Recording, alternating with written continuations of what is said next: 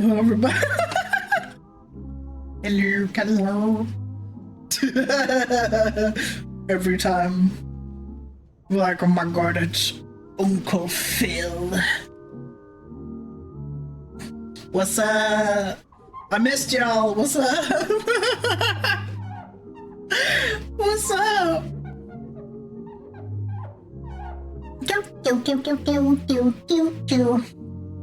Now return to the world of streaming. Woohoo! Hope y'all are doing well.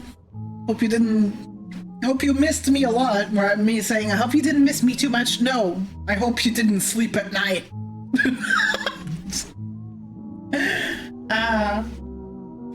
It's nice to be back. I needed some repairs. My audio receptor truly gave me a lot of trouble. So, you know, at least we're here now. So, yay, Callie, hello, everybody. Let me set this thing to 4 hours. There you go. Hey, the robot is back. Yep. Hope you had a great Christmas. I hope you had everything you wished for. If not, then, well, I hope it was still good regardless. Really hope you had a good time with your family. Christmas, whatever you celebrate, doesn't matter. Just, I hope you had good holidays. And now that Christmas is over, the tree has been burned. Now you just have Carlton menacingly sitting in the back there. It just got Carlton in there. 2 streams. Well, not really. I wasn't streaming earlier. I was just in someone else's stream, but I wasn't streaming. So, does it count? Mm-hmm.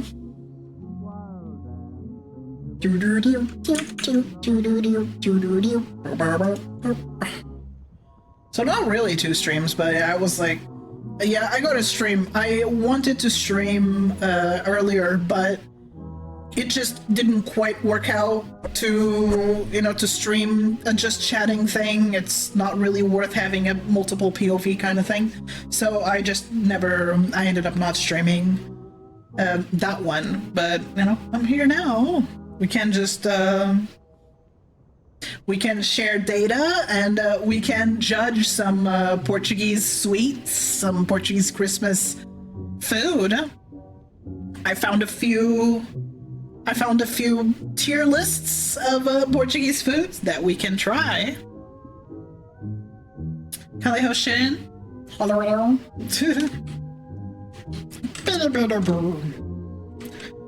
Okay, then getting the cables out of the way. I really hate cables. I really hate cables. Cables are stupid.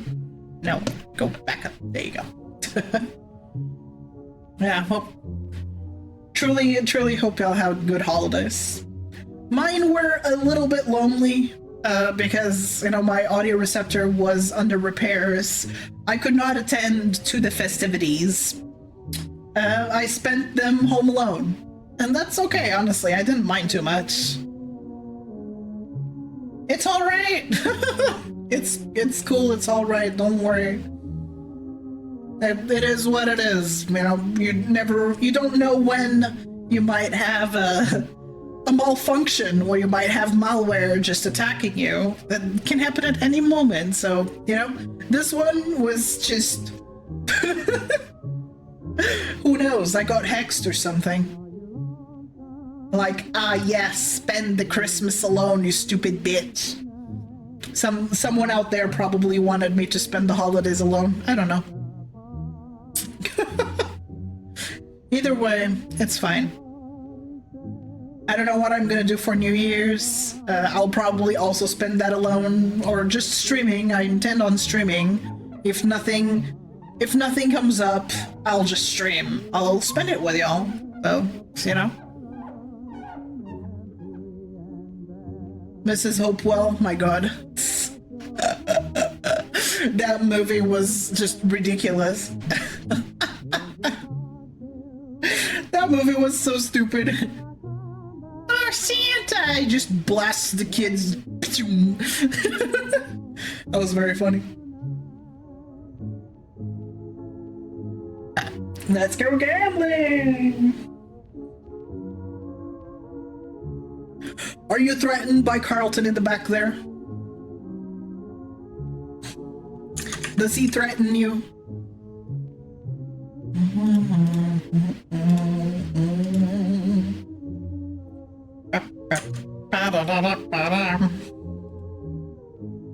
Yeah, he's chilling. I can make him dance.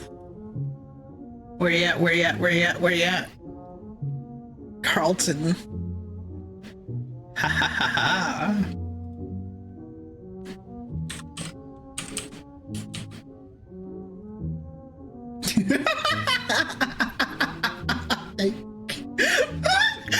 Carlton. Carlton.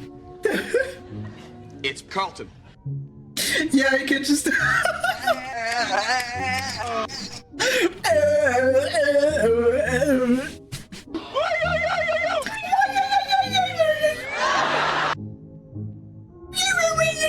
Yeah, you can just dance forever there. It's great. Carlton, are you by any chance Carlton? Are you by the chance Carlton? Huh? Are you by any chance Carlton?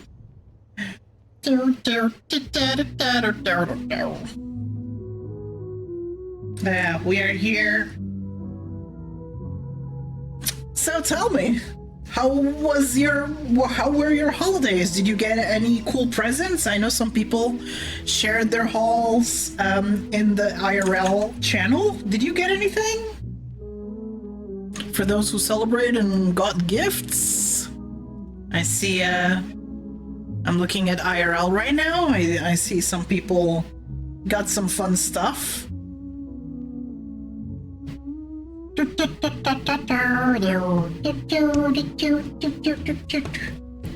New camera bag, a toolbox, all the nice food that I'm seeing, and I didn't react to this one. The fuck, I didn't see it. Yeah, y'all got some pretty good stuff. Look at that. I got games from some of y'all. Y'all gave me games, so I'm thankful for that. Otherwise, didn't really get anything.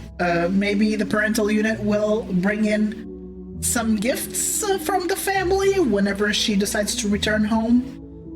Until then, the games from y'all, that's all I got.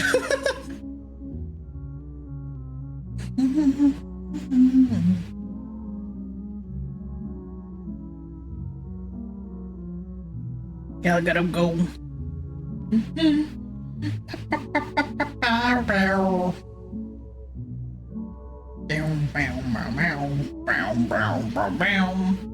He's freaking out. You mean Carlton? No, he's just dancing. He's just dancing. He's not freaking out.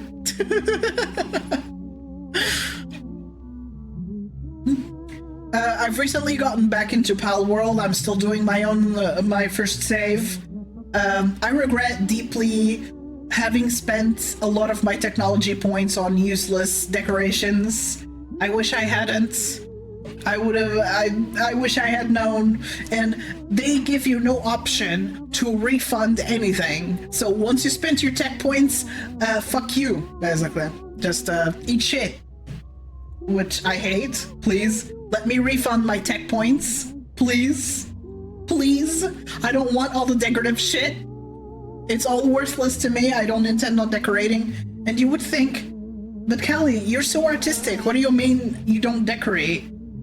I tend to, I don't know, I focus more on the technical aspect of it.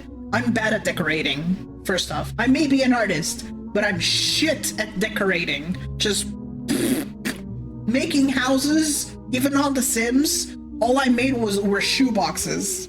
Like, I'm just bad when it comes to interior design. Just, no, I'm so bad at it.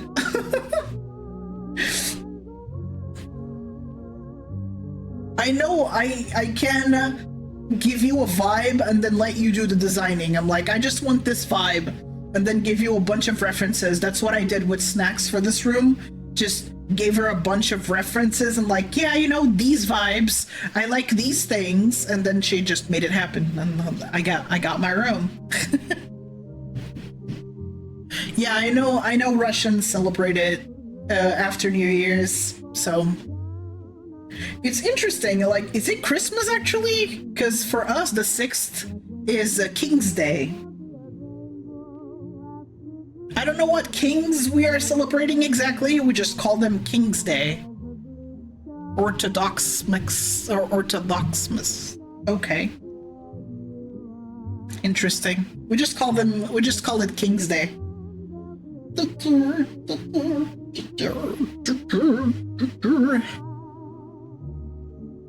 Callie how, Bob?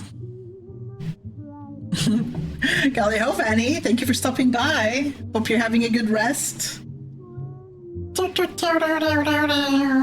Jesus, the King of Kings. Oh, is that it?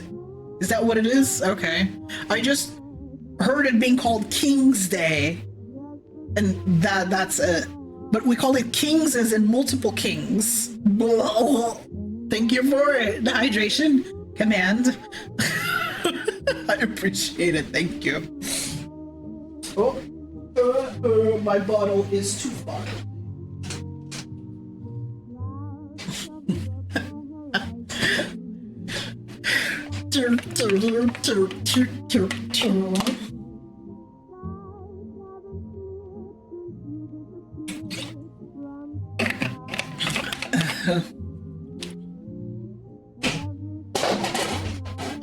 No, go back.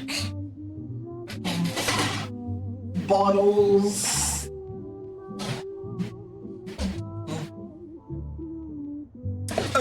There you go. I hate the wheels on this chair. They get stuck in things. Always fun.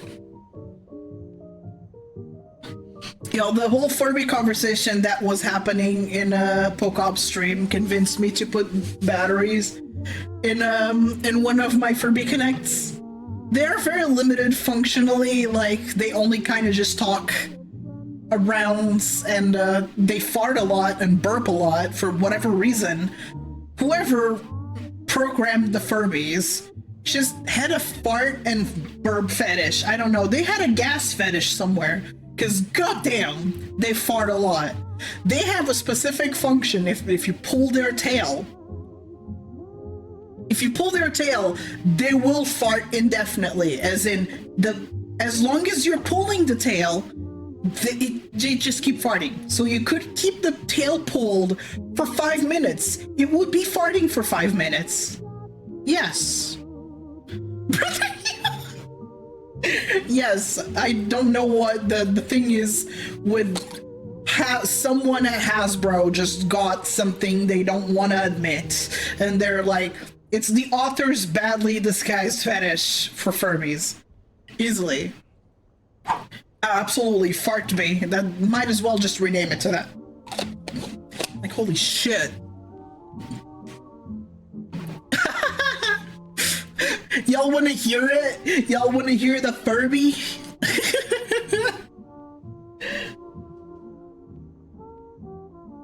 They're actually quite easy to put back to sleep.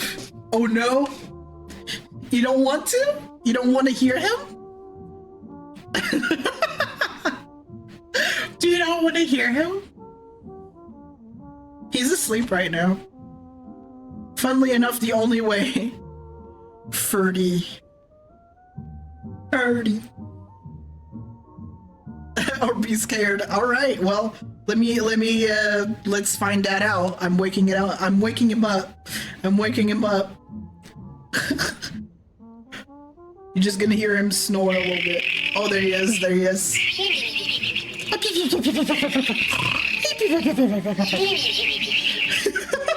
Do you hear that?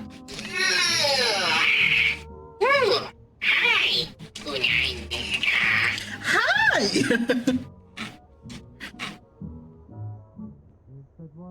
Baby, call me. Baby? No, not maybe, but call me, baby. Call me, baby. Hello. Crazy. Hold me, baby. Hold me, maybe. Stop it. May I have this dance? Unai.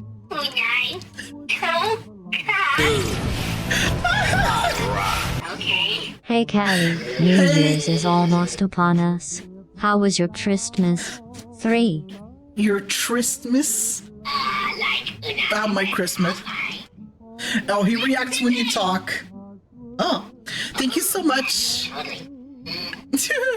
Thank you so much for the 25 months, Suji. I appreciate it. Thank you so much. Thank you, thank you. Hope your Christmas was great. Mine was lonely, but it's alright. Hearing things? What's that? Who do you want mine? He's like getting scared because I'm talking too loud. Oh, he farted.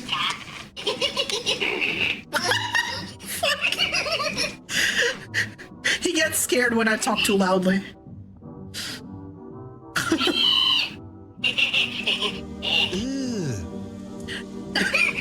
Brother, Hot dog. what's that? He also references songs. What's that, brother? Like a hot dog in a bun. That's Billy. So, if I pull... Why are you getting so scared? I'm not even that loud. I'm not loud. Hearing things? Game X Hunter, 1991. Thank you for becoming a Calibite. Welcome. I'm showing off my Furby. My Furby is very talkative. See, he farted again. What the fuck? What's with all the farts? No? Why do you fart so much? Seriously? No. Seriously? Yes, seriously. Why do you fart so much? Why do you fart so much? When I wait to Kawaii, you will fight. Why are you so gassy?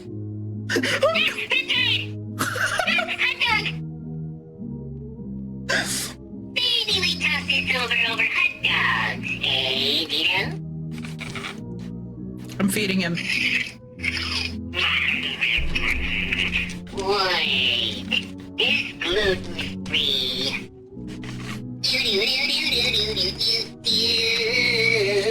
I'm into you. Then he sings. Into you.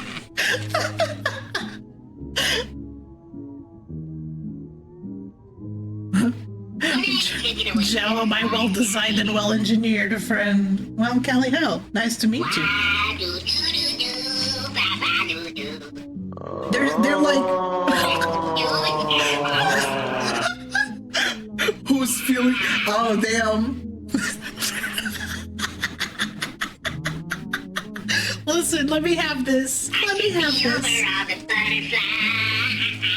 I'm into you. Baby, even in our worst fight. I'm into you. I'm into you. He just sings randomly. Oh yeah? That's so crazy. He's like ADHD. Oh, Dino, check out It's how just moves. ADHD in a single being. That's the Furby. This is nightmare fuel. Are you scared? Are you scared? You should be. Here go nothing. I'll put him to sleep. Go to sleep now. Beta. Go below. Yes. Honk shoo me. Honk shoo me. Honk shoo me.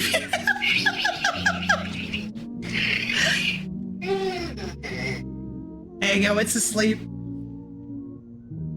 So this guy can be put to sleep. They're just ADHD incarnate. They never shut up. They move a lot and they fart like crazy. I mean, I don't know if there's a correlation between ADHD and farting, but it might as well, because this thing just farts like crazy. I don't know, something the developers are not telling us. I do have two of them, and they communicate with each other.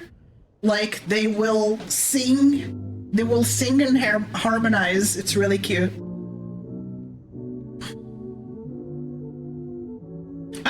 know. I have no idea, but the Furby Connect is very cute. It's weirdly cute.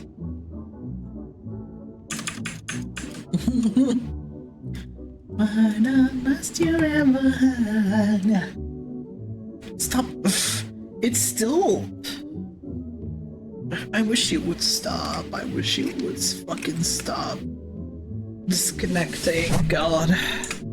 Why must you be such a pain in my ass? Pasta's cooked al dente with a red sauce topped with the crushed, crispy, smoky honey bacon. On the side, a perfectly grilled, herby, smoky garlic bread drizzled with the bacon grease. The smell alone makes your mouth drip with saliva. Let's unpack this. I love me some red sauce. The kind you can't say what's in it? You have a side of Herbie the car from hit movie Herbie Fully Loaded, and Smokey the bear from the forest who warns you about fires. Everything smells like smoky bacon. There's a fire. Huh? What are you yapping about, Majima? What the fuck? Well, thank you for the... You know, thank you for the thingies. For the... Ah, man, I forgot to do the thing. Thank you for the Tangy. I appreciate it. I always forget something, god damn it. I always forget something! The death of a bachelor. I almost forgot something.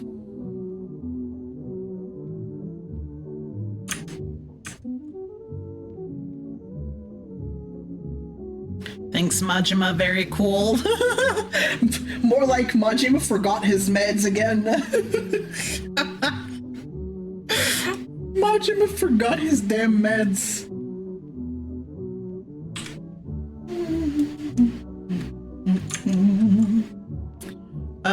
Bits that have been given so far at 30. Okay.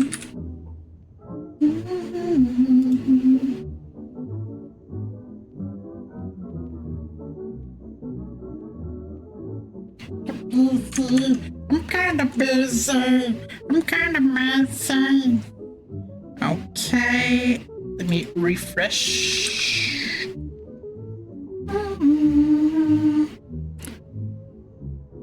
Sorry, I'm trying to refresh this thing. Spout sources. Here you go. Screen widgets. Refresh. Awesome. There you go.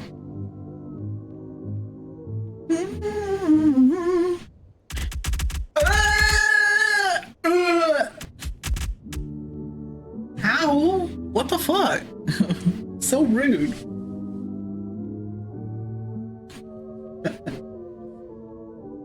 I love the dread y'all were feeling with my Furby. I almost want to torture you again. I almost want to torture you again with the Furby. Like when you're not behaving, I will activate the Furby. It's a threat. It's a threat. It's a threat. Let's see. Like my sleep schedule changes every day. Look at my panels real quick. For tests. Look at my about panel. You'll have the explanation why my sleep schedule changes all the time. It's right there. Furby Connect.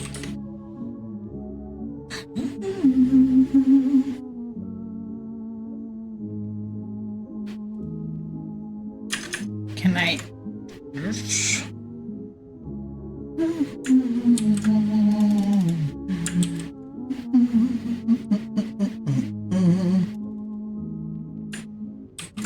Man, I wish you could, I wish you could copy paste images into OBS.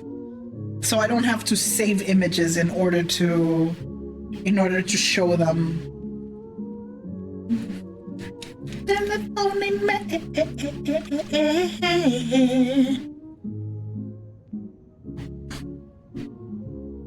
It's not up to me. I would stream it consistent hours if I could, but you know, my systems just won't allow it. It's not up to me. I have to delay it constantly for that reason. If it were up to me, I would have my stream at the same time. All the time, but it's just not possible. So as much as I wish it were not the case, it is what it is, you know. I'm kind of hungry, just a little bit hungry. I didn't eat because I didn't want to like spend time cooking or something, and everything is closed right now because it's 3 in the morning. As you can see there. God, I hate the leap motion. Right there. You see the time there. I hope I can get a better tracking device at some point in the future, because fuck you, man. Fuck you. McDonald's? You think McDonald's is open at 3 a.m.? What do you think this is, America? McDonald's closes at 12 a.m. McDonald's closes at midnight. People have lives. They need to sleep. The graveyard shift is not much of a thing here to security. The only job where you're required to stream at to work at night is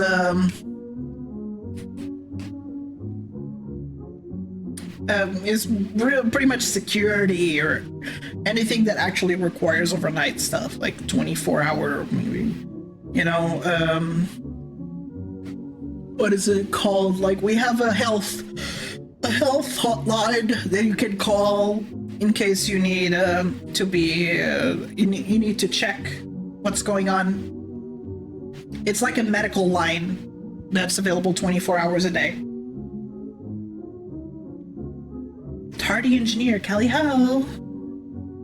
Stream, yeah. I get a bit confused sometimes.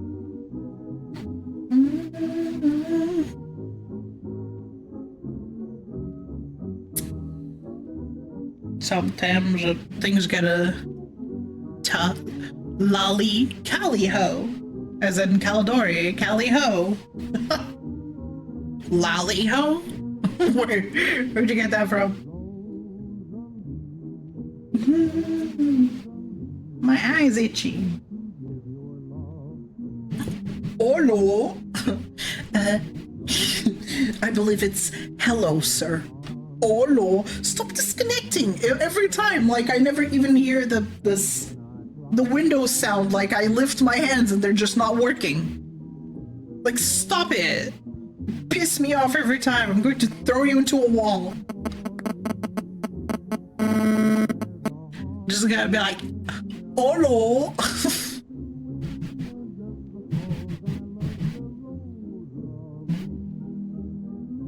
It is not a reference. It's not a reference to anything in specific. It's a pun on the greeting tally ho, which is like an ancient British greeting, I think. So no, it's not a reference to whatever the fuck that is. Why do y'all think everything gotta be a reference?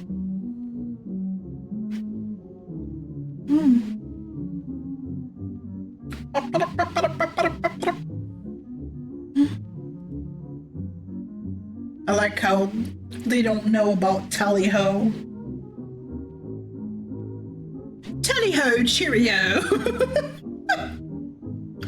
Except mine is better. Cali-ho is better than tally-ho. TTS is not currently enabled. Good attempt, though.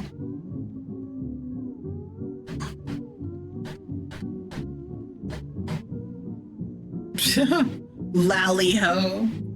I don't know where that's from. It sounds kind of dumb. Lally-ho. Just, it's weird to say. Is that a reference? Oh, is that a reference? No, not everything has to be a reference.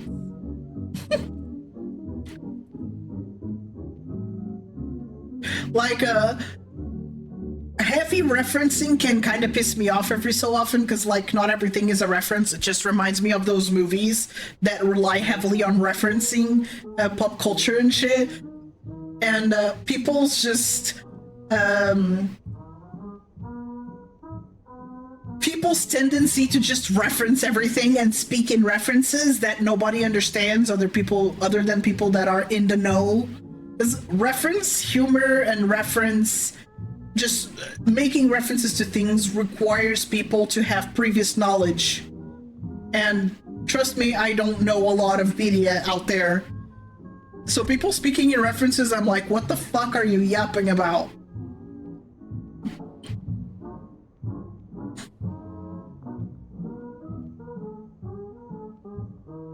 The Family Guy generation, Christ. And a lot of those people that make a bunch of references are fucking Americans. I don't watch your shit.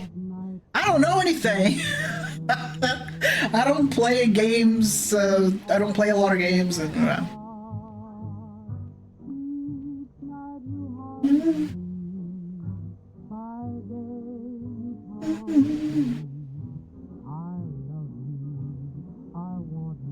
It's just so, I can't come up with my own shit, so I'll reference. It shows a lack of creativity, I don't know. Lack of creativity. You are boring.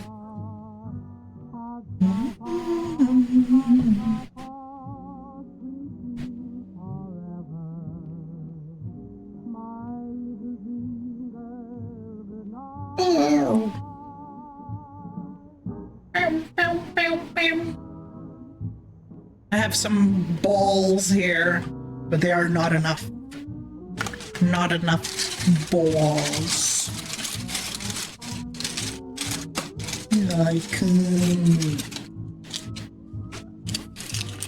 But even in the early 2000s, when memes became a thing, people just heavily reference things.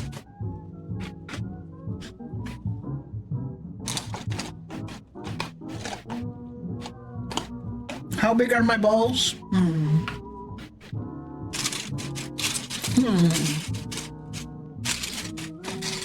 How do I measure the size of these balls?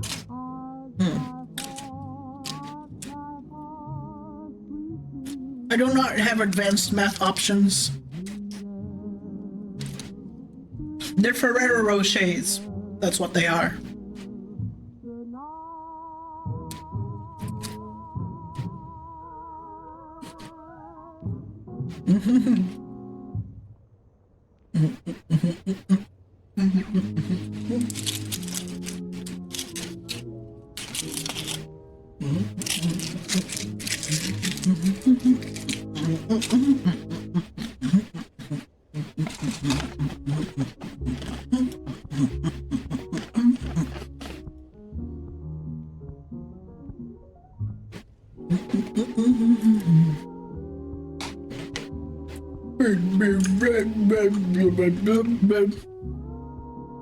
My arms on them?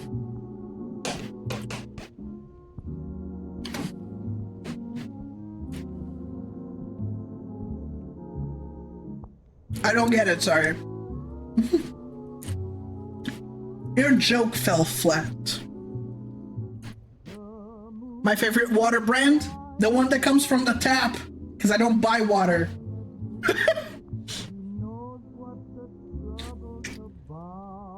The one that comes out of my kitchen sink. That's my favorite brand of water.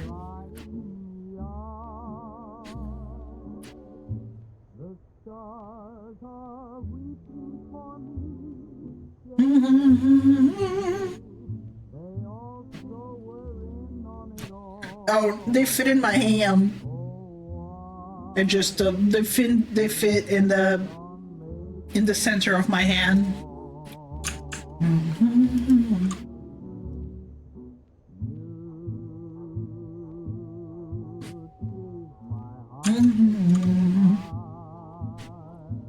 Pipes and water so clean you can drink from your kitchen sink. Welcome to Europe. In most of Europe, in like any city really, any place that has more than a couple hundred inhabitants, the water is safe to drink. Witchcraft. Yeah, most of Europe, well, that's a thing. Water is usually clean. 3 a.m. Oh my god. Oh boy, 3 a.m. Take care, Otamon. Thanks for stopping by. Good luck. Good luck at work.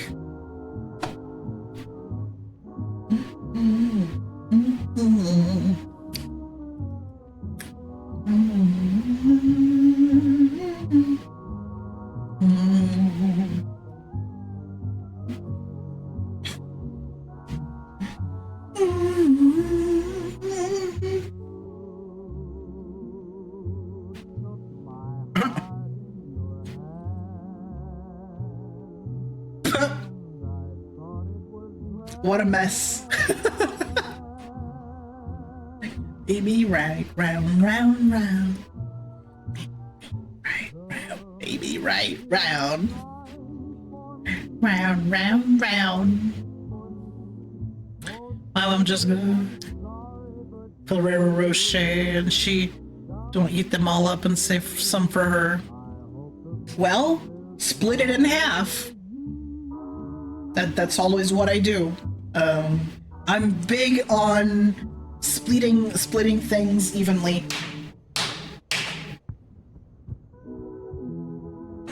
Cabadumpa.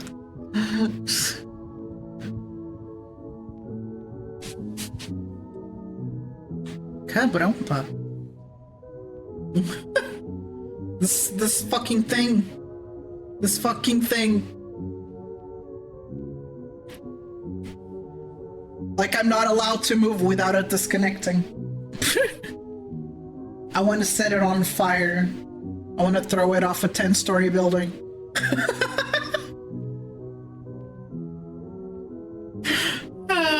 How could they make... Yes! How could they make something... How could they make a device so flawed? It's so bad.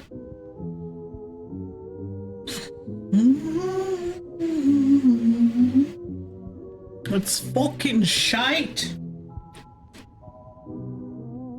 So yeah, I'm big on splitting things evenly. I always like to split it in half. So half for you, half for her. There you go. Nothing to worry about. You take your half, you eat all of it if you want. You spread it throughout multiple days, whatever you want to do. It's your half. Nobody can have your half. And so you can rest easy knowing that your mother has the other half.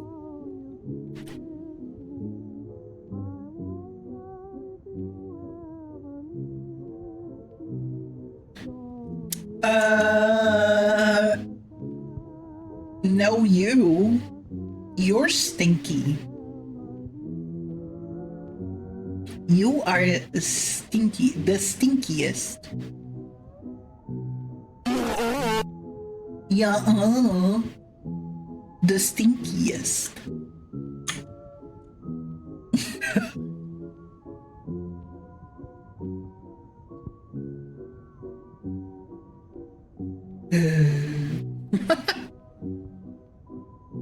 No.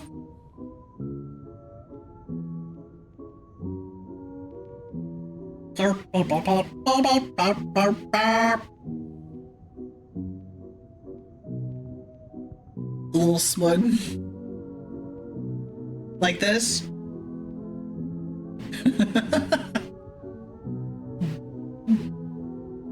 Hey. Stop it. Stop it. My facial functions are glitching. There you go. Stop it. Stop being stupid. Well, I'm glad you enjoy them. I like all.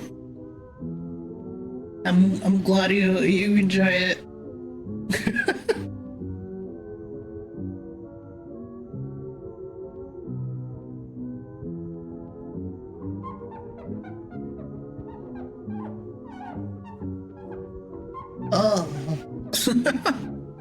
Ah.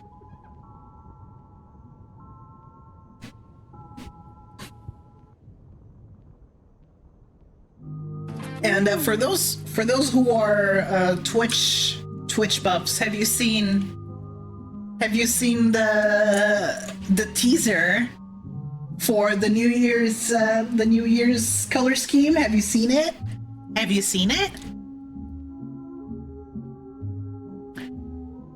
Submit product reviews for this version of the Kali system.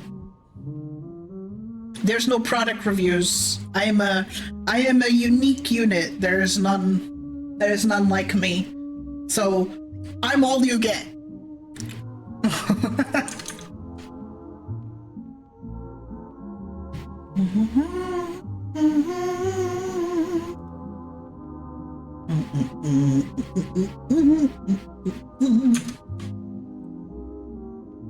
Yeah, I'm very excited for the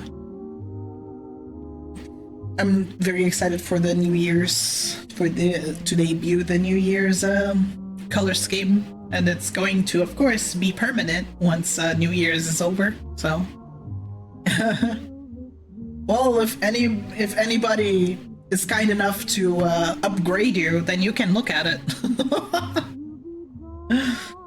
I could have sent it to the VIP thing, but yeah.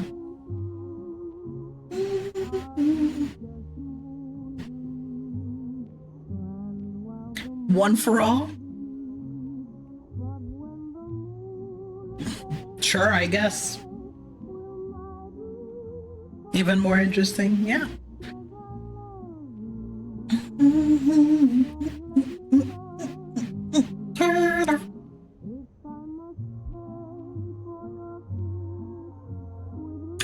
So what did I have here? I had a few topics. So recently, I found out that this is what I mean by English being a piece of shit language. Like, English pisses me off. People who speak English piss me off because y'all just make up definitions for things the whole time. You constantly try to change words' meanings. Like, I've recently learned that crash out means to basically just have a freak out. You have a meltdown. You start like, you just snap and you're like, just throwing a fit, and you just go crazy a little bit. And I had to look up a little bit longer to find out that definition, because people were saying crash out, but it wasn't in the context of I'm going to sleep, I'm very tired, I'm going to pass out. That would usually be the logical meaning for the word crash out. But no, y'all just decided that it should mean something else now. And like, when you say I'm gonna crash out, it doesn't mean I'm going to sleep, I'm going to pass out. No, it means I'm going to fucking lose it. Why the fuck would you, why in a million years would you change the definition of crashing out to just gonna lose it? Just say I'm going to lose it, I'm gonna snap, I'm gonna go crazy. That would make so much more sense. Why would you crash out? Does not go together with just losing your shit and freaking out. There's already words that mean that. There's already combinations of words that mean freaking out, losing your shit, whatever the fuck. There's plenty of words you can use. Why crash out? I hate all of you, whoever came up with these definitions. I cast you with kidney stones. Fuck you. I hope you passed the fattest fucking kidney stone for coining these stupid definitions.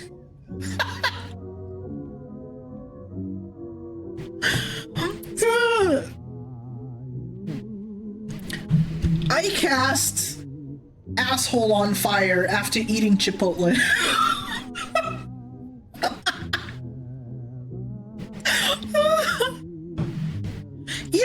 I hate that. I hate that people are just randomly coming up with the wildest with the wildest definitions for things that already meant something else, like crashing out. Typically, it would mean, I'm going to pass out. I'm just so tired. I'm going to crash out. I'm just going to sleep. No, apparently now it means to just kind of completely lose it, snapping, going crazy, just freaking out, and just, you know, just losing control of your emotions, basically. That's what crashing out means. Tell me, would you ever thought of that? If you didn't know that crash out means losing your shit, would you make the connection? Would you? Because I sure as damn fuck wouldn't. There's a crash into mental fatigue exceeding ability to operate, yeah. Yeah, you would say that. I'm going to pass out. I'm just going to sleep. It's another way of saying passing out. I was thinking the same thing. You said you were going to crash out. Or you had crashed out, would have thought you were drunk or extremely tired. Yeah, exactly. I thought crash out meant to have a PC crash. Well, sure, I guess that works too. But, dude, why would you change the definition for it to mean I'm gonna freak out? Yeah, there's freak out right there. I'm freaking out. It's right there. Use it. Stop picking up random words or random combinations of words and making them mean something completely unrelated. You are making English hell for ESL's English Second Language. You are making English hell for us. You are making it suck so goddamn bad because you keep wanting to mix, you just keep trying to make alphabet soup with the fucking English language. Stop it. You anger me. I hate you with every fiber of my being. And I pressed the wrong toggle again. You anger me so damn much. You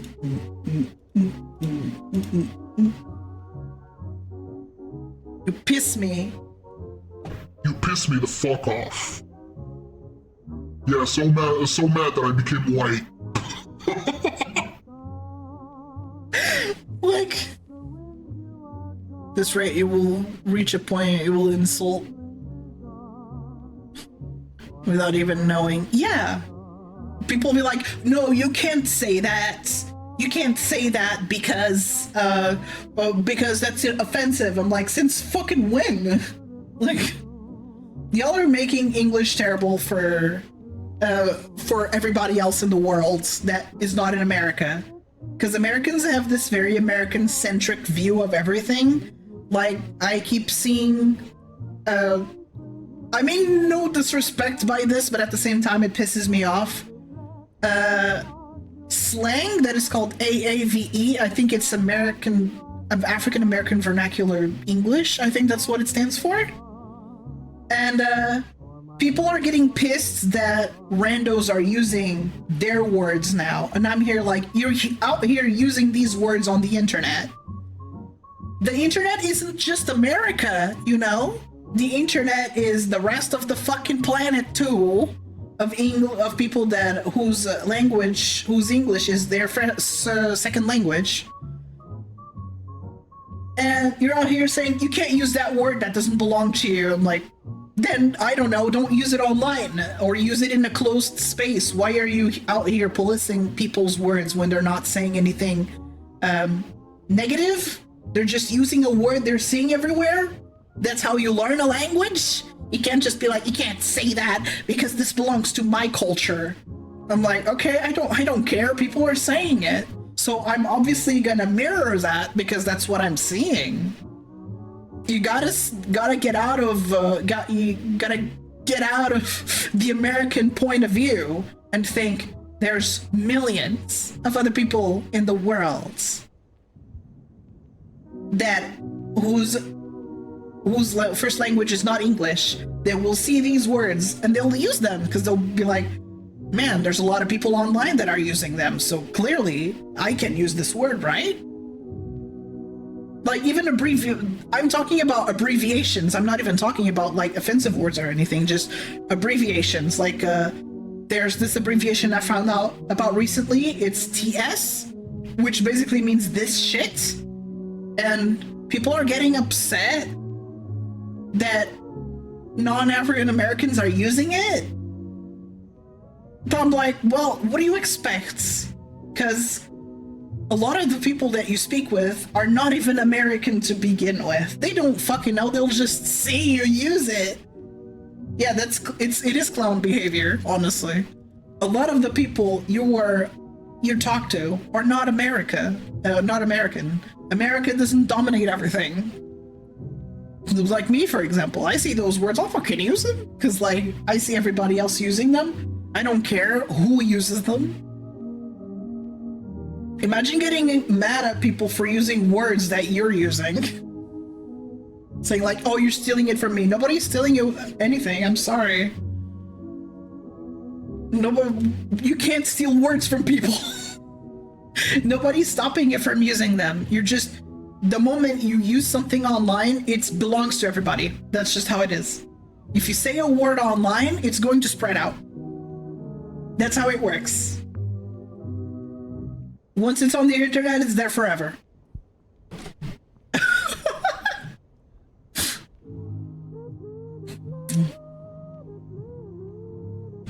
Like, if you're using it within the correct context, then who cares? Why are you upsetty? Why are you upsetty spaghetti over a damn word? Again, please understand that most of the internet isn't American. And if people see you use a word, they will mirror it because that's how they learn. That's how it goes. If I'm not saying anything offensive or derogatory, Ads in 60 seconds. then I'm sorry, but people are just gonna keep using those words. You can stay mad, really. You can stay mad. People will adopt those words into their vocabulary because that's how learning a language is. You are, what do you call it? You are standardizing those words. You use them all the time. Like the y'all, I don't know. I can't think of any words in specific, only like finna. I think finna is one of them. I think finna sounds a bit weird, so I don't use it because it just kind of doesn't work with the way I speak. But some people are going to use them. Because you're standardizing them. By using them constantly on a public setting, you will be standardizing those words. People from all over the world will see them and will be like, oh, so this is the English of today, okay. And they'll just start using it, and then you're gonna be mad about it. You're like, oh my god, that's not your word. Well, it is now. It is now, buddy.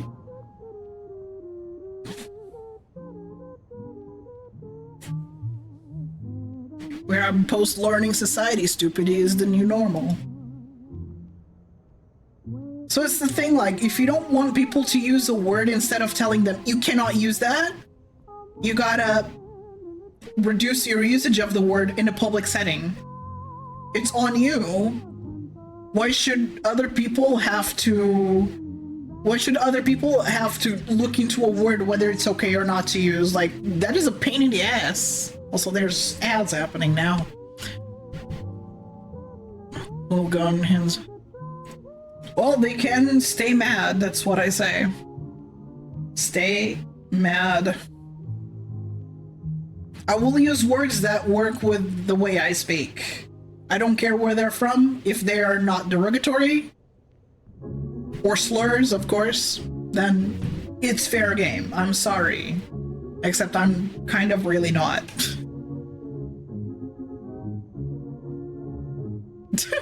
That's also the other thing, is that a lot of people in the world are not aware of American etiquette because, again, America is not the center of the world.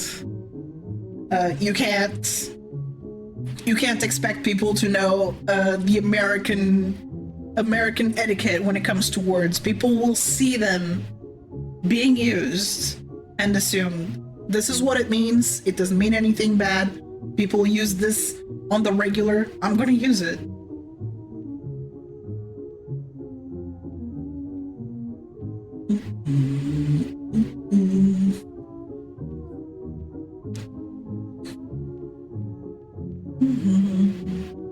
Like, you don't get to be upset when you put it out there in the first place.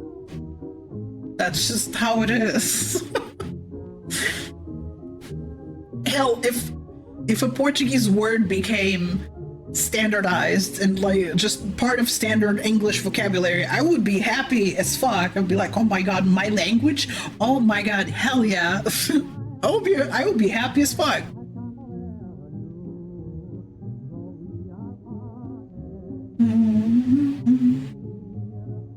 Like, imagine Latino people being upset if you're not Latino and you're saying, I don't know, abuela or something. Like, you can't say abuela if you're not Latino. Imagine. Doesn't that sound stupid as hell? Oh, you cannot say abuela. You're not Latino. What the fuck? Like, okay. But I can guarantee you 99.9% of Latino people would not care if you said abuela, if you suddenly said abuela in your vocabulary. Sure, it would probably sound a little try-hardish, but hey, you know. I'm just trying to give a perspective here. It's silly to gatekeep a word if you're using it everywhere and you're expecting, no, only I get to use it. This is my word. Only I get to use it, or only people like me get to use it. System announcement. Sorry, no, that's not how it works. Welcome back, everybody. Thank you for sitting through the ads.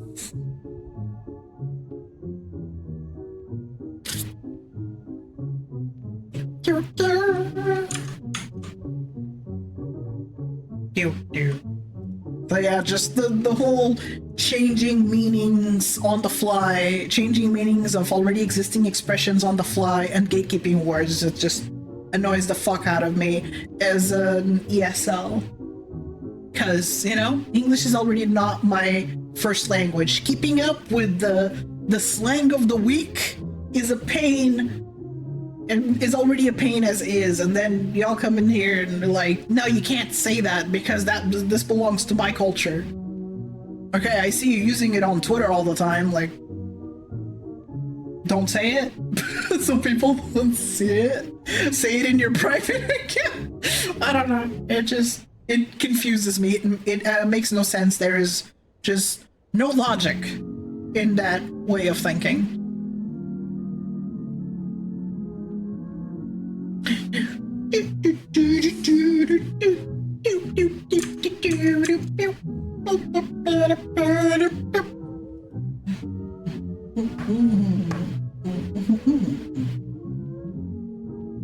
I'm like looking at things.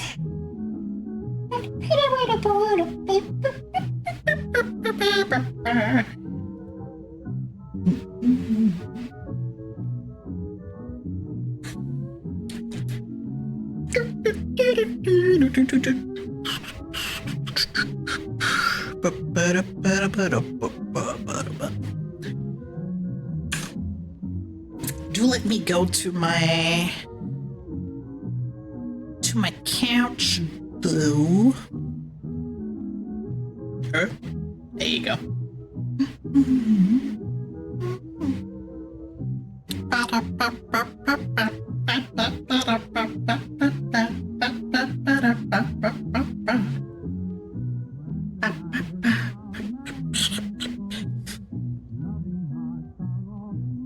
Okay, I know the TV's off, but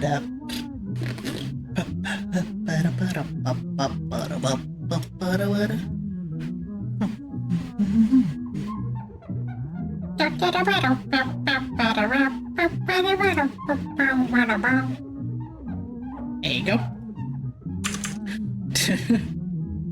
I'm like opening up.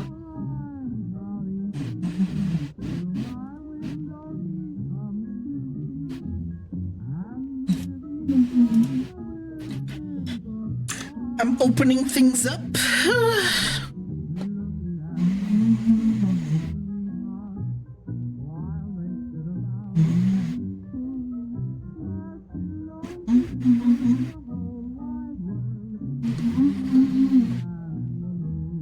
Woohoo! That works. Okay, good.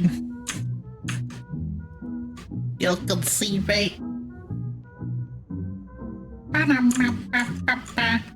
So here's the tier list of Portuguese foods. Look at all of that delicious food.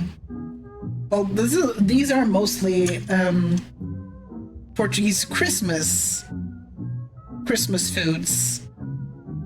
Some of them I don't recognize as Christmas foods. Some of them seem fine. We have there's a little fun fact here. We have a dessert. We have a dessert called Molotov. We have a dessert called Molotov. I'm not making this shit up.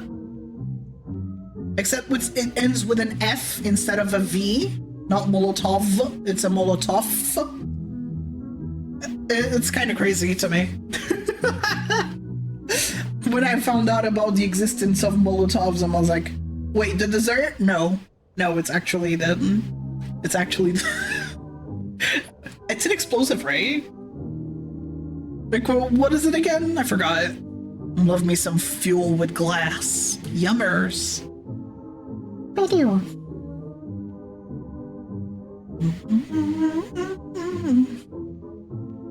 So yeah, there you go.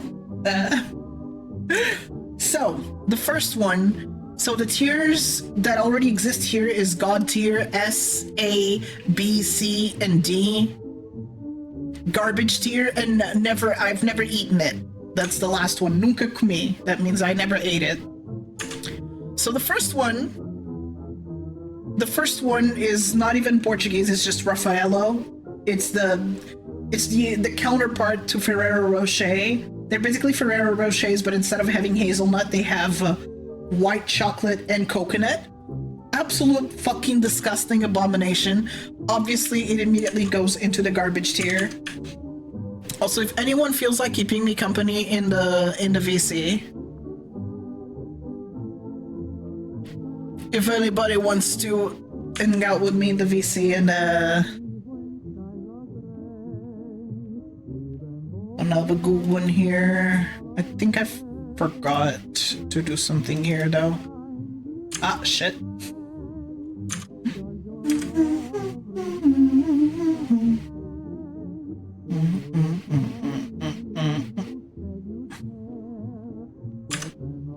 I need the reacting thing. Hold on, let me...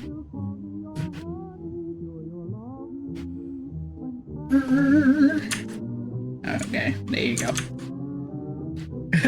Hey, Carlton. Discord.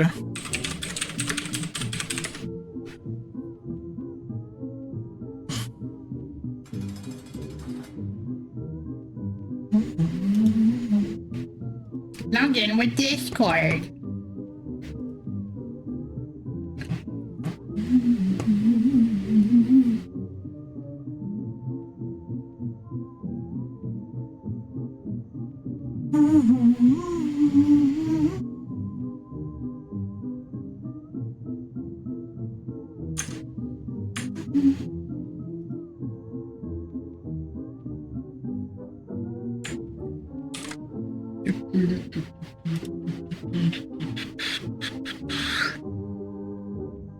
There you go.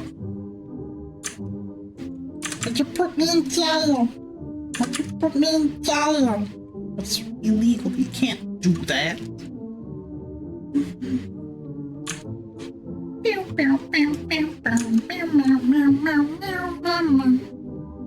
So you're welcome to join VC if you would like. And Pearl, okay. You're not gonna see much of it, but let's fucking go. I'm the king of this here castle. Oh shit! Stargazer KG! Give me a moment here. Hello? There you go. Kelly Ho, thank you so much for raiding. Welcome. How you doing? How was your stream? Let's see what you were doing. What's with Frosty Tools? Frosty Tools not doing its job. Do I need to fucking log into it again? Why you being a pain in the ass, Frosty Tools? Tisk tisk. It didn't do the shout out. Can I have a shout out for them, please? Frosty Tools fired, absolutely. Hope you had a great stream. What were you streaming? How did it go? Happy post holidays.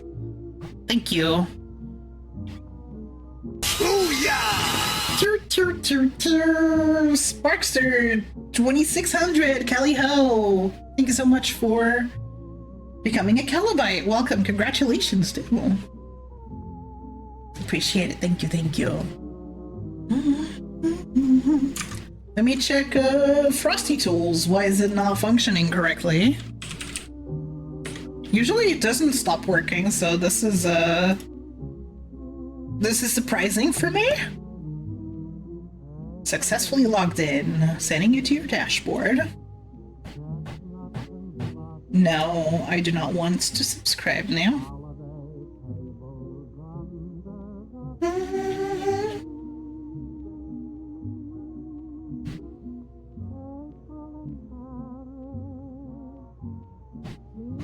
Okay, channel connected. All right, well, let's hope that fixes it. Was playing Yakuza 0, one of my all-time faves. Oh, hell yeah. Hope you had fun. If you are new here, Callie Ho, designation Calidori, robot VTuber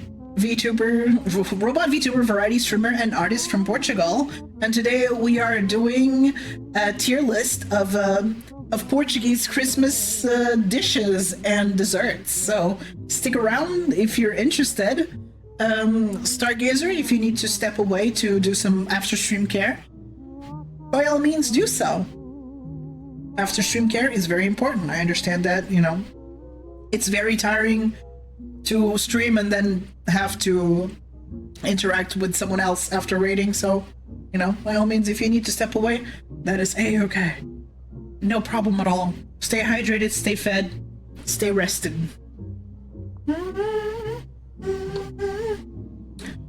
So yeah, we started off very terribly with the Raffaellos. The Raffaello is a terrible thing. Fuck, I hate Raffaello. I hate anything with coconut. I think coconut is nasty. So it goes into the garbage tier where it belongs. The next one is a Ferrero Rocher. Yeah. But it's dark for some reason. Why did they add this here? It's not like we eat it.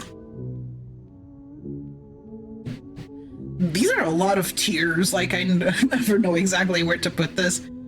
They are a solid B for me. I do like dark chocolate, but I find the dark chocolate Ferreros to be a bit bleh.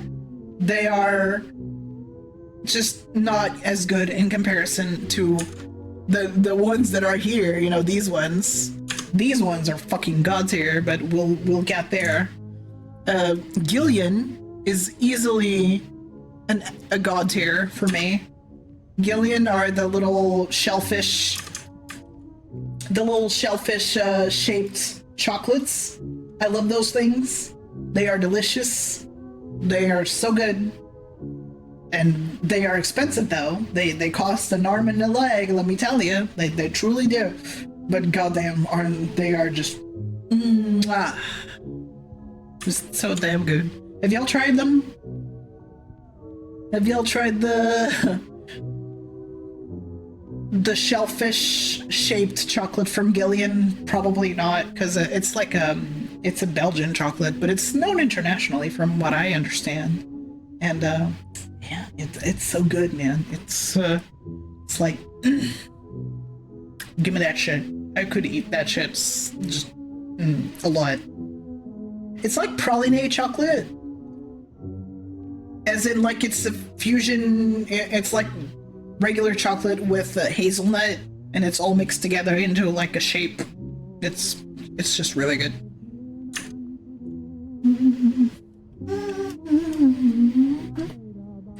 having so many.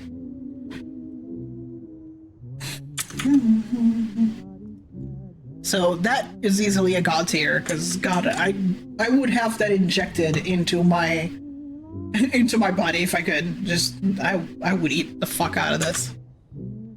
And of course, another god tier. Ferrero Rochers. I actually have some next to me right now. And I got them funded. So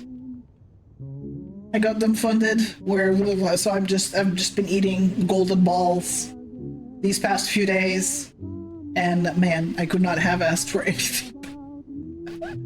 I love Ferrero Rocher. Do you not love Ferrero Rocher? I mean, here, these things, see? Do you not love that? Tell me you don't love that.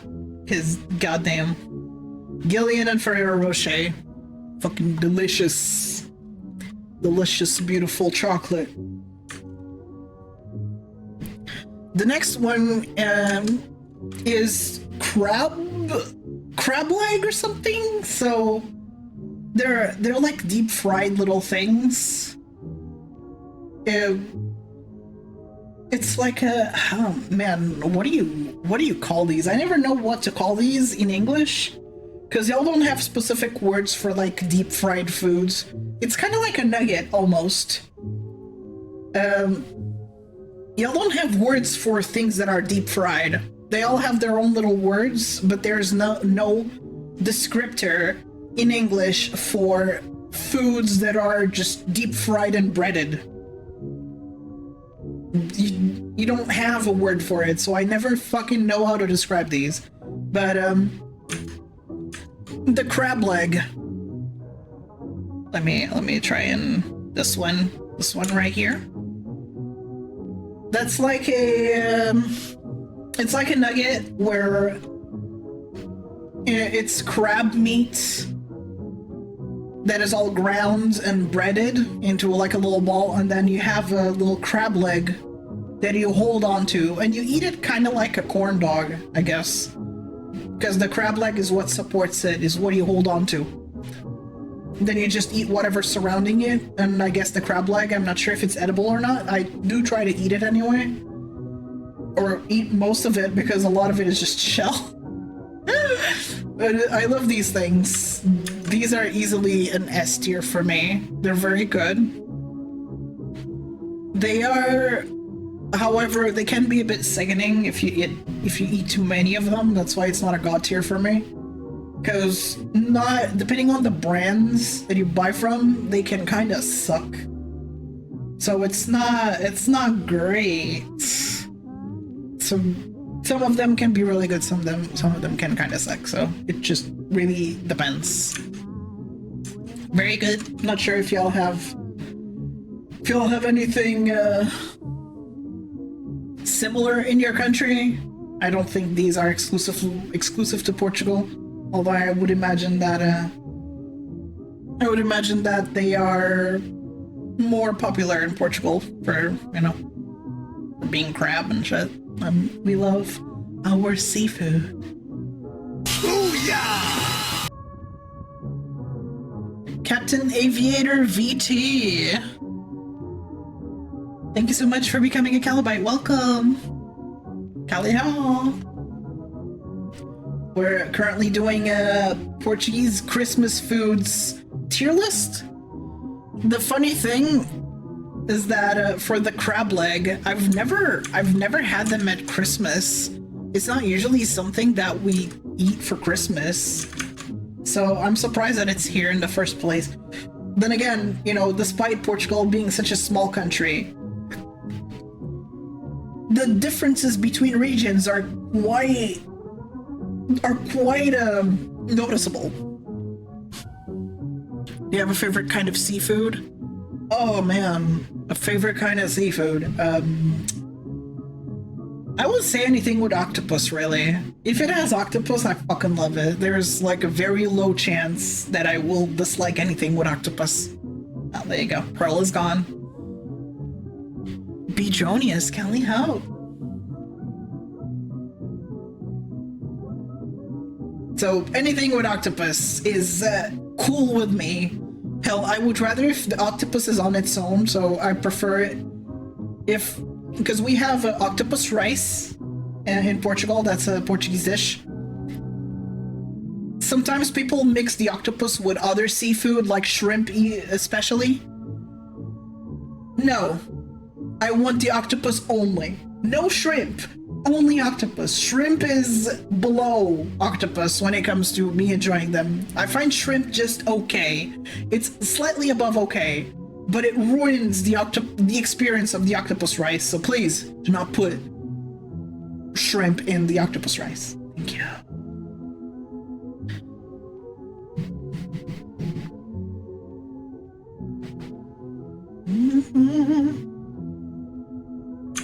So the next one, Salam chocolate. This is a chocolate salami. This again is easily an S.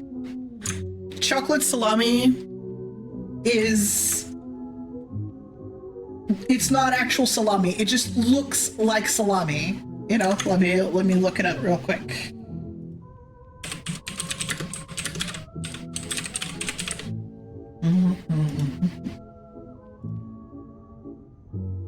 Open image in new tab.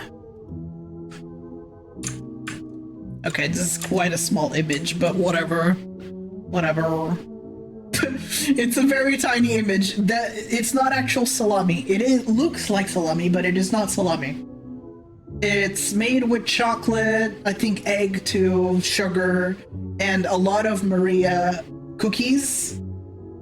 And it gives it that signature salami-like look.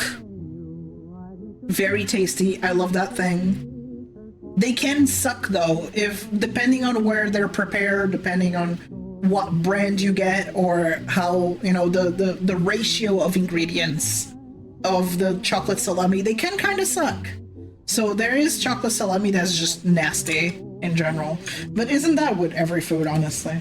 Just that I've had bad chocolate salami, really. So it's an S for me. Not God tier, but if it is, if it's God tier, if it's really tasty, I will eat the fuck out of it. I will eat the fuck out of it. It does contain raw egg though, so you gotta keep that in mind. Chocolate salami. Salame de chocolate. Hold on, let me zoom into the image so you know how to write it if you want it, if you're interested. It's that one, it's the second one. On S. It is good. It's good as fuck.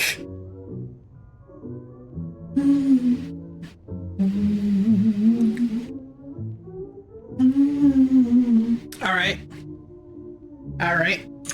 Very good. If it's delicious, my god, you just eat the fuck out of this thing. Tarte de amêndoa. Tarte de amêndoa is like a D. It's maybe a C. I think D is being too harsh. I think I'm being too harsh on it. Almond tart or almond pie is kind of not my thing. It's not bad. I can eat it if needed.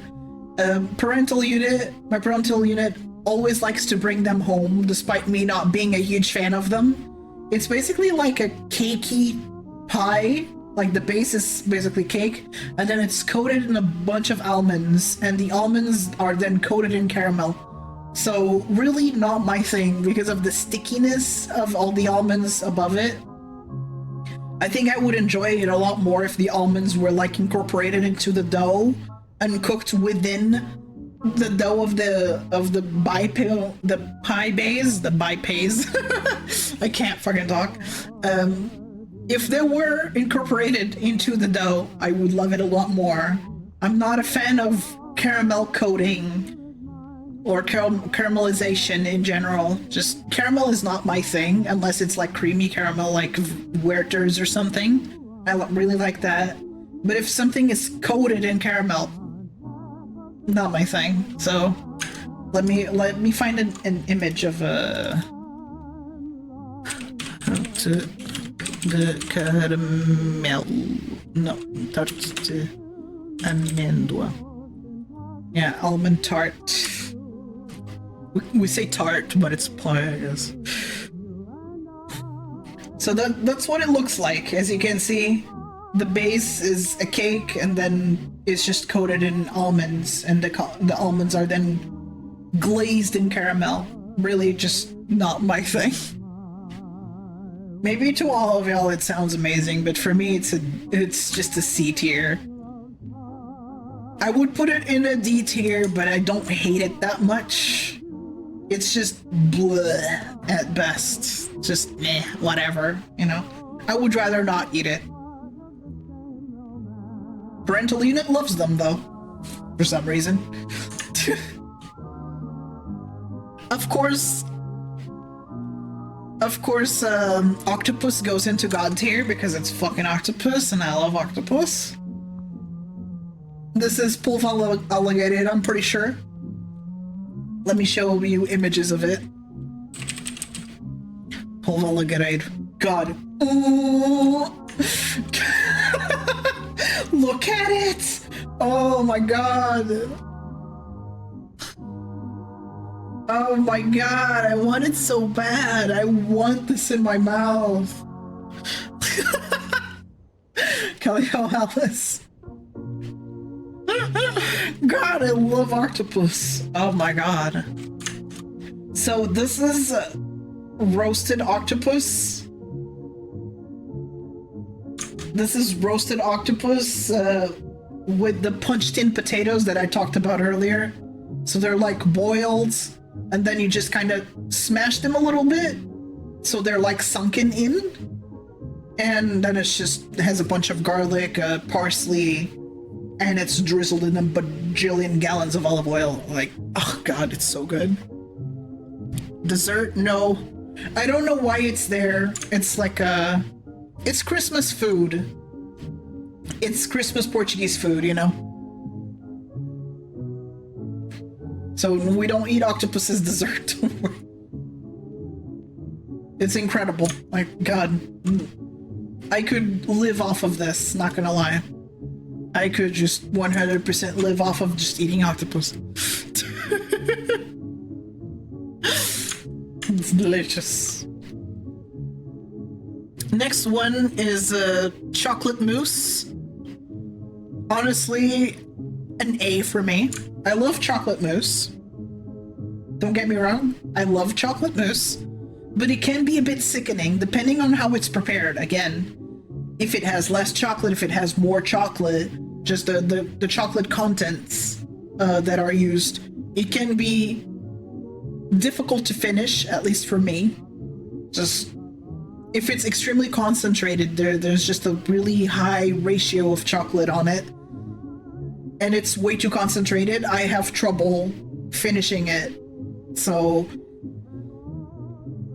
it's an A tier for me because it's highly dependent on how it's prepared. I really like airy chocolate mousse because it's just so much easier to eat.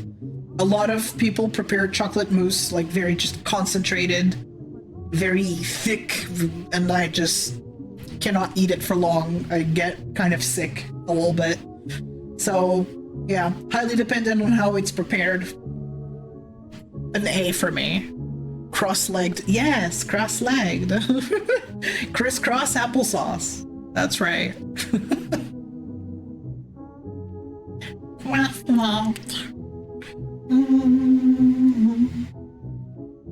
There you go. So yeah, an A for me. Feel free to disagree if you're like,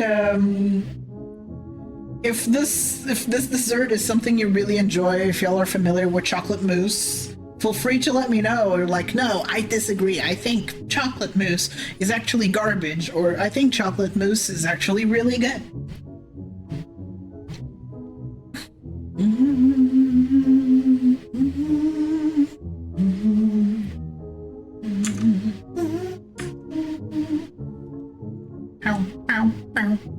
Shamusa is not really it's not really Portuguese. I'm not sure why it's here, just that we adopted it we adopted it at this point. A shamusa, you know samosas, right? It's that, except we call it shamusa instead of samosa. But samosas are Indian, so I'm not sure why they're here. Whoever the fuck made this tier list, like why? I'm not the one that made it. I did not find the time to make the tier list. I just had the idea out of nowhere. I'm like, oh yeah, I should do a tier list of Portuguese Christmas food. We do eat samosas a lot in Portugal. They're quite common when you find, finger foods. Again, I never know how to describe these foods to y'all. Just the deep fried, savory finger foods. Y'all don't have a word to describe it. Why?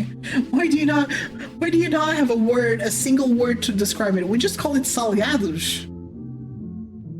Which is, if you call something a salgado, it usually means it's deep fried, it's savory, and it's a finger food. It incorporates those three traits into whatever you're eating.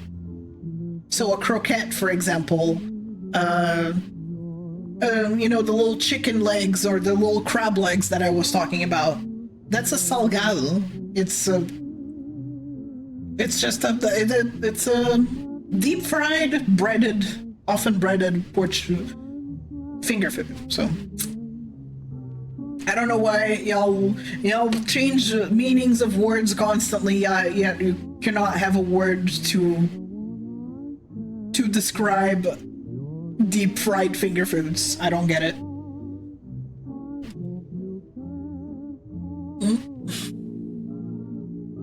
So yeah, samosas are Indian.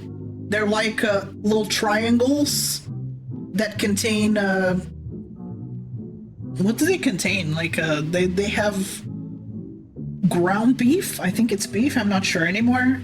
But some ground protein, and they have some onion and some spices, including curry. They can be quite nice. There are mild ones and there are spicy ones. Samosas are quite nice if they're not spicy, because I don't like spicy. So, you met her wrong. I will not give that up. Huh? They use meta wrong? Okay.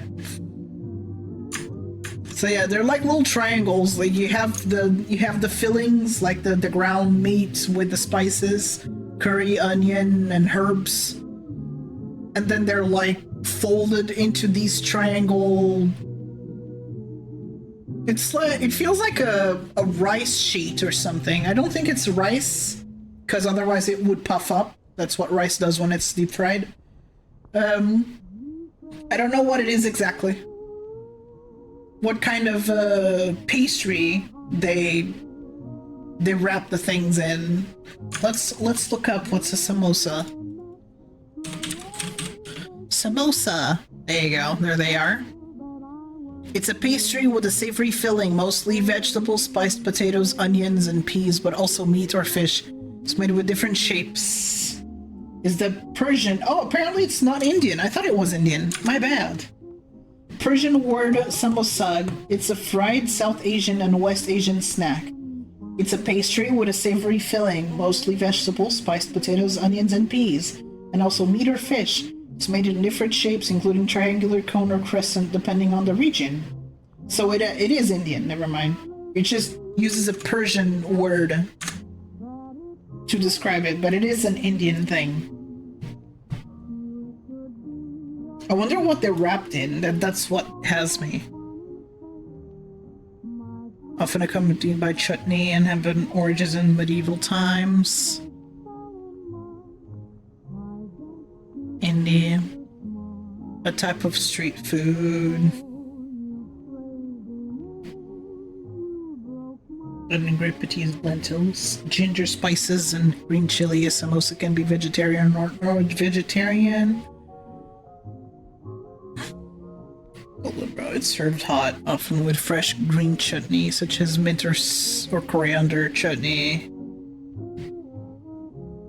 Man, what's the thing that wraps them? How hard is that to answer?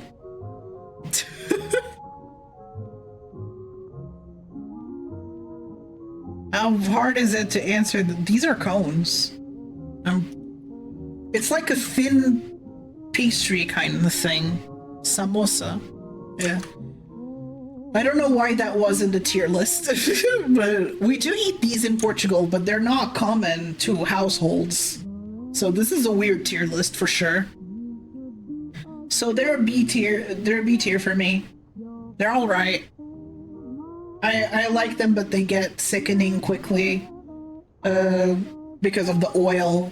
Because as much as I love deep fried stuff, if it's too oily, it gets a bit gross after a while. You know what I mean?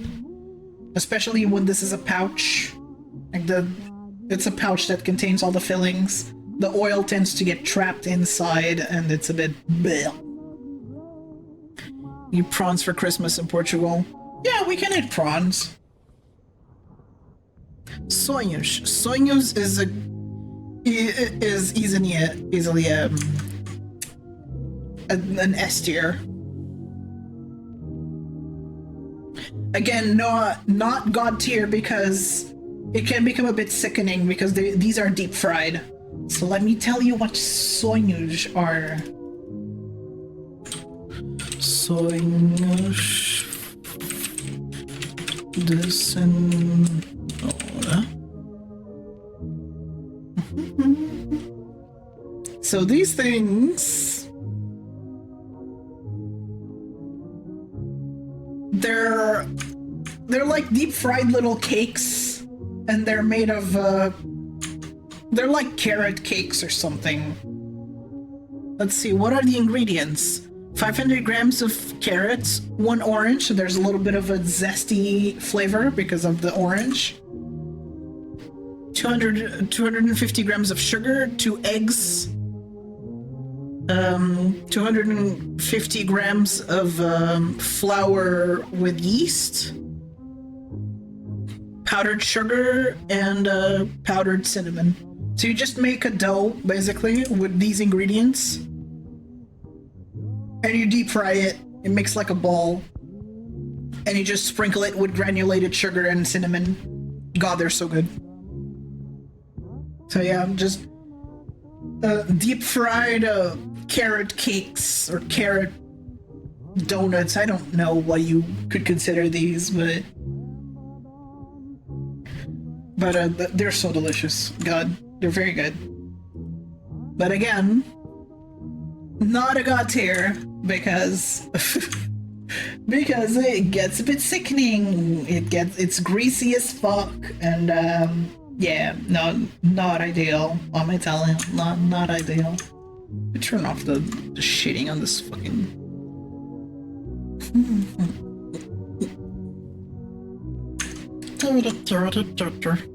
Huh? What's wrong, Vo?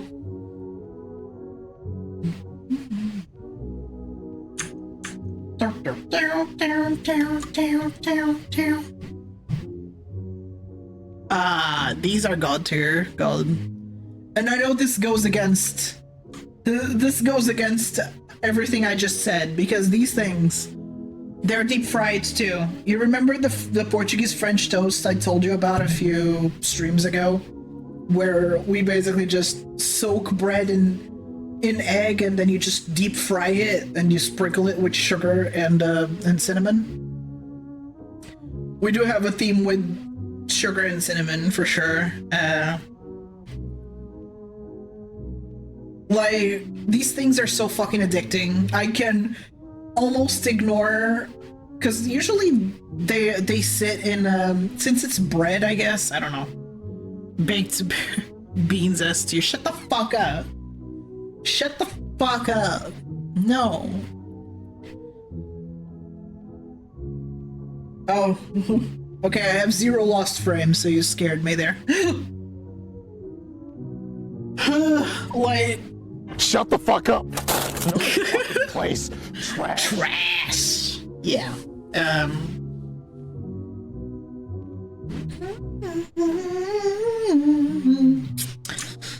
So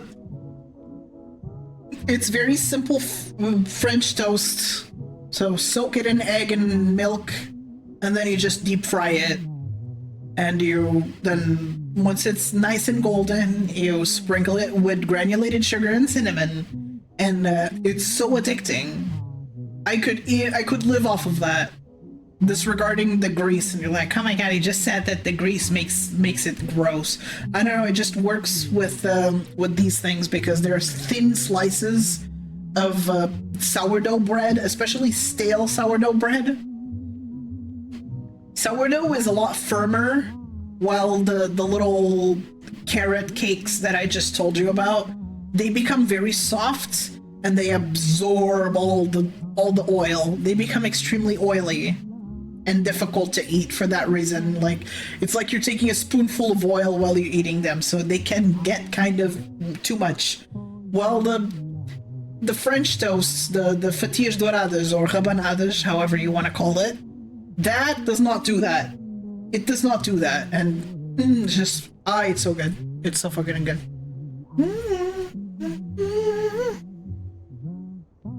Whoa.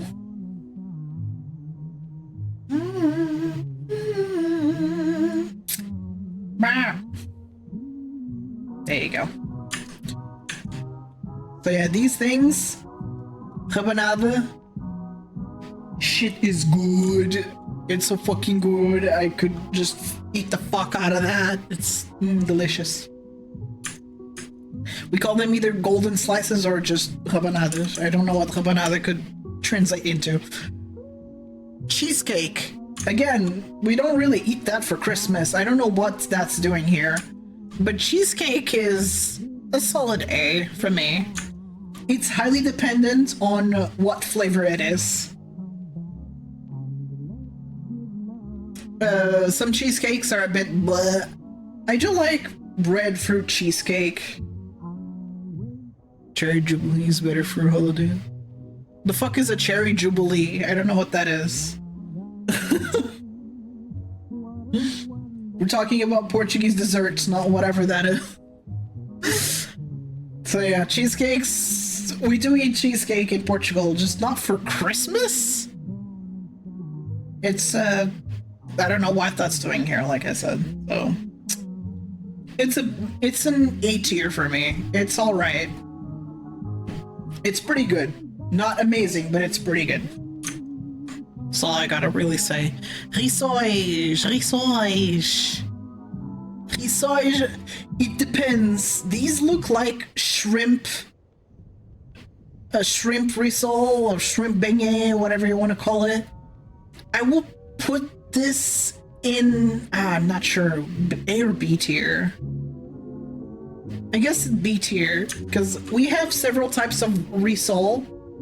Risole usually refers to a pouch with something inside, with like a protein inside, or, you know, veggies, whatever you want, but they are deep fried, again, deep fried finger food kind of thing. It's a salgado. It classifies as a salgado, but a risole is basically a pouch that contains something inside and then it's deep fried. The ones that appeared in that image, they are the shrimp ones. The shrimp ones kind of have the shape of a semicircle.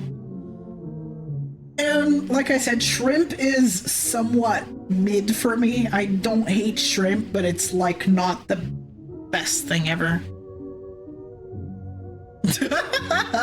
Leave him alone. He's having a great time. An empanada, I guess. Except these are breaded. I don't think empanadas are breaded, are they?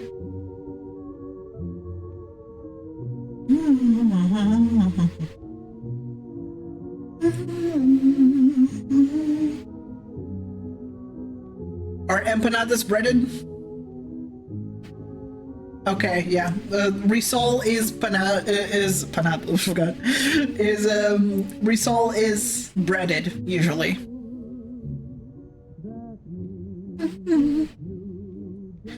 We call panado something that is breaded. Carlton. It's Carlton. So, panado in Portuguese means breaded, like covered in bread in panko, you know? Like covered in bread, what is it, crumb? You know, breadcrumbs, whatever you call them. Panko manko. Yeah. Oh yeah, just covered in a bread. That's a panado. And that's what a risol is. It's also a panado. So the description, it just says risóis. We have several kinds. We have several fillings. The ones depicted in the image are the shrimp ones, so it goes into B. If it was a ground beef risol, I would put it in S tier. But shrimp, it's kind of bleh. So, oh god, I'm small now, and y'all can't see shit. So good job on that one.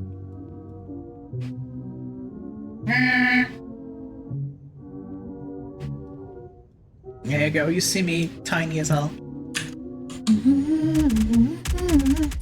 Stop it. I will beat your ass. Play a risol. The shrimp ones, B tier. It's just me but tiny, really.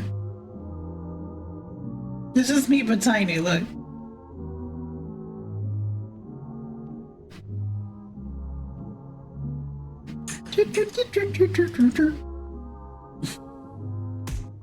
Ow!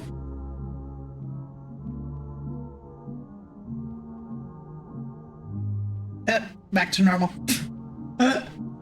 Back to normal.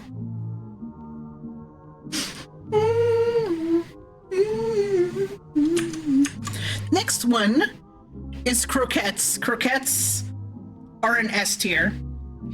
The reason why it's not God tier is because some of them can fucking suck. Croquettes are a delicate dish, so croquettes in Portugal, they are also branded and identify as salgados. They're part of the salgados family, where it's like breaded, deep fried finger food kind of thing. And it's usually made with like shredded pork. Fucking delicious, but it can also suck if it's not prepared properly. There are some restaurants that make them and the seasoning isn't quite right. Sometimes they leave the fat bits in the croquette, and that is disgusting. That is texture hell for me. Like, if I find fatty bits on my fucking my deep fried finger food, I will freak out. I will be so upset and I won't be able to finish it. I'll be like, ugh. I hate fatty bits on meats. Oh my god. Why would you leave them there? A lot of people are okay with eating them, but I'm not. Why would you leave them there? Why?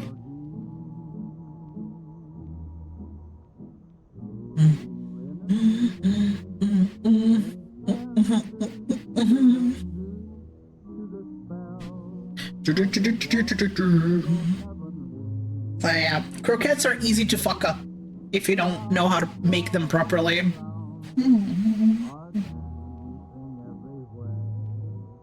And honestly, leaving the fatty bits in something with shredded meat on it should be a federal offense. I think it deserves jail time.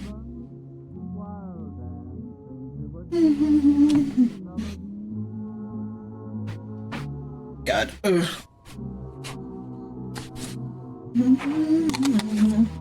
Sorry, I'm like doing something real quick. Of course. There you go.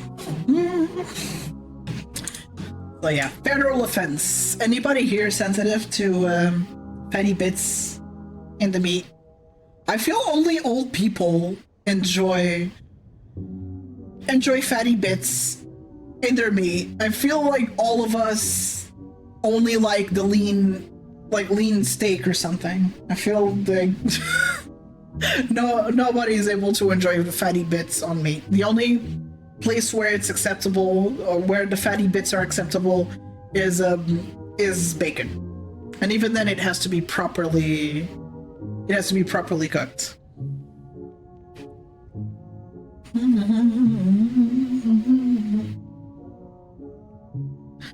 I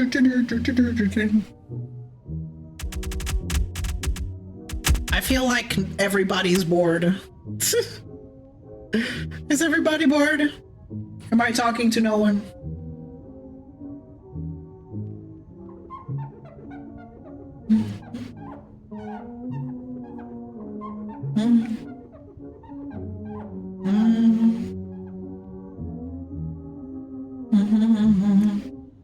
I'm talking to people, sure doesn't feel like it.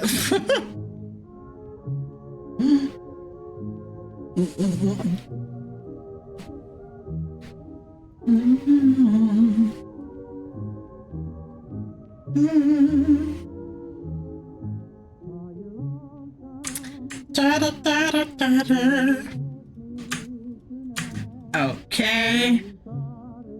Pudding.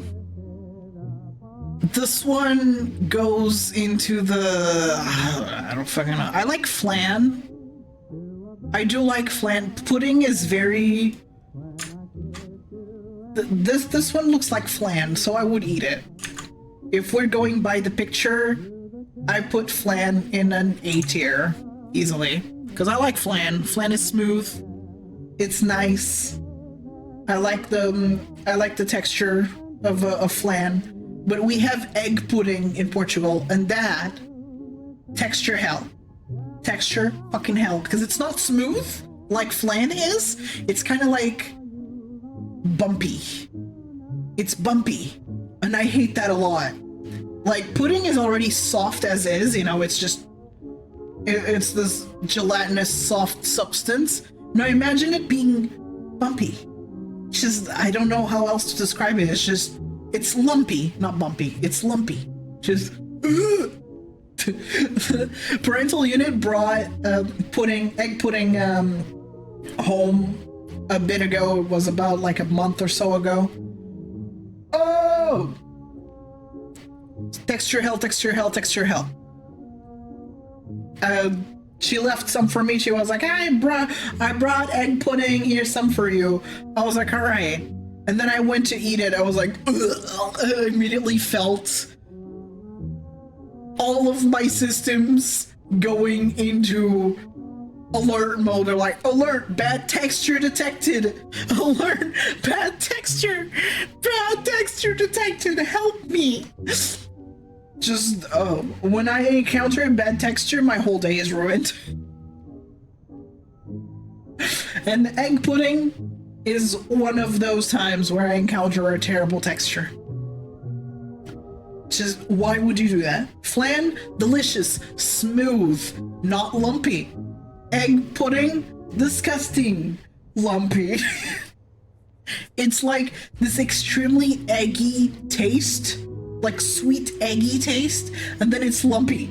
Like, why would you do that to me? That is illegal. That's what an egg pudding feels to me. It's illegal. Not allowed to exist. Could I potentially find the picture? Pudding. You'll I just it looks like flan but worse. Hold on.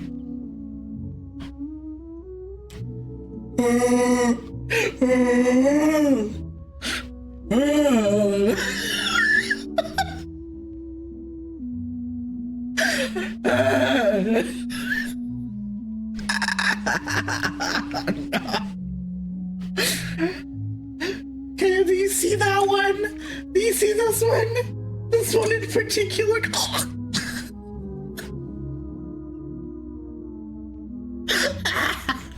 I can feel it in my mouth and I hate it.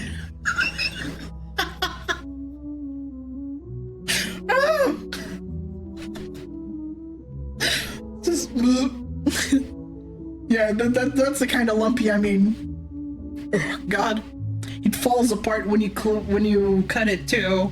Just it's terrible. Why would you do this? Why would you do this ever? Like, what is wrong with you? What do you think this is even remotely delicious? Gotta. Disgusting. Egg pudding, absolute fucking crime. War crime, even. Should not be allowed. Oof.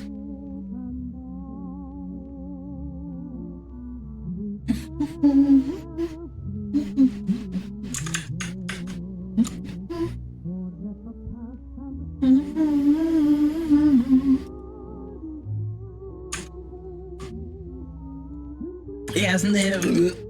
Alright. Next one. Bread pudding. Oh my god. I've never tried it. I cannot comment on this. I imagine bread pudding to be disgusting. Not gonna lie. Don't especially care for it. Bread pudding? No, you mean egg pudding? No, bread pudding is disgusting. Look at that thing. That is illegal. That is bad. Look at those lumps. I wish to die.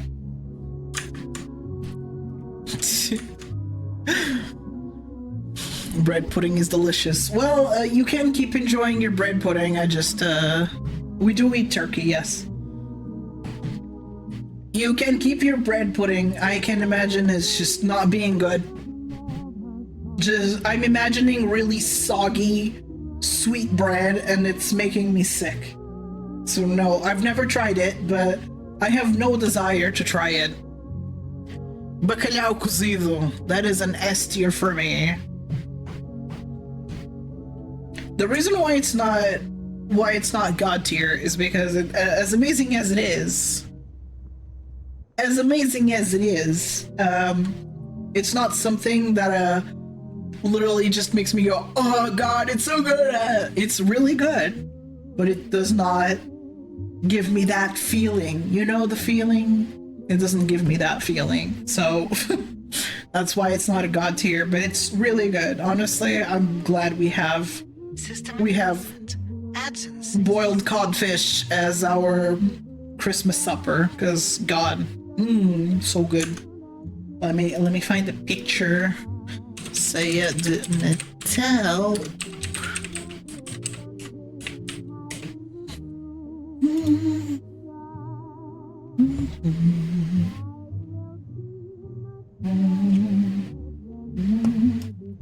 Oh fuck.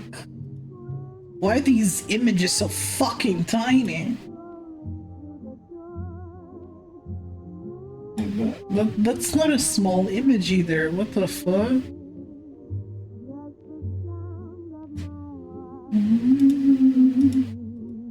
There you go. Jeez.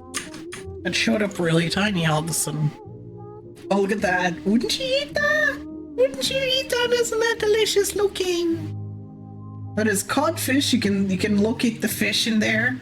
With boiled potatoes, cabbage, carrots. You cannot see the chickpeas. There's no chickpeas on this one, so it's lacking that.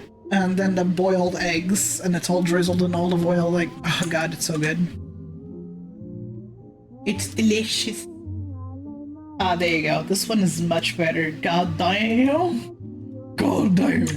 God damn. Would you not eat that? Tell me you would not eat that. God damn. Oh. I bet y'all are like, oh, is that what you eat for Christmas? Yes. That's what we eat for Christmas. I would not have it any other way. It's fucking good, okay? It's fucking good. Ads are now playing. I heard a fucking ads. I may just take advantage of the ad break to go grab myself a little snack. So I will be right back. Enjoy the clips in the meantime. Why the fuck? I unmuted. The fuck?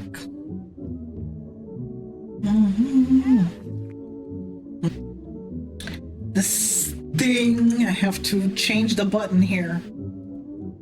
I have to change the button. You're muted. Silence. Multi-action. I have to change it into a multi-action, goddamn. Because I clicked the wrong button, so it didn't go for the multi-action. God, I hate having so many buttons. They confuse me. Too many buttons.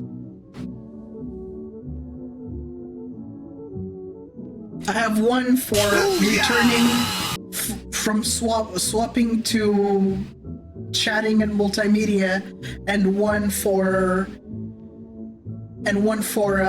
what is it called, for returning back to from the BRB screen, and I pressed the wrong one, so it didn't unmute me. Kali, how massive legend? I know you. I know you. Thank you so much for becoming a Calibite. Welcome. Welcome, welcome. So while I was trying to miles per hour 92, Kali hell. So as I was trying to explain while I unknowingly was muted, because I had clicked the button on the mixer, but you know, I just clicked the wrong button on the stream deck. That because codfish is not naturally fished in Portugal, it's often preserved in salt, so you need to soak it in water for days before it's safe for consumption. And sometimes, depending on the piece of the codfish that you get, some of them are very thick, so they need a longer soaking times. And even then, sometimes you get parts that are completely unsalted. If you don't split your codfish and whatnot, you get parts that are completely unsalted because they're thinner, and then you have the thicker parts that are oversalted. So what happens a lot during Christmas supper is, depending on the bit of the codfish that you get, you're gonna need a lot of water, or you're like, this is unseasoned. So you know.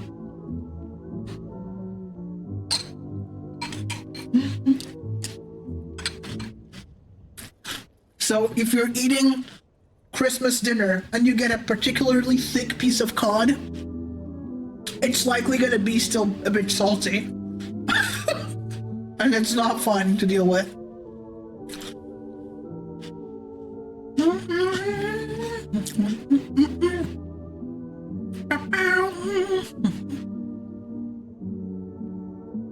Soricus High VTuber, Callie How, thanks for chatting.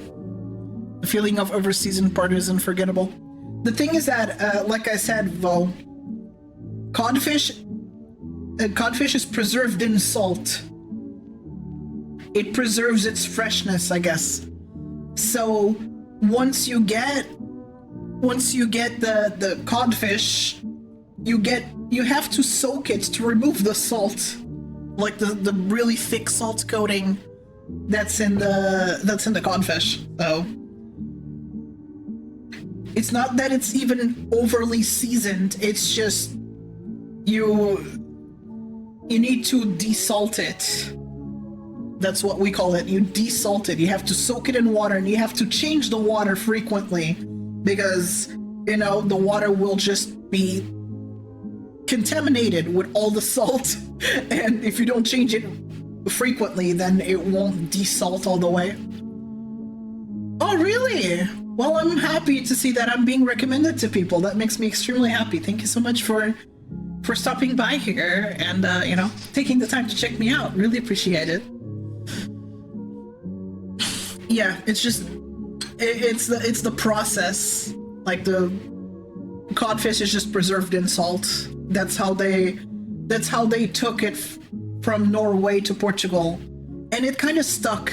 Because I don't think it's necessary now. I think there is ways to get the codfish here faster that doesn't require the salting, but it's just became such tradition that it would not feel right to not have it preserved in salt, Firehead, Callie How.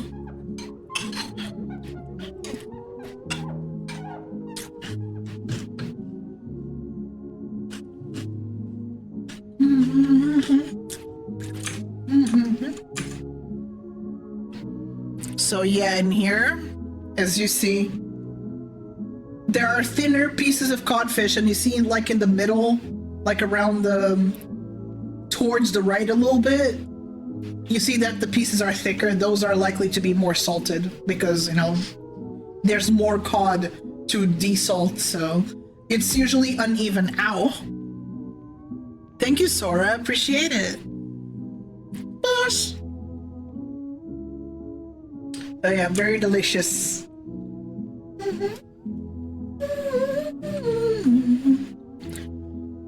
So definitely an S for this little guy here. It doesn't make me feel amazing. I don't crave it, but it's very comforting. Ah! I did, thank you.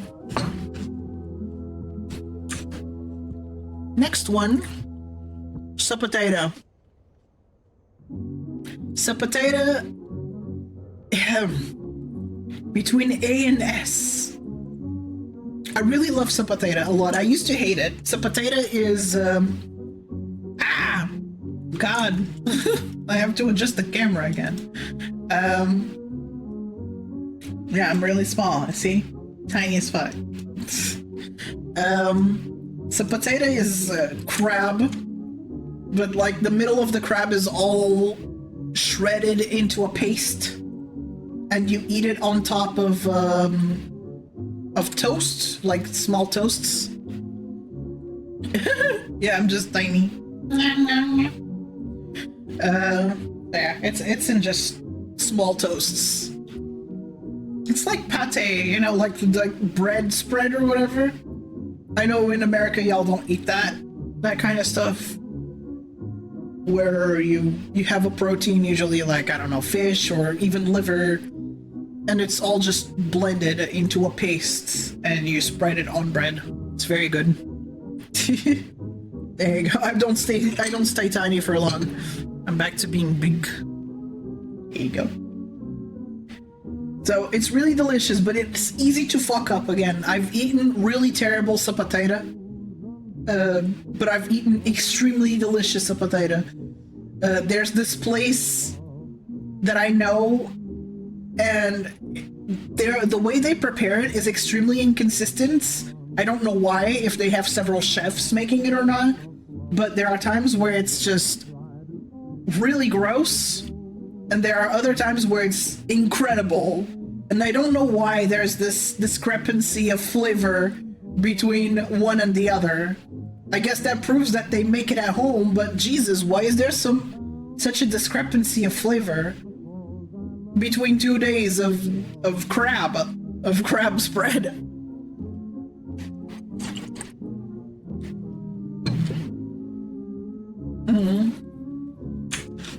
Let me show you what sapatata looks like.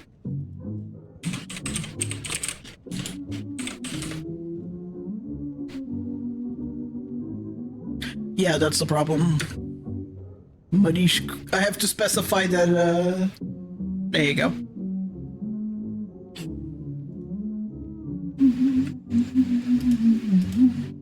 You see here, you see the middle?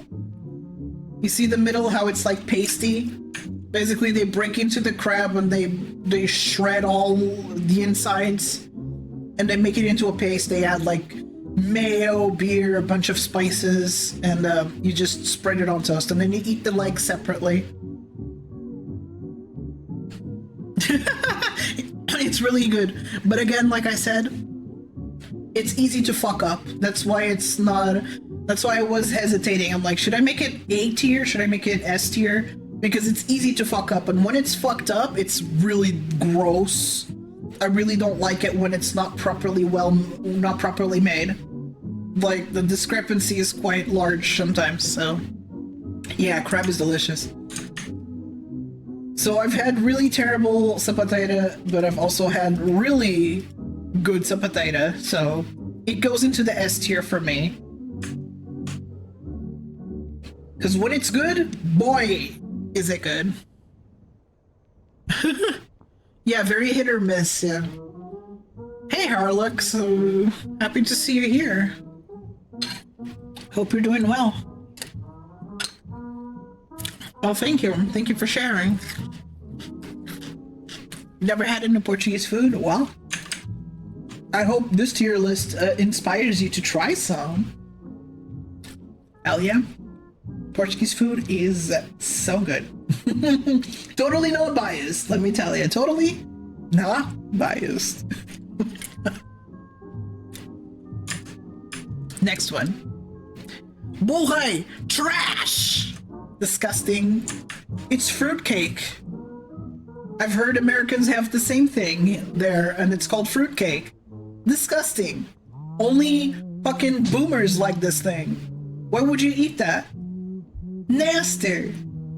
Ew.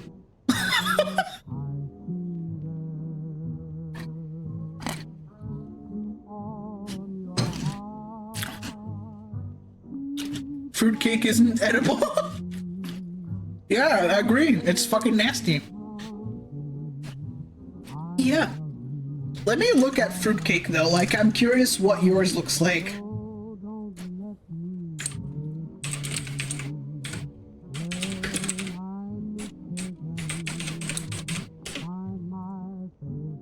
Yeah, that's pretty much it, except yours isn't. Oh my god, all the. Yeah, that's basically what it is, except ours is shaped like a donut. It's like round.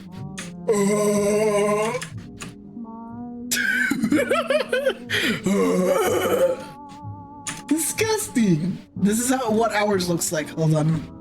Boluchai. That's what ours looks like. So it's basically the same shit, except different format. Different format, same shit. You know? We have a nut version too, and it's Queen's cake instead of King's cake. Okay, let me share it.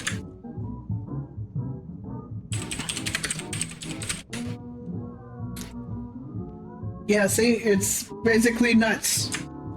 It's Queen's cake instead. Does not have all the gross fruit. It has. It's not as bad, but not my thing either.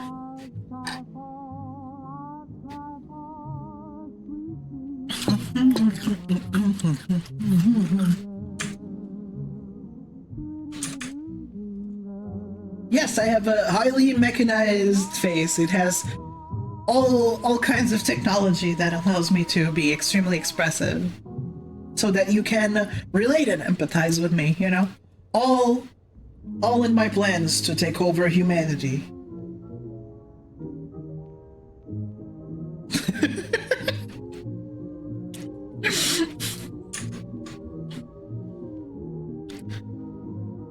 You just made me remember a lot of things. Oh, awesome. Boring. It's not bad. My favorite one is the chocolate version. The chocolate. Oh god. Oh, it's so good. God, I fucking love chocolate King's cake. God, I eat so much of it whenever it's available. Oh, it's not donut. It's a King's cake. It's the chocolate version of fruit cake. Oh god, it's so good. Oh.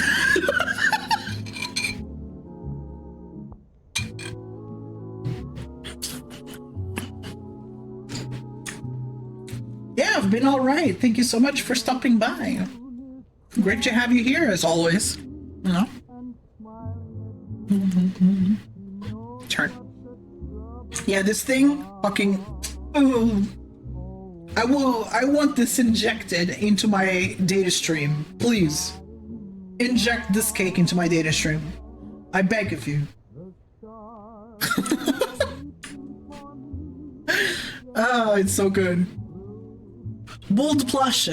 This is a Maria cookie cake. It goes into B tier. It's pretty good, but it's sickening as fuck because it's mostly made out of cookie. It's like layers of crushed up pasted cookie. Yeah, crushed up cookie paste, basically. So it's a bunch of Maria cookies, but they're all just crushed and turned into a paste. And then there's like cream in between the layers. So it gets a bit much. It can be a bit dry sometimes too. Just, it's good, but only for a few bites. After a few bites, you're just kind of like, ugh, I've kind of had enough of this.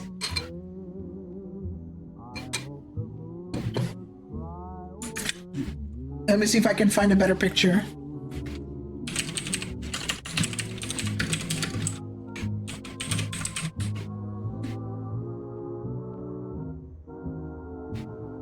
There you go. This one is a good one. Ah, that's the crab. You see all those layers there? That's cookie. That's just crushed up cookie paste. But it's Maria cookie. It's not the chocolate chip cookie that you're thinking of. This is Maria cookie, all crushed up. And then between layers of screen. Well, I'm glad. It's a bit dry. I personally find it a bit dry. It can be a bit sickening. I cannot eat a lot of it. It's pretty alright, but you know, it's kind of whatever. I'm sorry, Vo. I hope you can eat one someday. I wish that for you. Because again, it's pretty alright, but it's a bit much for me.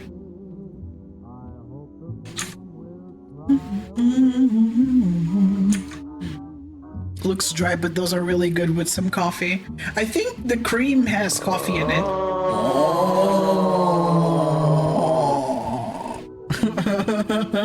Thank you, Perfect.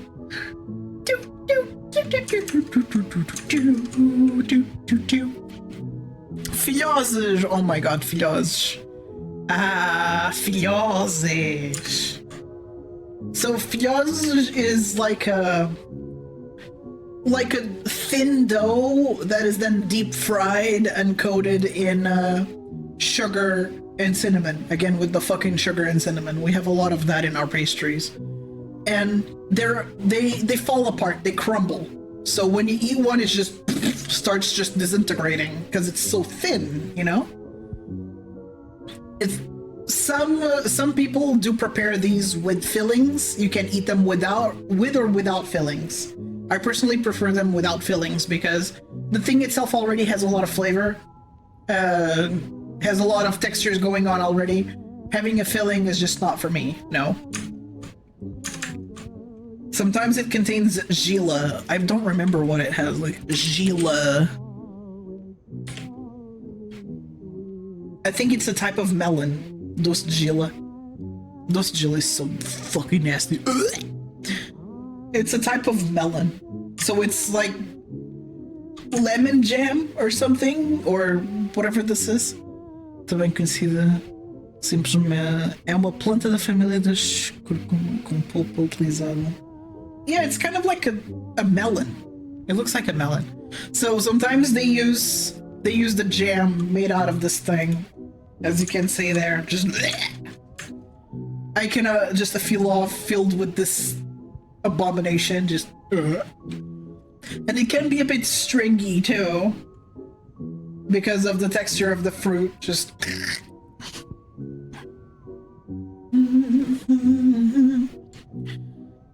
you should look up an American dessert called Yankee Yum Yum Chocolate Yum Yum. I'm sure it's a southern thing. Well, we're going through Portuguese foods, really. We're just going through a tier list of Portuguese foods. So we'll stay focused on that, but yeah. Just, Doce de gila, fuck that shit. Fuck that shit. So...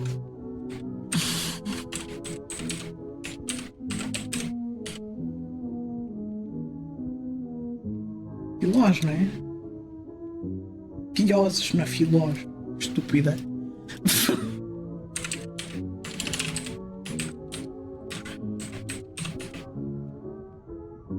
There you go. Some of them are a bit softer and they contain filling. But some of them are very thin and crumble very easily. As you can see here. Very tasty. Love these things. Yum yum. Very good. Completely fair, but you mentioned the dessert with layers and made me think of that. That's fair, that's fine. I'm just saying that I'm going to stay focused on the Portuguese desserts. But I can look it up at some other time. So as you see, there are several ways of making them. Some of them are a bit thicker. Some of them contain filling. I personally prefer the ones that are crumbly. They're just thin dough that falls apart when you bite into it. S tier easily, as long as it does not have that disgusting filling. Torta. This is a B tier. It really depends again. Torta, I know the Hispanics are like sandwich. No. This is a roll. It's like a Swiss roll kind of thing, but we call it torta, funnily enough. So whenever I heard people saying torta, but in Spanish, I thought they were talking about this. I thought they were talking about the roll and not a sandwich. Angry hearing about all these. I'm glad they look delicious to you. The one depicted is orange roll, orange Swiss roll, whatever you want to call it. Orange Swiss roll is okay. It's a bit too moist for me. It's too squishy. I prefer drier ones. You know, because Swiss rolls can have endless combinations. This one is mainly orange. So I love orange, but orange Swiss roll is just too squishy for me. It's just a one-letter difference. Torta. Torta.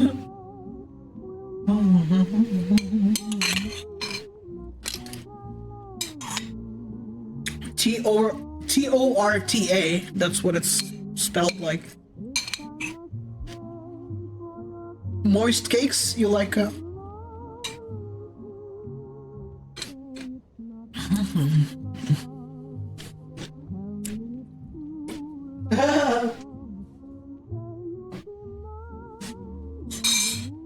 Sorry, I was putting away my bowl in the bowl. So yeah, the one depicted is the orange one. I don't hate it, but it's not my favorite either. That's why it goes into B. If it was a different kind of torta, then I would probably put it either higher or lower depending on the combination. But the orange one it's a B. I'm more of a cake person. Gotcha. Bourrigne. There you go. There's the bourrigne. Bourrigne is C. I don't hate it, but not my thing either. I'll eat it if there's nothing else, but not a preference for sure.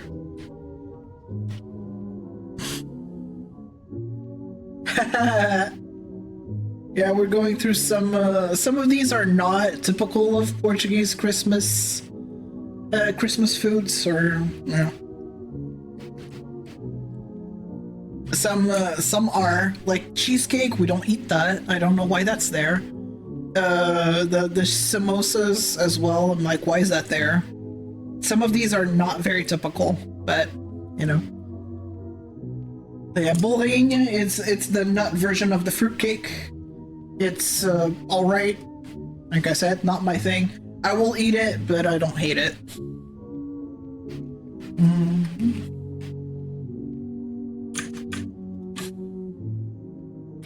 Molotov. Yes, I know you're questioning the name. I think I'll put these two into D because I'm like, where do I put? Because D is just above garbage, so Molotov is a C. There you go. I moved them. Molotov is like it's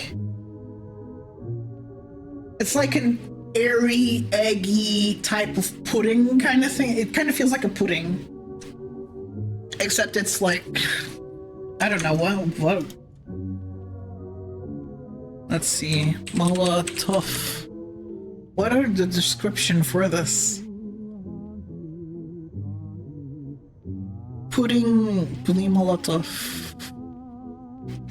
Popular dessert in Portuguese cuisine. It's made with egg whites, sugar, and sometimes a touch of vanilla. The egg whites are whipped until stiff peaks form, then mixed with caramel sauce. The mixture of them baked in the oven, resulting in a light and fluffy dessert with caramelized top. Yeah, pretty much. It's just egg whites. It's a bit eggy, and it has some vanilla and caramel. So it's okay. Not my thing either. Just the lumpy texture does not sell it for me. Because since it's cooked in the oven, it kind of gains a bit of a texture. almost flan, but not really. We have eggs in a lot of our desserts. Like, we like eggs a lot. Way too much, actually. Well, let me show you what a Molotov looks like.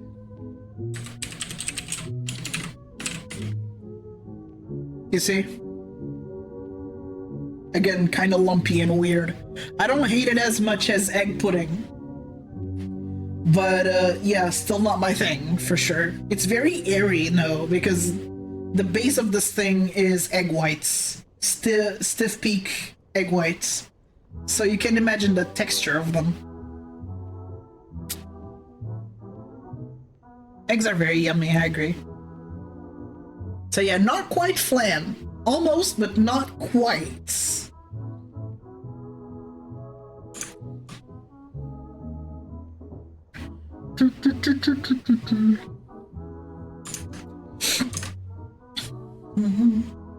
Oh yeah, that goes into a C tier.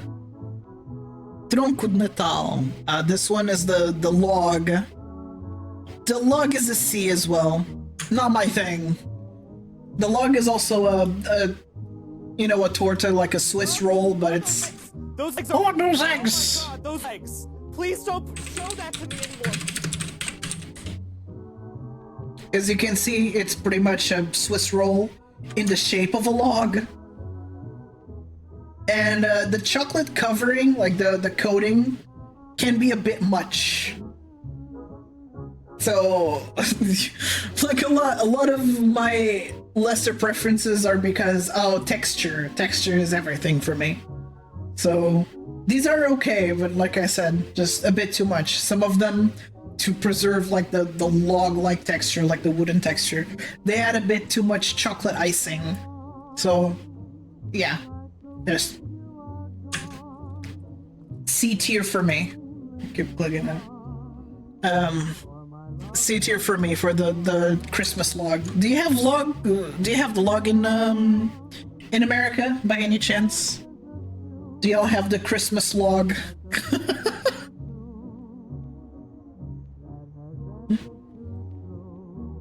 The Christmas log.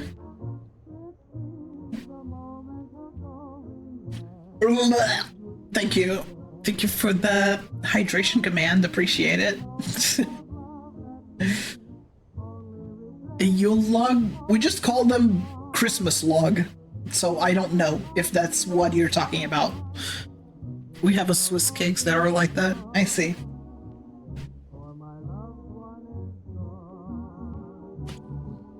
Fucking hell. It's mass-produced sweets.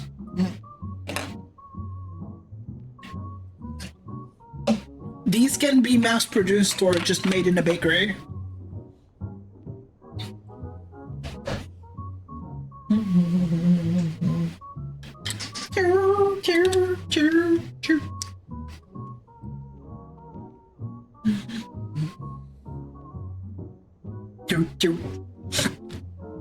Yeah, the little twisty cakes. Except this one, these ones are specifically shaped like logs, as you can see here. Like you can see here, they just look like tree logs. That's why we call them logs.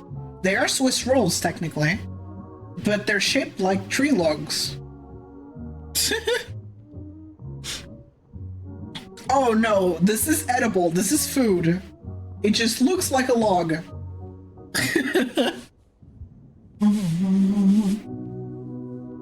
So I'm asking if y'all have this kind of thing here, like just a Swiss roll that is built to look like a tree log, and you eat it. Oh, really? I see. So these are heavily coated in chocolate icing, and the icing can be a bit much for me, because there's already the icing inside the roll, so icing on top of that is just a bit much for me. I'll eat a slice, but that's it. It just bleh.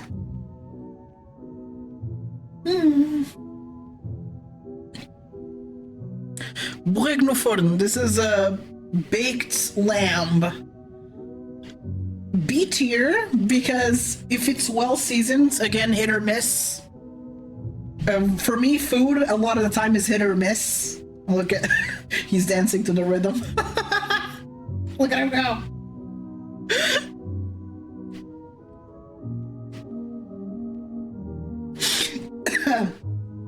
For me, food, some food is really easy to fuck up, and lamb, like baked lamb, is one of them. Because lamb, if not well seasoned, food, yeah. Ah!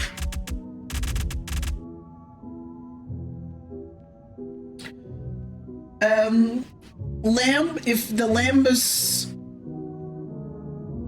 Sometimes they use ram instead of lamb, so it kind of has a very particular taste that I'm not a fan of. Like, and if it's well seasoned, I'm very particular about the sheep meat that I eat. Lamb is very tasty, very tender, easy to eat. But if it's ram, which sometimes happens when it's ram, it's just it has a very particular flavor that I just am not too fond of. So it really depends on the age of the animal. And I understand that some of y'all might be against eating babies. Unfortunately, the baby's meat is very flavorful, so the practice still happens where we eat veal, we eat lamb, we eat just small baby animals, which kind of sucks, but whatever, you know. As long as I'm not the one doing it. If it's presented to me, I'm like, sure, I'll eat it.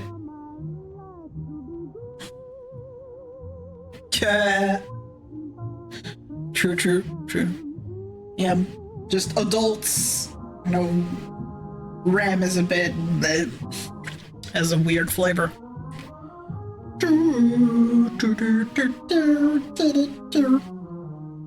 Bam.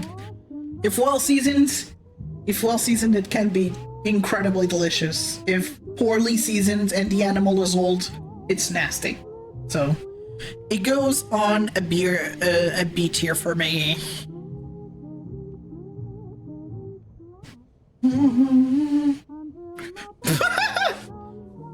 I encourage just here like I'm stupid. I'm doing all right. I hope you had a good Christmas. Hi, Golly Beautiful. How are you? I'm stupid.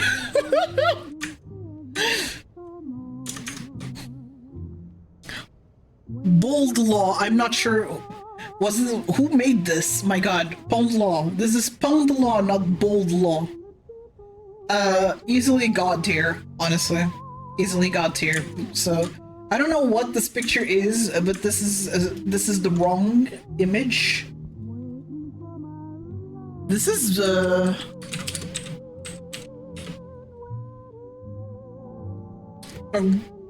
good shit is the ones that are sunken, and I like this.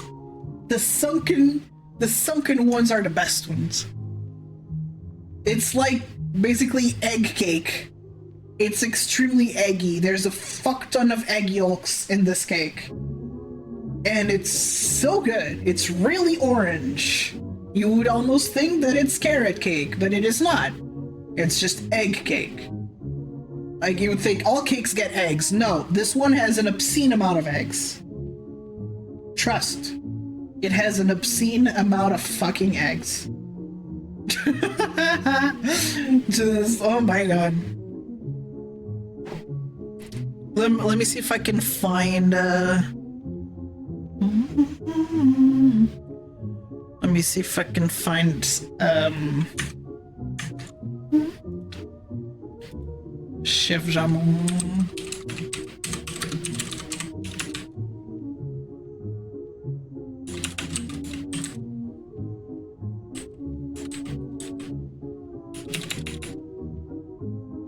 Chef Jamon.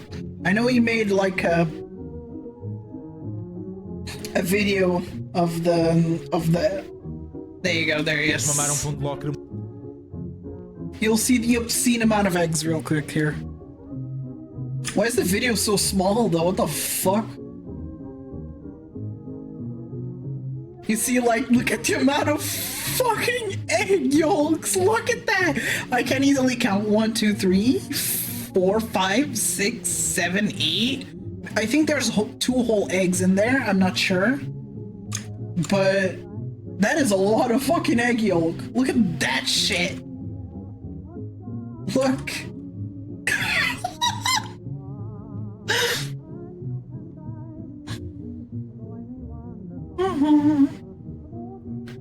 Oh no, I'm sorry about your back. Take care. Thank you so much for hanging out, Sora. Hope to see you next time. Hope you feel better. Bye bye.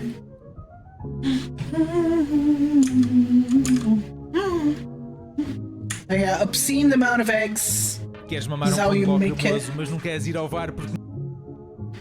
You see, you just beat it into like a... Yeah, you get parchment paper and then you put it in a shape there, like in the little container. You put those eggs in there. So those were all yolks. Okay, so there's like 8 yolks in there, easily. Just 8 fucking yolks or however many, and then 2 whole eggs, then sugar. You beat the fuck out of there until it just has no color whatsoever. There you go. And then you add flour, you sift it well, you incorporate it. Then you put it in the container, like in the there you go. And then it's all ugly. It's ugly as fuck in the middle, but then it's like gooey and nice. Like, oh god, I love pomplo. I'm not sure why we call it bread. It's not bread, but we call it bread. And it's delicious. S tier, easily. Oh, God tier, actually. Just, good shit. Very soft. Pomplo is like, you wouldn't think so, but it's incredibly spongy. It is not moist, though. It can be, depending on how long you cook it for. But it's just incredibly condensed and spongy at the same time. It's like, mwah, delicious. You'll eat the yolks. Sure, have fun. Pomplo easily got tier. Brigadeiro. Brigadeiro is not Portuguese. Again, I have the feeling that it was a Brazilian made made this. Brigadeiro is an S tier, either way, regardless of whether it's Portuguese or not. I love Brigadeiro. Brigadeiro is a good fucking cake. So honestly, not discriminating here. I will eat a Brigadeiro. Brigadeiro, in its base form, it's sweetened condensed milk with cocoa, you know, with unsweetened cocoa. And then it's coated in chocolate sprinkles. Delicious. That can also be incorporated in a chocolate cake, where it's like the layers, in between the layers you have that mixture of sweetened condensed milk, unsweetened cocoa, and then the cake itself is coated in the chocolate sprinkles. Very delicious. Very simple to make, and it's tasty as hell.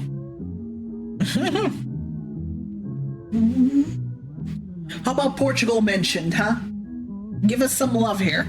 That's what we're talking about. Portugal, caralho.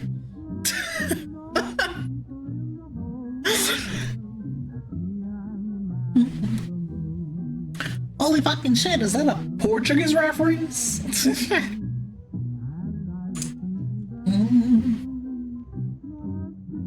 So yeah, Brigadeiro delicious. Not Portuguese, but delicious nonetheless. Broas. This is cornbread. They don't look like cornbread. Cornbread for me is an A tier. I like cornbread. There are some sweeter cornbreads than others. I like the more savory cornbreads. I think sweet cornbread is a bit bleh. But the savory one is very tasty. I've recently tried cornbreads that is made with walnuts. Delicious. Fucking amazing. Walnut cornbread? You don't even eat anything. You can just eat it by itself.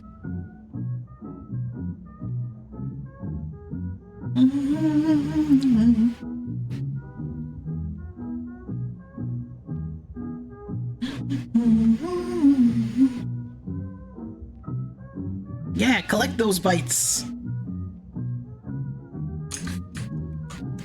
Okay, 8 here for me. Hit or miss with the cornbread. Hit or miss. Because again, it depends on whether it's sweet or savory. So it goes into the 8 tier. I cannot tell what kind of cornbread that is. That doesn't even look like cornbread. I don't know what the fuck that is. So assuming it's cornbread, which I don't think, it goes into the 8 tier. Cabrito no forno. That's literally just bolig no forno. But I think this is like goat instead of lamb, so it goes. I rock. Happy New Year's. It's not New Year yet. It's not New Year yet. What the fuck are you saying, Exo? Thank you for the 45 months, though. Thank you for the 45 months. Hope you're doing well. Hope your Christmas was good. Hope you got to enjoy some burnt food.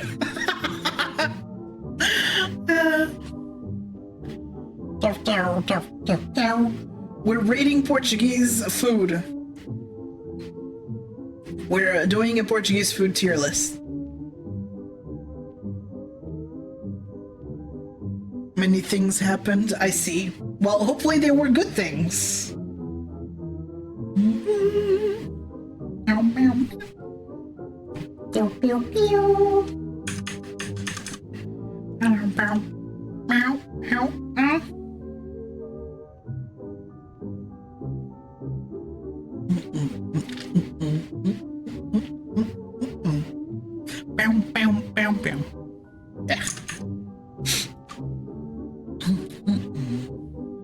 Nice. Okay, continuing.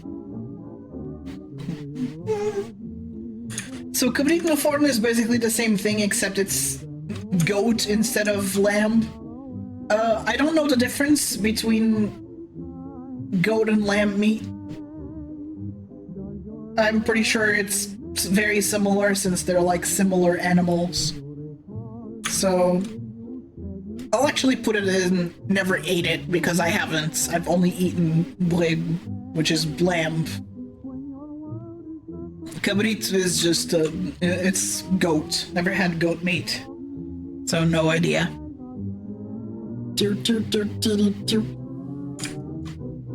We're almost there. Merci. This is like some chocolates. I'm not sure why this is here. Maybe people give this a lot to people. Easily an S tier. Like Merci chocolates are very good. They're like little chocolate bars. They have all kinds of different flavors. I really love the coffee ones. The coffee chocolate bars. Oh my god, it's so good. I can already feel Vo rushing to the chat like, coffee mentioned? Coffee mentioned? Have you ever had coffee and chocolate? Because if you haven't, oh my god, you really should. You really should. Like, mocha is delicious.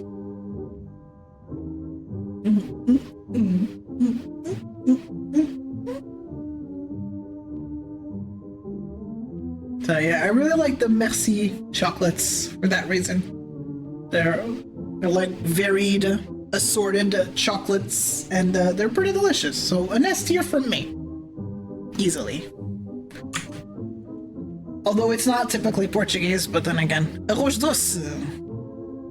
Arroz doce is an A for me. Arroz doce is for the Latinos in chat, arroz con leche. That's what it is. We prepare it slightly differently. Sometimes we prepare it with egg yolks. We also prepare it with cinnamon, with like a cinnamon stick inside the rice, and with lemon zest.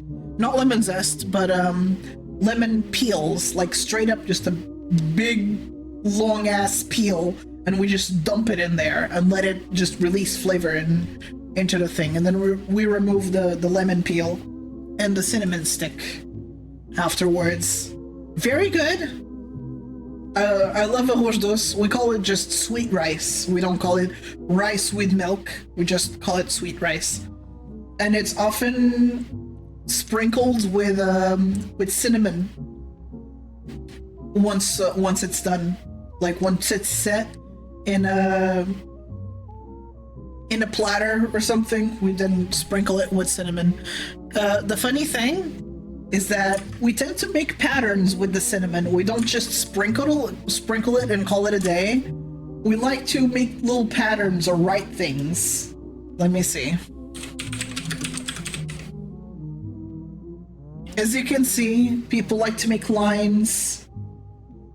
They like to make little squares with it. Some people actually can write with cinnamon. You just hardly see sweet rice with just cinnamon sprinkled on top. There's usually always a pattern, and this one is insanely well decorated. What the fuck? Just they wrote Portugal in cursive and then made like little lines. What the fuck? Yeah, it's sprinkled with cinnamon. Except we do it fancy. We make little squares with the cinnamon, with cinnamon powder. So like I said, sweet rice, or arroz con leche, whatever you want to call it, it's very hit or miss for me. Again, what is not hit or miss at this point? It can be amazing, but also it's easy to fuck up. It can come out really dry. It's kind of hard to make it really creamy though. Like you gotta. I do have a family member that their sweet rice is to die for because they always manage to make it super creamy, and I love that shit, especially when it has been just prepared. It's still warm. It's so good. God, it's so good. I miss it. But it's also easy to fuck up and made really dry, so you're just eating really clumpy, just chunky rice. It's not good. So hit or miss for me. When it's well made, heavenly. When it's poorly made, trash. It's not very forgiving when it comes to how you make it. The hit or miss foods that I talk about, often they're unforgiving foods. If you fuck them up, they're just inedible, at least for me. Bow, bow. Almost done. Almost done. The last one is farofias. Farofias goes into the C tier as well. They're very similar to Molotov, in which the base is made out of egg whites, but instead of caramel, it's custard. You drizzle them with custard, and that's it. That's it, baby. We did it. We did it. Wow. The final verdicts.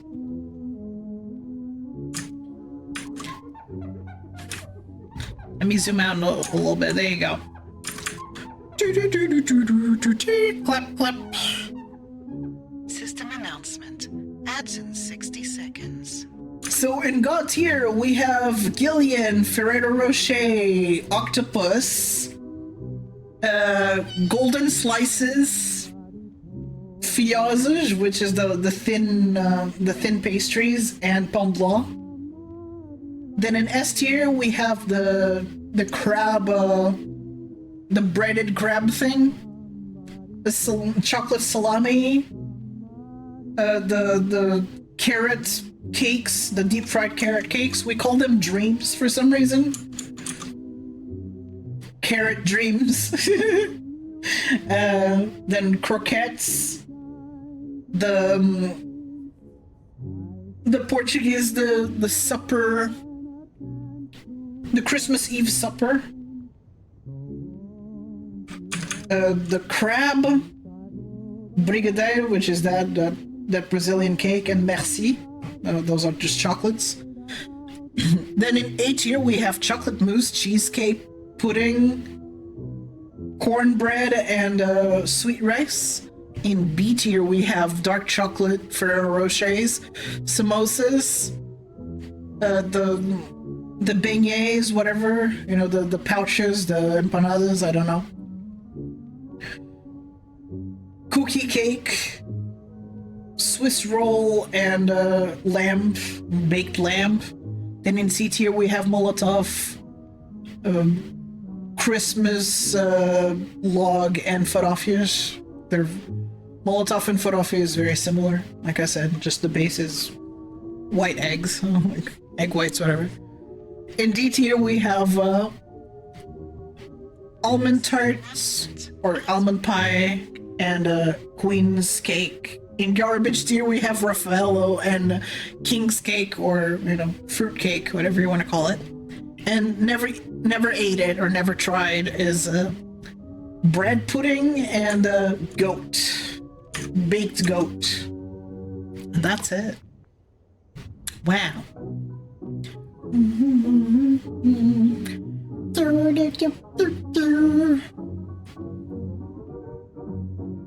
Any thoughts on Christmas dishes from your country? Let me know. I know a lot of people are in ad hell right now. It's just that's just how it is.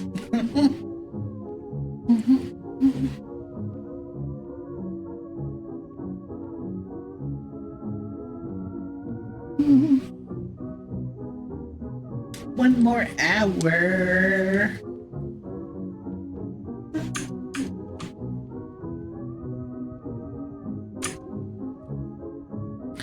Yeah, of course. There you go.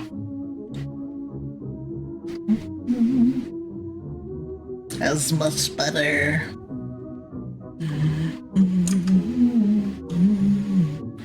I'm looking at stuff.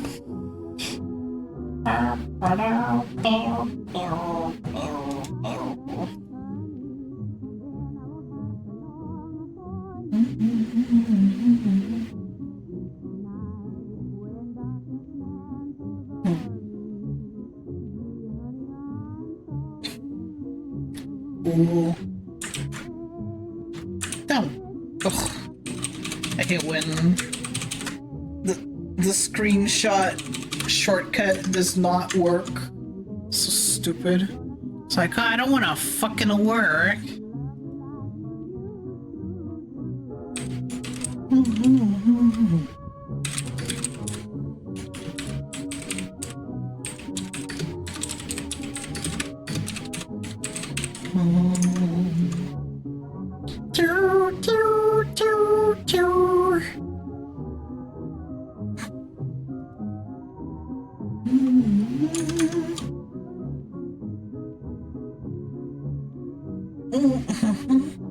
Can I help?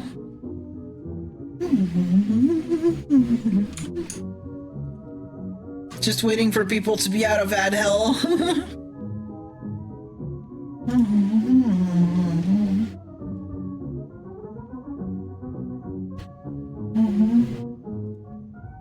Coin? System announcement. Coin? Ads are now over. Coin? What do you mean? And welcome back, everybody. Thank you so much for sitting through the ads. I appreciate your support. Coin for ad hell exit. Well, ads should be finished for almost everybody.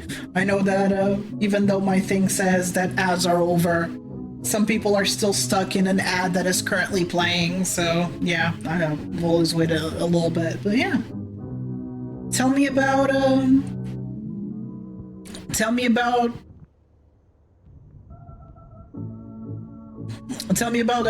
Christmas, typical Christmas foods from your country. Are there any? Are there any that stand out that you particularly like or dislike and everybody else likes for some reason? I've heard people also hate fruitcake, which is, you know, the American version of king's cake, where you're only able to enjoy it if you're a boomer or something. It's like it's a boomer thing. I imagine once the boomer generation is gone, a lot of those grosser desserts are all gonna die down.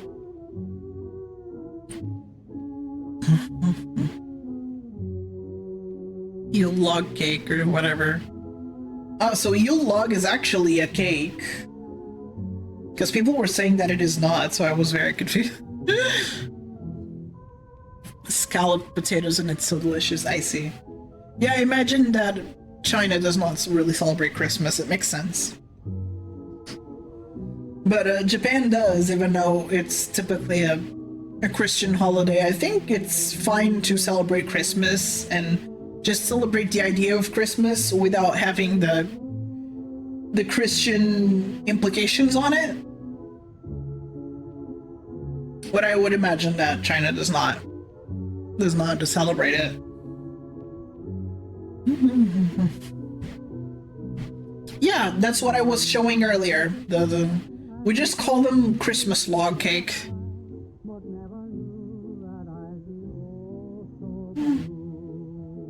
No, Christmas log cake.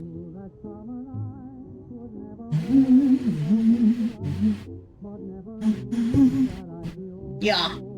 I don't like the chocolate icing on top. It can be a bit too much. Because in order to make the cake look like a log, it requires a lot of chocolate icing, and it just gets a bit much. I rated it... Onde é que tá o tronco? Onde é que tá o tronco? I put it in C tier, because it's just whatever. I'm not very excited over the Yule log or whatever. I don't know what Yule is, but yeah.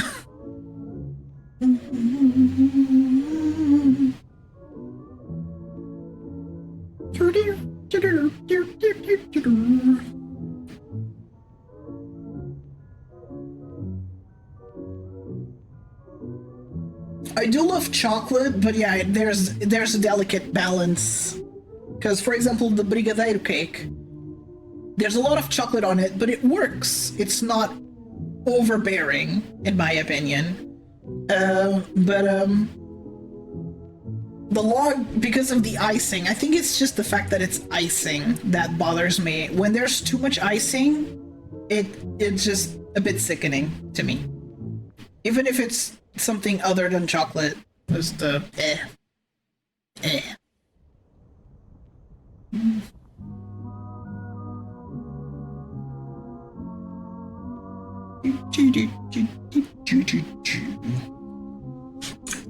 I did find some videos about Portugal, and one of them saying like, don't do these things in Portugal, so you might watch that. I love chocolate too, but there's a delicate balance to be had with chocolate, in my opinion.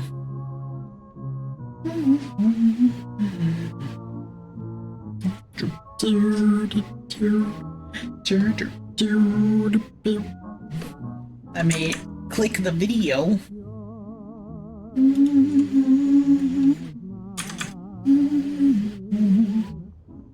Let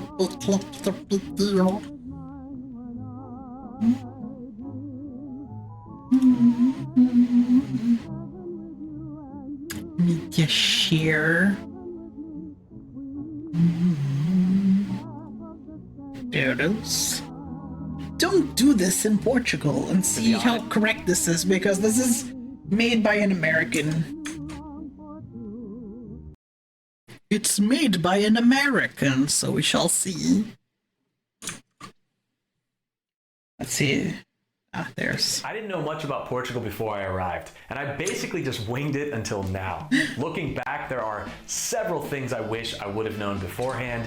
After living here for 3 years and learning some valuable lessons the hard way, I decided to create this video with a list of the 12 things not to do in Portugal to help you travel more mindfully no matter where you're visiting from. If you're interested in moving to Portugal, I just put out my complete moving to Portugal guide at davinportugal.com. There's a link in the description below. So without further ado, here are 12 things you should not do while visiting Portugal to ensure a smooth, respectful, and enjoyable trip. Number 1, don't forget to use respectful titles. This is probably one of the most important points that I'll mention in this video. The Portuguese highly value politeness, and addressing people correctly is crucial. When speaking to older individuals, professionals, or strangers, use senhor, which is Mr. for men, and senhora, which is Mrs. for women. This demonstrates courtesy and respect, especially in formal settings.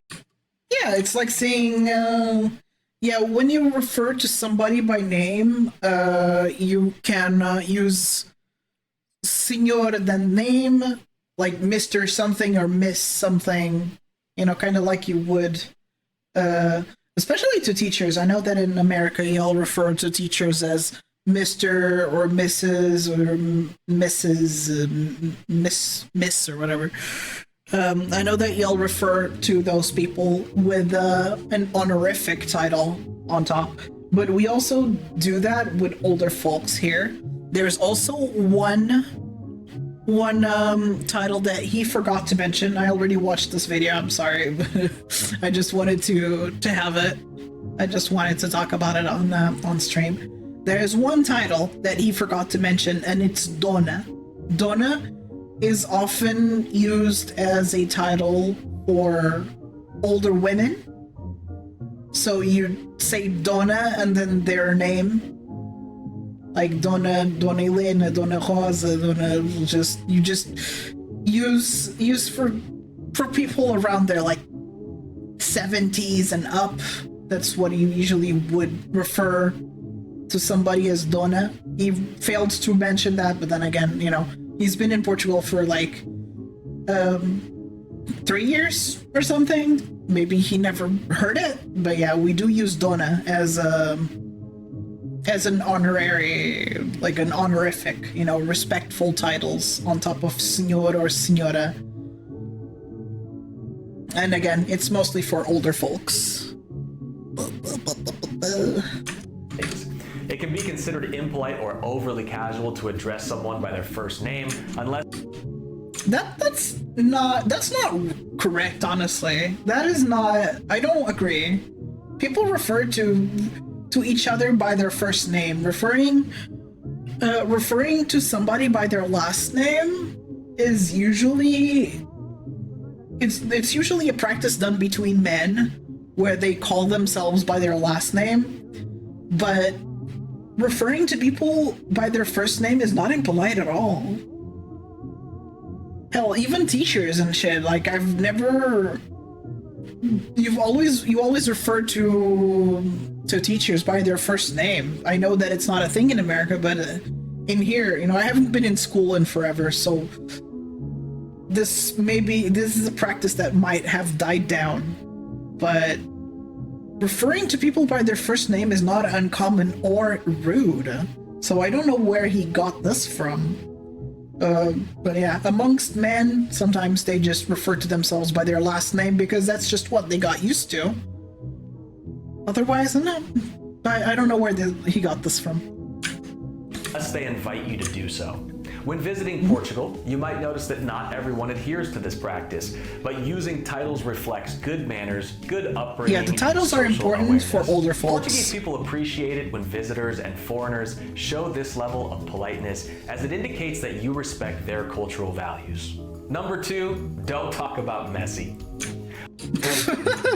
Well, this one I don't really care about because I don't care about football/soccer. I don't give a shit about it. But yeah, people here are way too passionate about soccer. They're too passionate about soccer. It gets a bit crazy and weird, in my opinion. A word of caution, even if you believe it to be true, do not tell the Portuguese that Messi is the best football player in the world. Such a statement is likely to provoke strong disagreement, even from those who are not particularly interested. No comment in on this football. because, again, I don't like football, so I don't might give a shit. escalate into aggressive behavior. In Portugal, there is only one savior more popular than Jesus Christ himself. And that is the one they refer to globally as Ronaldo, but here in Portugal, Cristiano.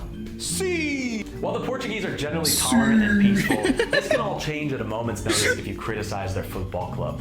Believe me when I say there's a Yeah, the debates can get very heated between people.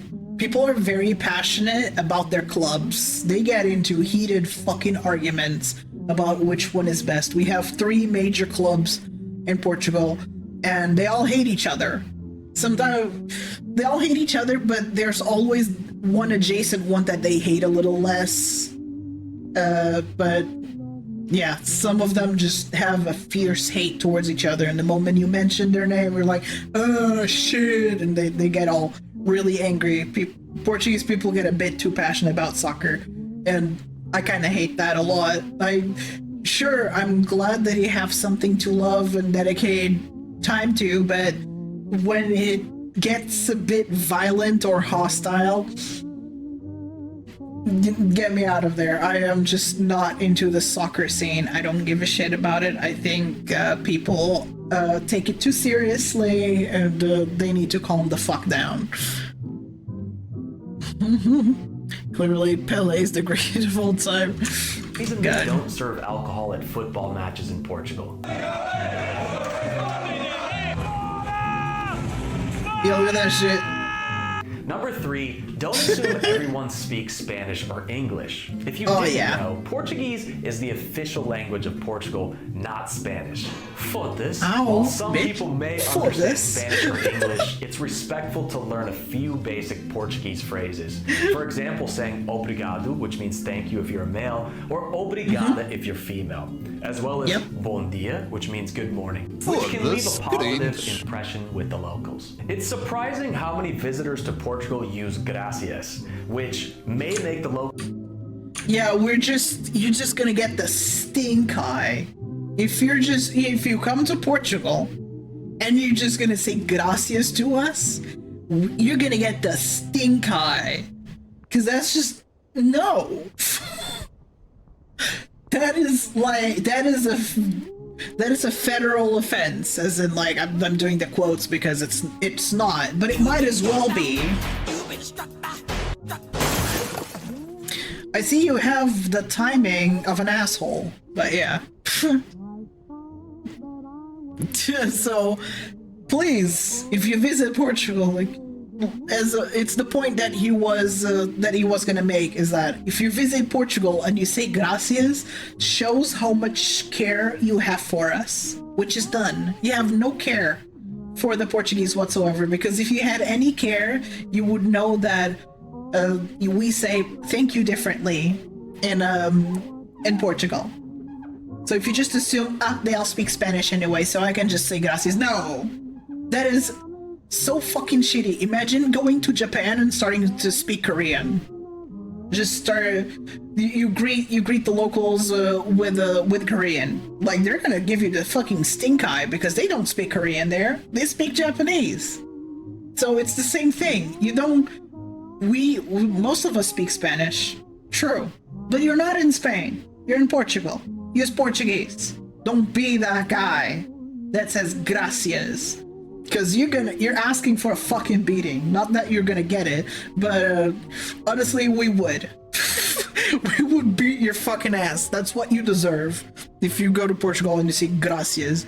God, it's so disrespectful. I feel like you didn't put any effort to learn before your visit.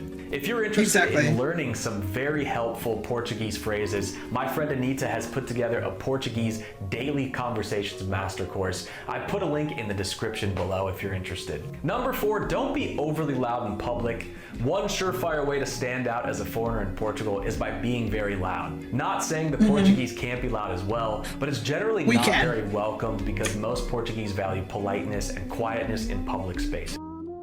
Yeah, in public spaces, he did specify that it's in public spaces, because if you're at a party, we are loud. We are so fucking loud at parties. We just shout at each other. It's the same thing as Hispanics, for example, you know, Latinos. If you're in a room of Latinos, they're just going to be shouting at each other to talk normally, because the excitement just gets the better of us. But in public, please, shut the fuck up.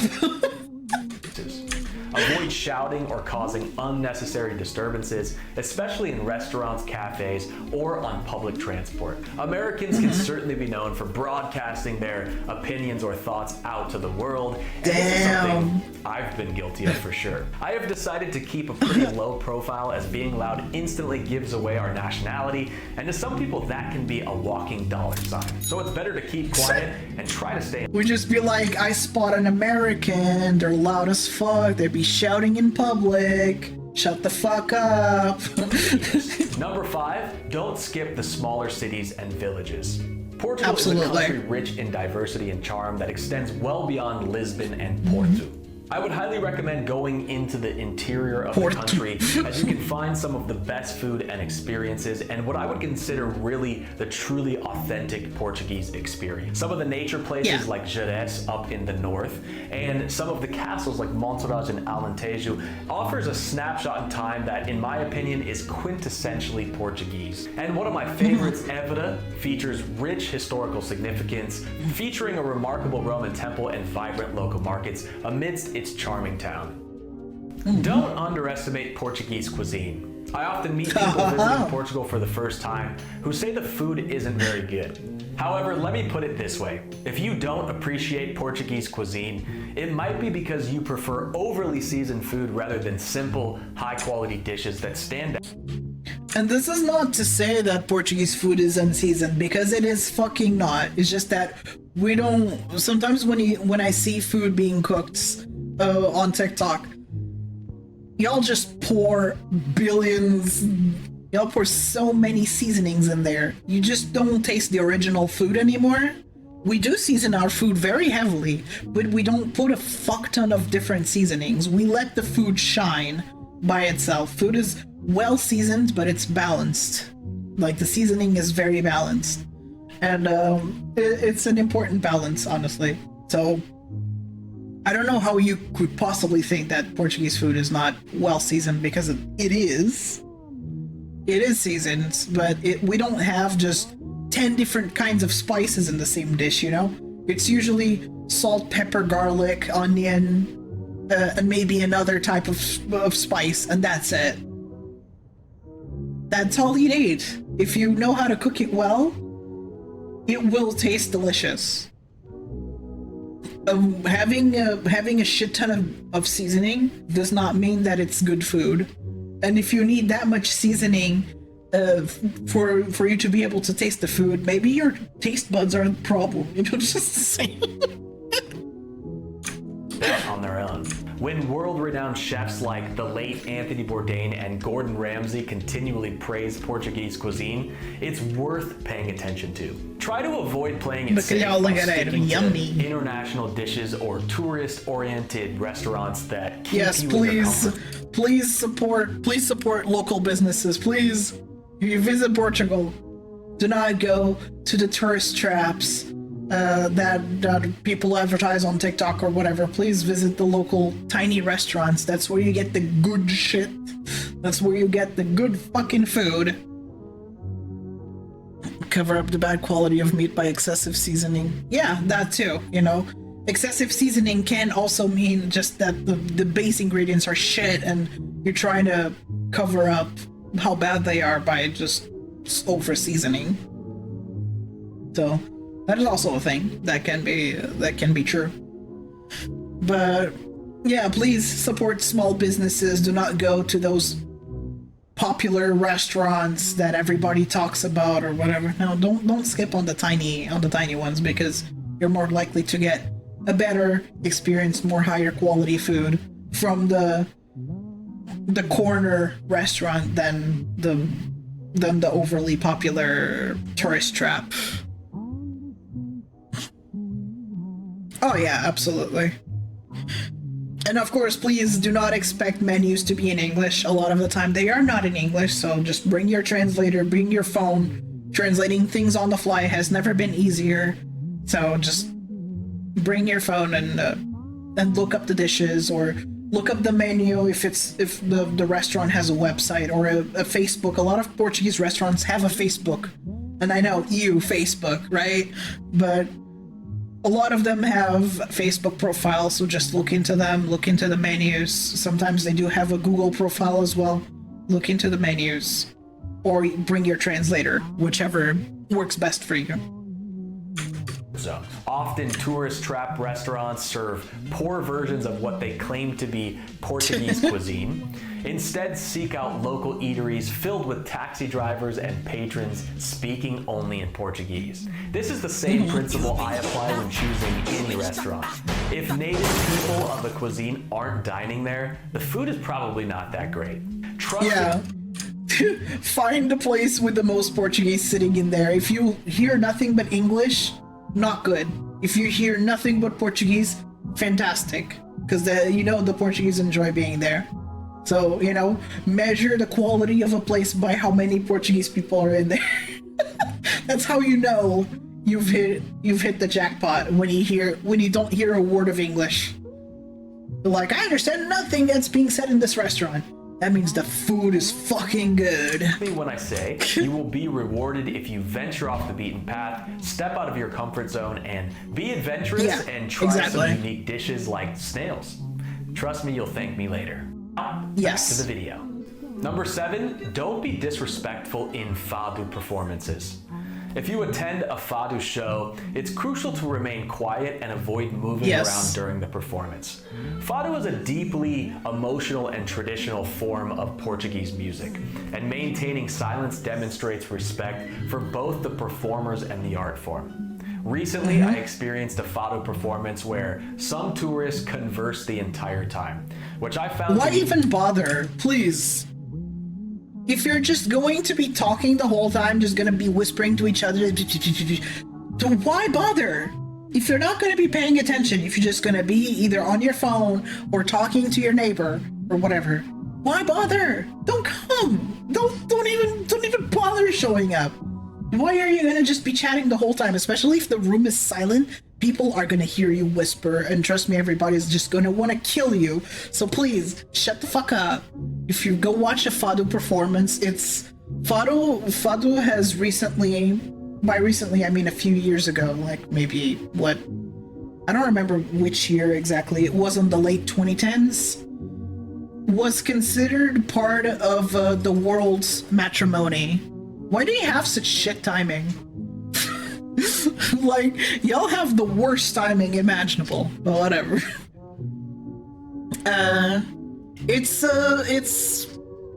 Fado is a Portuguese genre of music. Basically, it's just a lady, usually a lady, there are men that sing, but, it's a singer and guitars, that's it. And it's a very melancholic type of music. Just very sentimental, very, pulls at your heartstrings kind of thing. There's happy fado, but most of it is very emotional and just melancholic in general. So it's important to stay silent and listen and take it all in and not be fucking whispering, because people are gonna be silent during it. So you're just gonna stand out and be an asshole if you're gonna watch a fado performance. So yeah, it recently became a part of the world matrimony, or I don't know what it's called. It became part of the UNESCO, whatever the fuck. I have to look it up. Hold on. Fado UNESCO. Hold on me. Yeah, cultural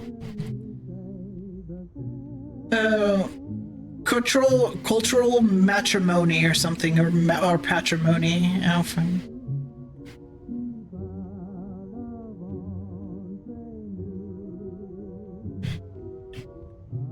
Immaterial. Yeah, it was recently added to that, so it's seen very respectfully internationally. Sorry to hear you're sick, Kak. Have a good one. Take care. Thanks for hanging out. Bye-bye.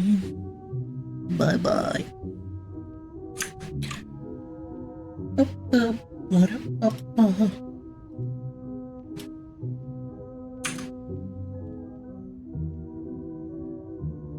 So yeah, I'm not gonna play Fado. I'm not gonna play Fado in the on stream because that might get it muted. But yeah, it's just don't talk during a Fado performance. You're supposed to be there and you're supposed to listen.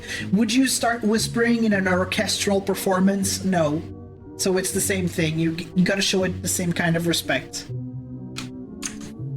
Absolutely disrespectful and quite appalling. And traditionally, clapping was not done after Fado performances, as the music was not intended to be applauded. However, this practice has changed in recent years, with audiences from various cultures often feeling compelled to clap. But don't worry, you won't be kicked out for doing so. Number 8, don't overlook tipping etiquette. Tipping in Portugal differs from tipping practices in the United States. While it's not mandatory, many people in Portugal do tip, and it's generally appreciated. No, we don't. In restaurants, leaving a 5 to 10% tip is common. If this is not common, like, I don't know what the fuck he took this from. Has he only been going to Lisbon places or touristy areas? Because tipping, not 5 to 10%? Are you fucking insane? Do you think we're made of money? No. 5 to 10% in your fucking dreams. We round out the bill. If we want to tip, we round out the bill, and it's only if you pay with cash. If you're gonna pay with card, there's no tip whatsoever. But usually you would, like, I don't know, leave an extra 1 or 2 euros as like a thank you. Like, hey, you know, have a little extra. But 5 to 10%, dude is out of his mind if he thinks we tipped out. First off, we don't calculate it to percentages. We don't say like 5 to 10%. We just kind of, we round the bill, or we just leave an extra euro or 2 at best, or a few cents at best, just a little extra. But I don't know where he got this from, and there were a lot of people upset in the comments saying, like, please do not bring tipping culture, American tipping culture to Portugal. Because no, we do not tip. Tipping is very unusual.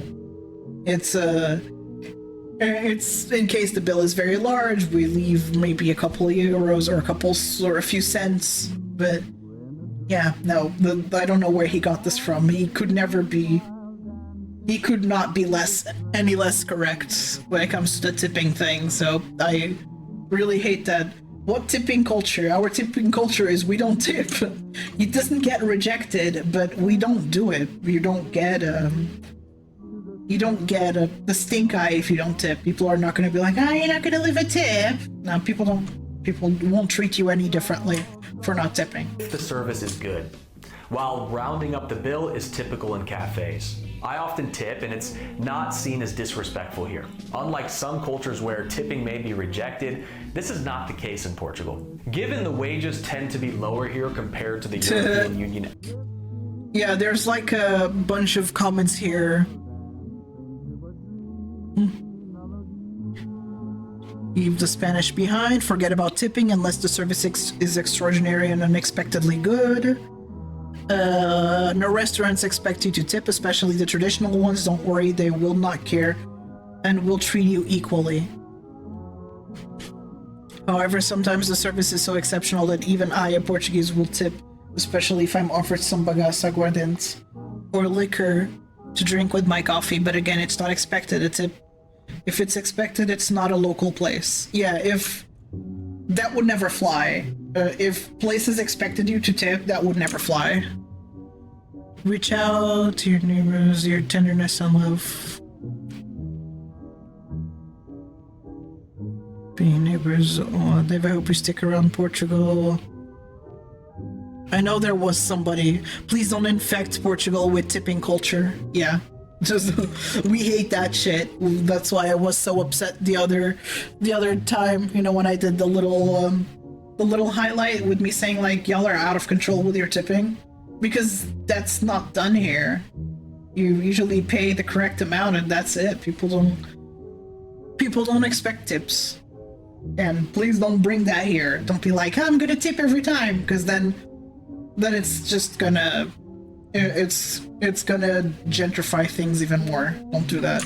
Average, tipping can be a nice gesture. However, some Portuguese people feel frustrated that Americans often treat tipping as a standard practice, which will probably lead to some Bye-bye, Harlock. Thank you so much for stopping by and taking the time to interact. Have a good one. Hope to see you next time. Yeah. Alright, let's continue.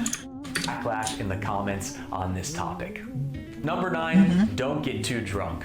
Not being able to hold your liquor or getting too drunk is definitely looked down upon in Portugal. You see, Portugal and most of Southern Europe have mastered the art of day drinking. They always seem to be drinking wine or high-proof liqueurs known as aguardente, which roughly translates to fire water. Unlike the United States, it's perfectly I think y'all normal call to it drink schnapps wine or beer something. at lunchtime, but that doesn't mean it's normal to abuse it.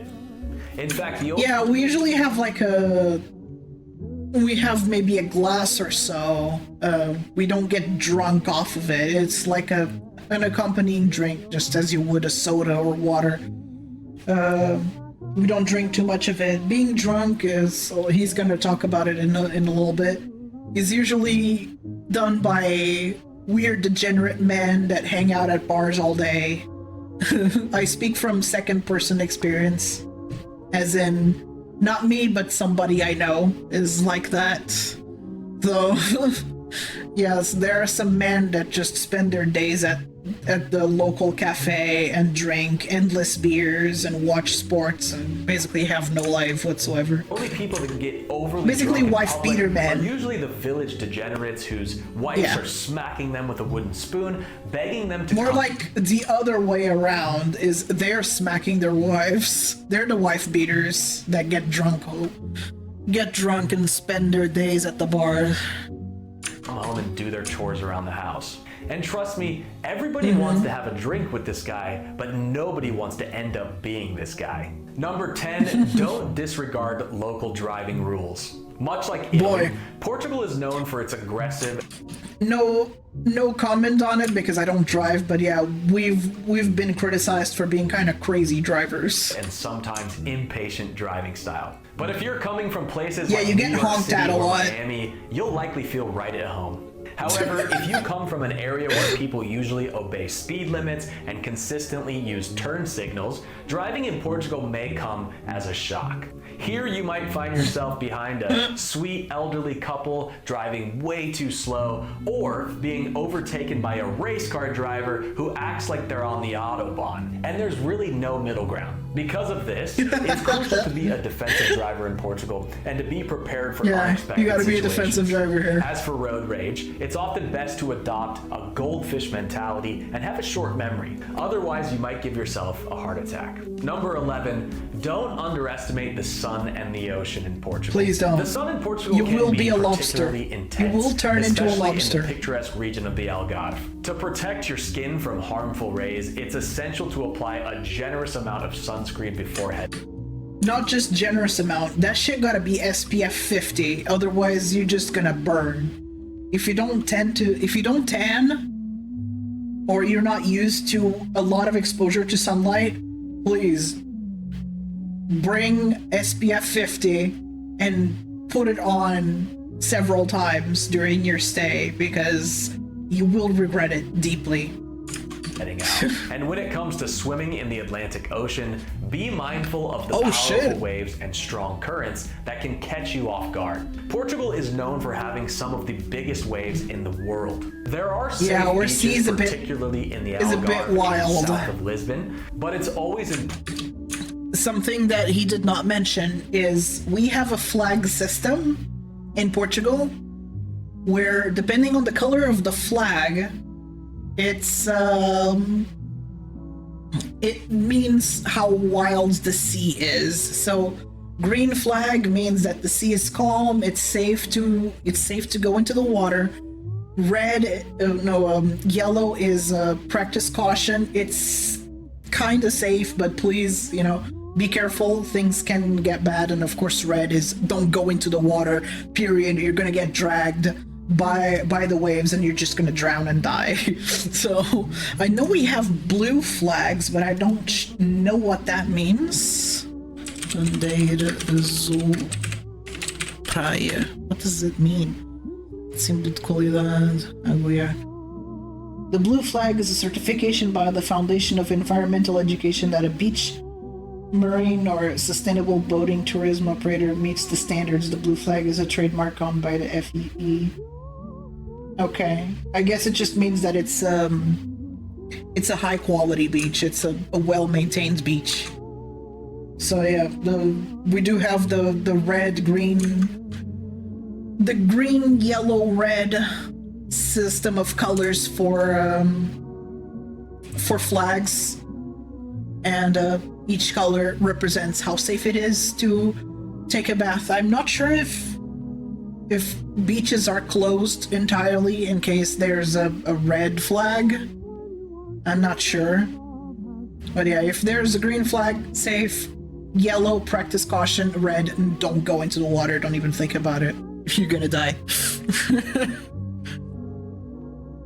Important to exercise caution to ensure a safe and enjoyable experience in the water. And there are is that also a thing in America? Do you guys have differently colored flags to signify the safety of the water? You know, and those flags, of course, are changed daily in Portugal, depending on the state of the sea. They can even be changed during the day if the sea gets a bit wilder during the day. They may change it and to indicate how safe it is. Is there in America or in, you know, other countries, do y'all have a flag system to indicate how safe the water is? There are often no lifeguards present in the winter months to save you here, so make sure to use caution. And lastly, this one should go without saying, but don't forget to respect sacred sites. Respecting sacred sites in Portugal is essential for preserving the country's cultural, historical, I've never been to and sacred sites heritage. because I'm not Portugal religious. is home to numerous sacred places, including But we do ancient have churches, sacred sites monasteries, for sure. chapels, and pilgrimage sites such as Fatima and the Geronimos Monastery, which hold deep religious and historical significance here. These sites are not only architectural marvels, but also spaces of reflection, worship, and connection for many people. Yeah, our monasteries are highly detailed. VO SPF is the level of protection. You know, when you buy sunscreen and you see like a little number on it, 50 is your usual go-to if you're going to a very sunny place. Usually you want to go for 50. Respectful behavior such as loud disruptions, inappropriate clothing, or vandalism can diminish the sanctity of these spaces and harm their cultural integrity. By showing reverence and adhering to proper etiquette, visitors help safeguard these treasures for future generations. I'm the king of this here castle. And beliefs of Oh the shit, it's communities book who up! cherish Thank you so them. much for reading! Respecting Hold on, let me sacred pause. Let me pause. How you doing, book up? How was your stream? You were playing Yakuza? Yakuza Kiwami 2. How was Kiryu-chan? Hope you had a good one. Let's see.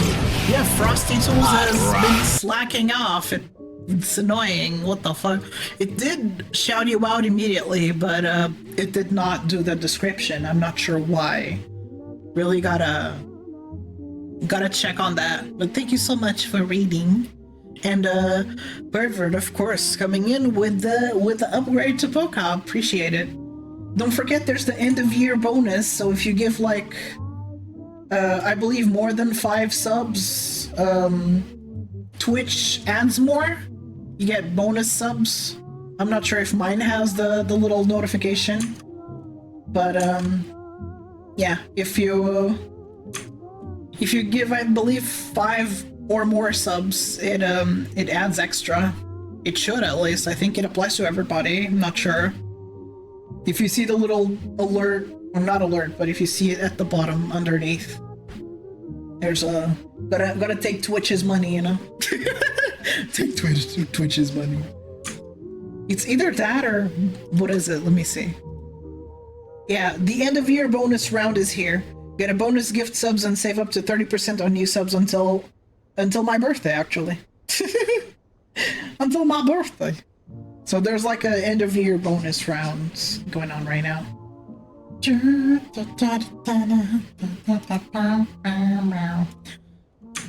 So if you need to step up, step away, walk up to, you know, take care of yourself, practice after stream care, by all means do so. Don't feel pressured to stay.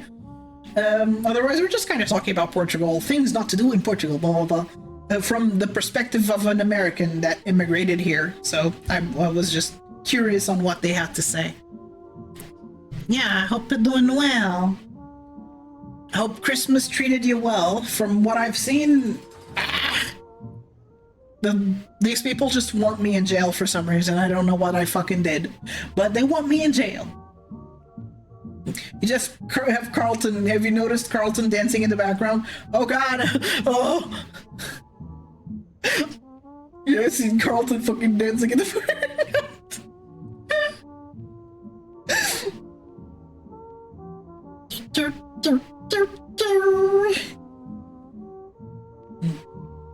Yeah, look at him go. I hope you can move to Warudo at some point. Because honestly, it has so much freedom of things you can do, at least more than Vinyan in my opinion. You can do a lot more in program than you can with Vinyan.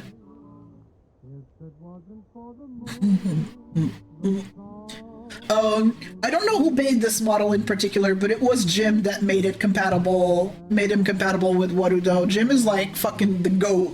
He does everything. I don't know, dude does everything.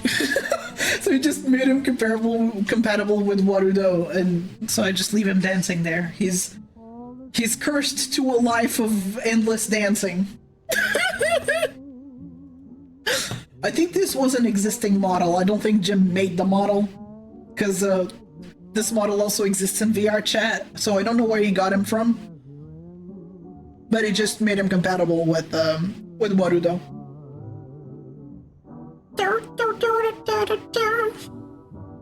Yeah, once Gigi has some free time, definitely. Feel free to ask anything that you need to know. I will gladly help you make the transition if you so wish to move to Warudo.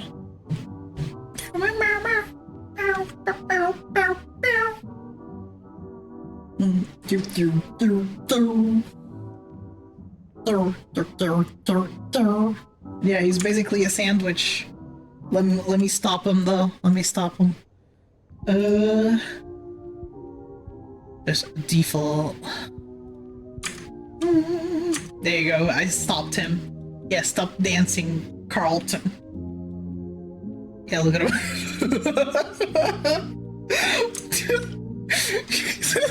He's so terrifying. I love it. Why don't you play again?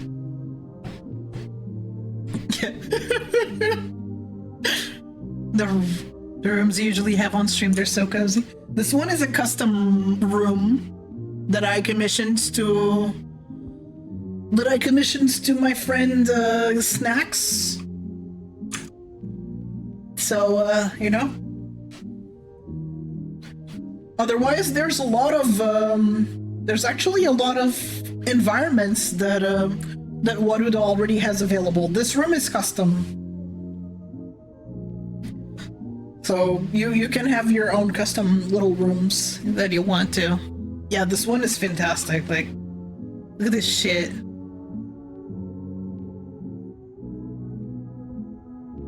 The little ceiling, the little ceiling with the stars, all kinds of little details everywhere. I basically directed the vibe of the room, and then Snacks just made the magic happen. It's great. I love it. It's quite nice. Nice. A little desk with some stuff in there. My TV. There's Metabee sitting with Blobby. Metabee's like, get me the fuck out of here! My Blobby next to him. Get him out!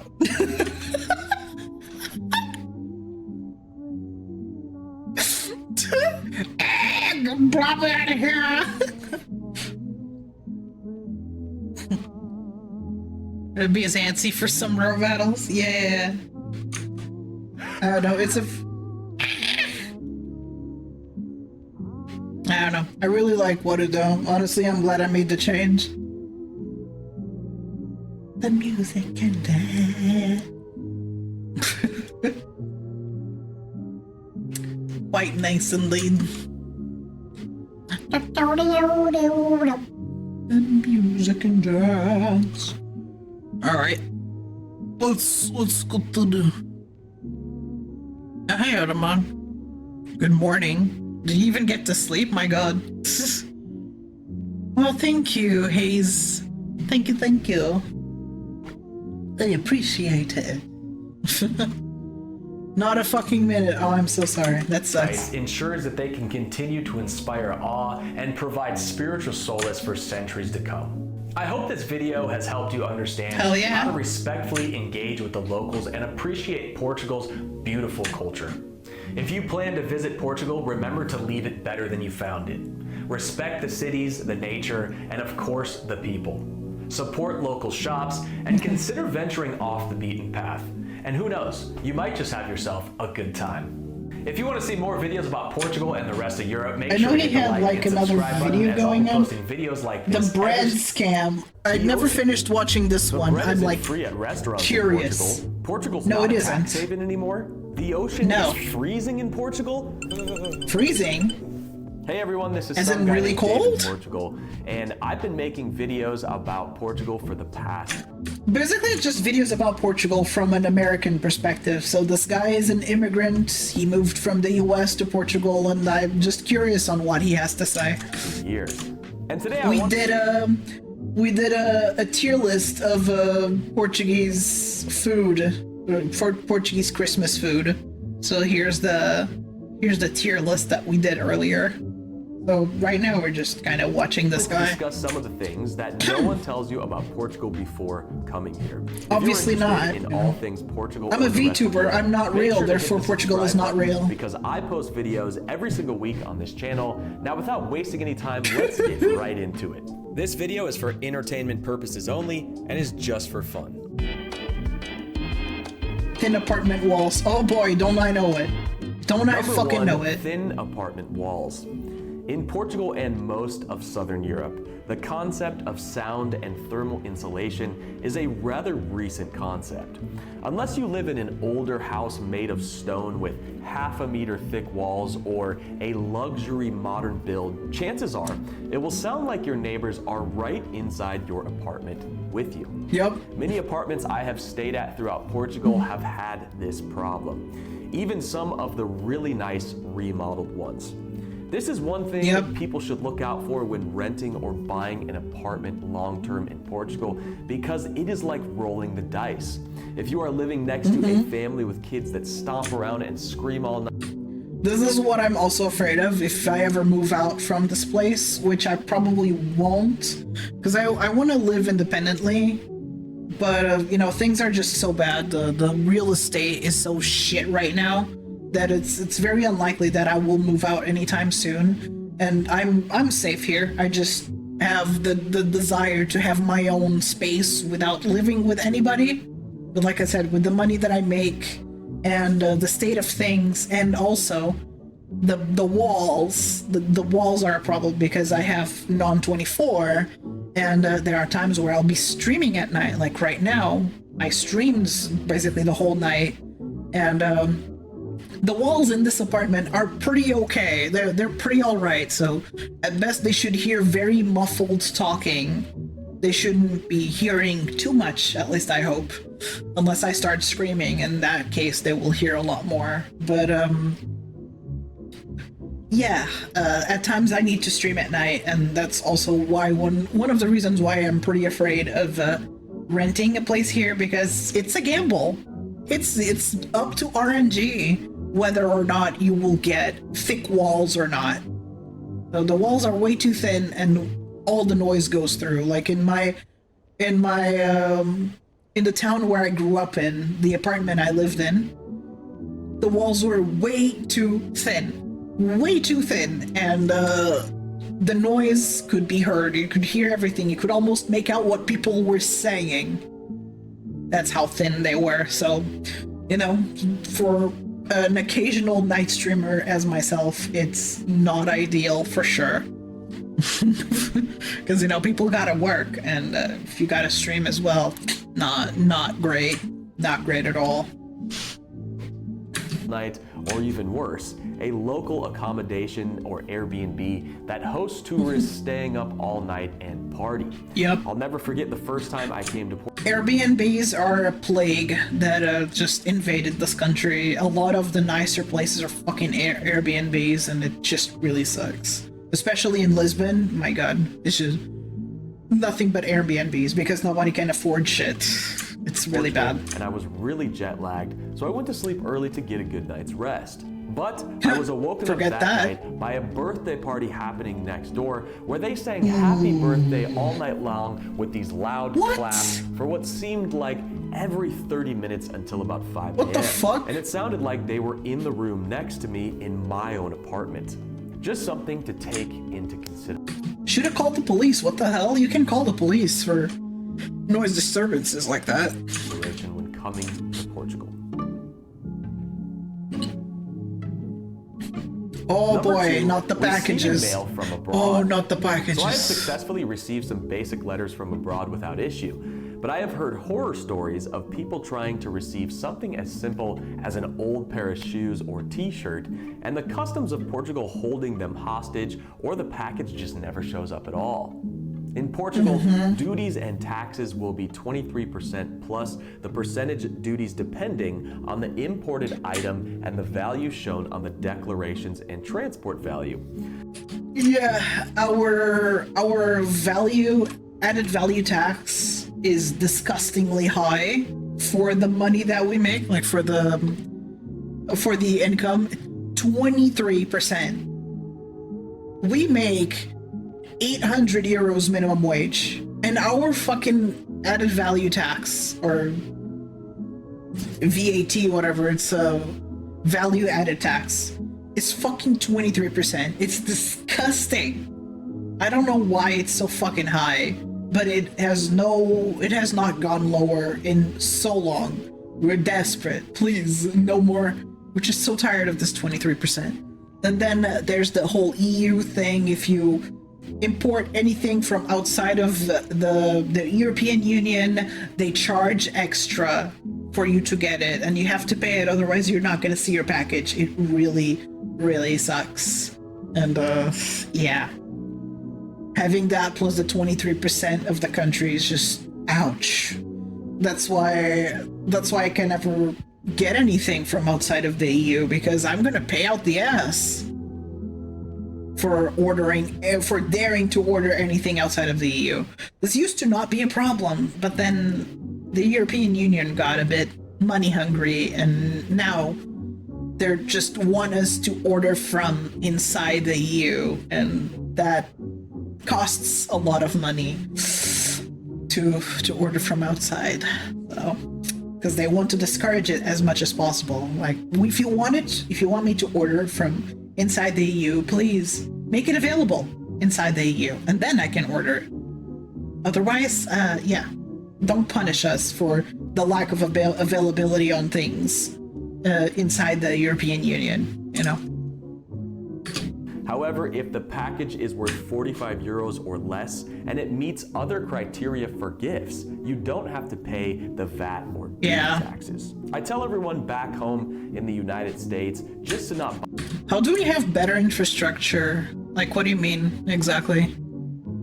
You have 20%. Oh god, I'm so sorry. That sucks. Yes, we do have legal and illegal times. So after 10 p.m., you have to reduce the amount of noise that you make. Between 10 p.m. and 7 or 8 a.m., you have to be quieter. Otherwise, people can't call the police to report a noise disturbance. People don't usually do that unless you're just disgustingly loud, though. However, in Switzerland, the story was quite different. I know ads are going to happen, so I'm not going to replay the video until the ads are over. The story was quite different in Switzerland. People call the police for anything. If you arrive home with heels and you don't take them off right away, people can call the police or just come to your door and be like, hey, you're being loud. And you're just like, I just got home. What the hell? Yeah, but you're being loud. I want to sleep. People are very uppity about noise in Switzerland. It was obnoxious, to say the least. Like, you could not fuck up. You could not shower on Sundays or shower after 10 p.m. Otherwise, you're causing a noise disturbance, and people will call the police over it. It sucks a lot. So I'm glad people are more lax in Portugal. But we do still have the time window where you have to be quieter, which is between 10 p.m. and 8 a.m., if I recall correctly. Oh, healthcare for starters. Yeah, sure. Yeah, true. We do have the... Even if we have the healthcare thing, waiting times can be quite obnoxious. Because although it's almost free, you only pay the tax, basically. You don't pay for the healthcare itself. You pay the tax. The waiting times can be quite a lot sometimes. No playing. Yeah, in Switzerland they give you shit for showering on Sundays or showering after 10 p.m. because their walls are thin too.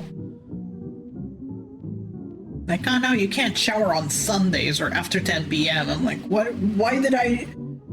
What if I don't get home before 10? Well, then you don't shower. Like, people are so annoying about it, and they're...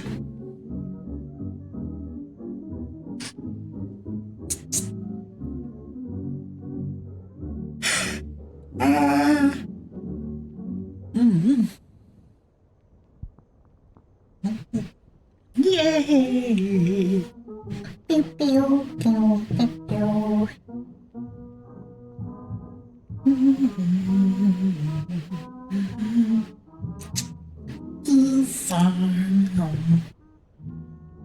In Switzerland, yeah, they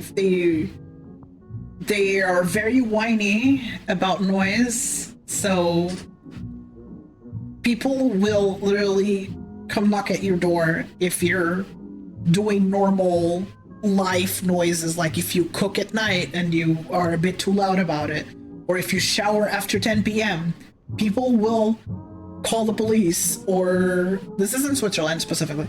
I think it also happens in Germany, but I've never lived in Germany. I've just heard that it's a thing, that people call the police or just knock at your door for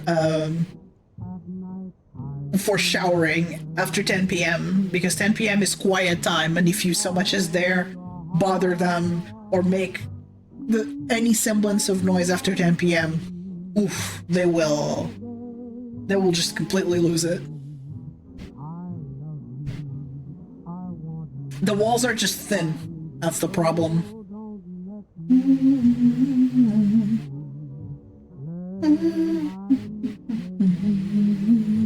Tell me why. Special walls to make the sounds as loud as it. People are just easily disturbed in Switzerland. It sucks.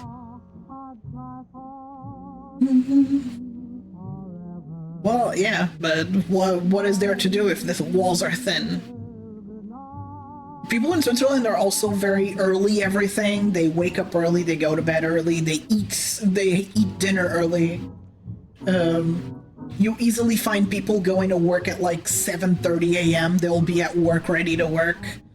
They go to sleep at 10, sometimes even earlier. Sometimes they go to sleep at 9:30. They're very early everything. And they have dinner at 6:30. And that is such a huge discrepancy from Portugal. In Portugal, we have dinner at like 8 p.m., 8:30 at best. We eat really late. We're very late eaters, very late everything. While Switzerland is like the opposite.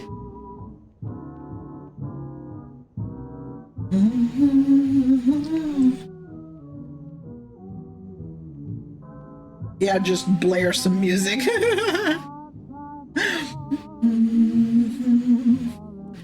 And welcome back, everybody. I'm not sure if everyone is out of the ad break, the ad hell break. But if you are, thank you so much for sitting through the ads. I really appreciate your support. Let's continue, shall we?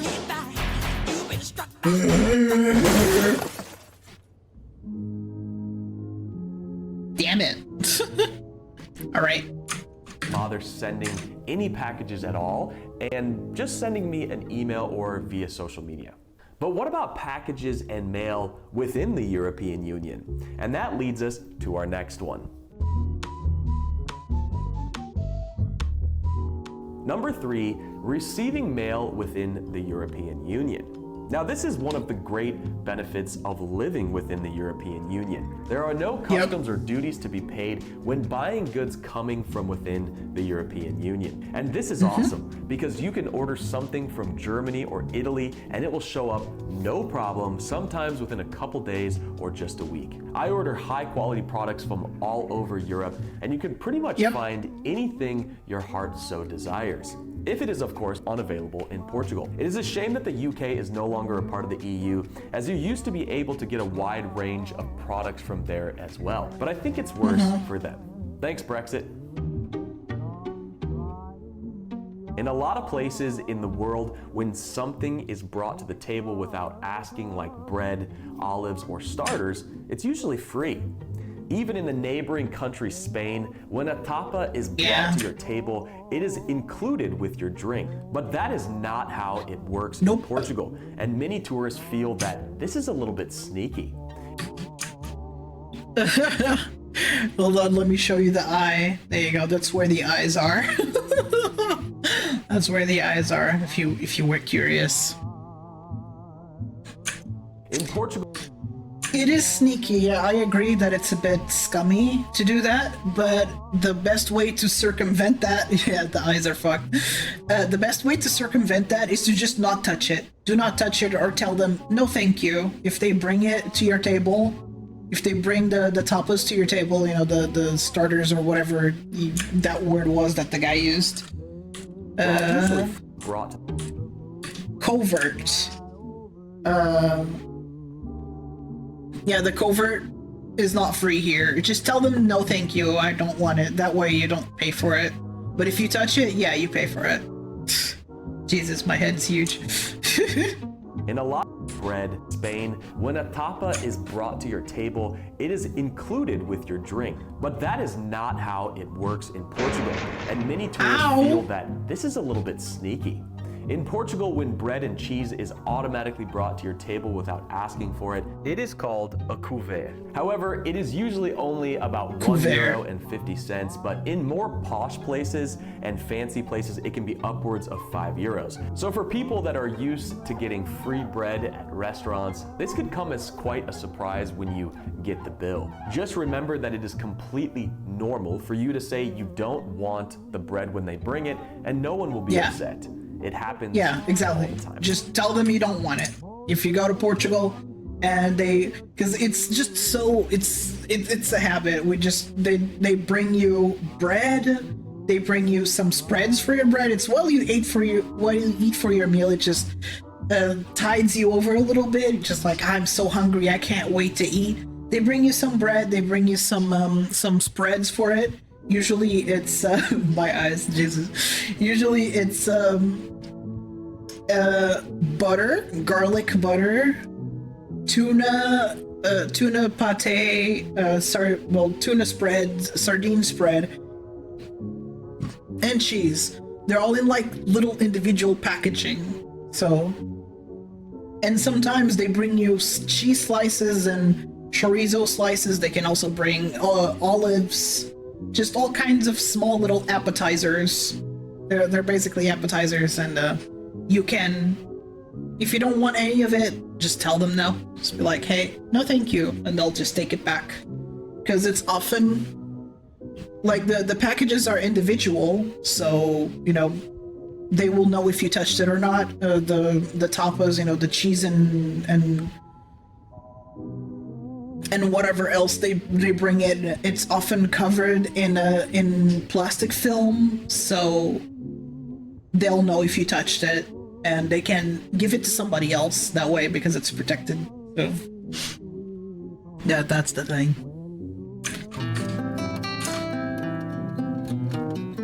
Number 5, signatures. In Portugal, at official establishments, making sure your signature is exactly how it is on official documents like your passport or identification is very important. In the United States, you can sometimes get away with slight variations in your signature, but I have had to resubmit documents when opening bank accounts here in Portugal because my signature didn't perfectly match the one on my credentials. So it is very important to make sure you are signing the exact same signature on everything, or this could lead to potential problems down the road. Practice makes perfect.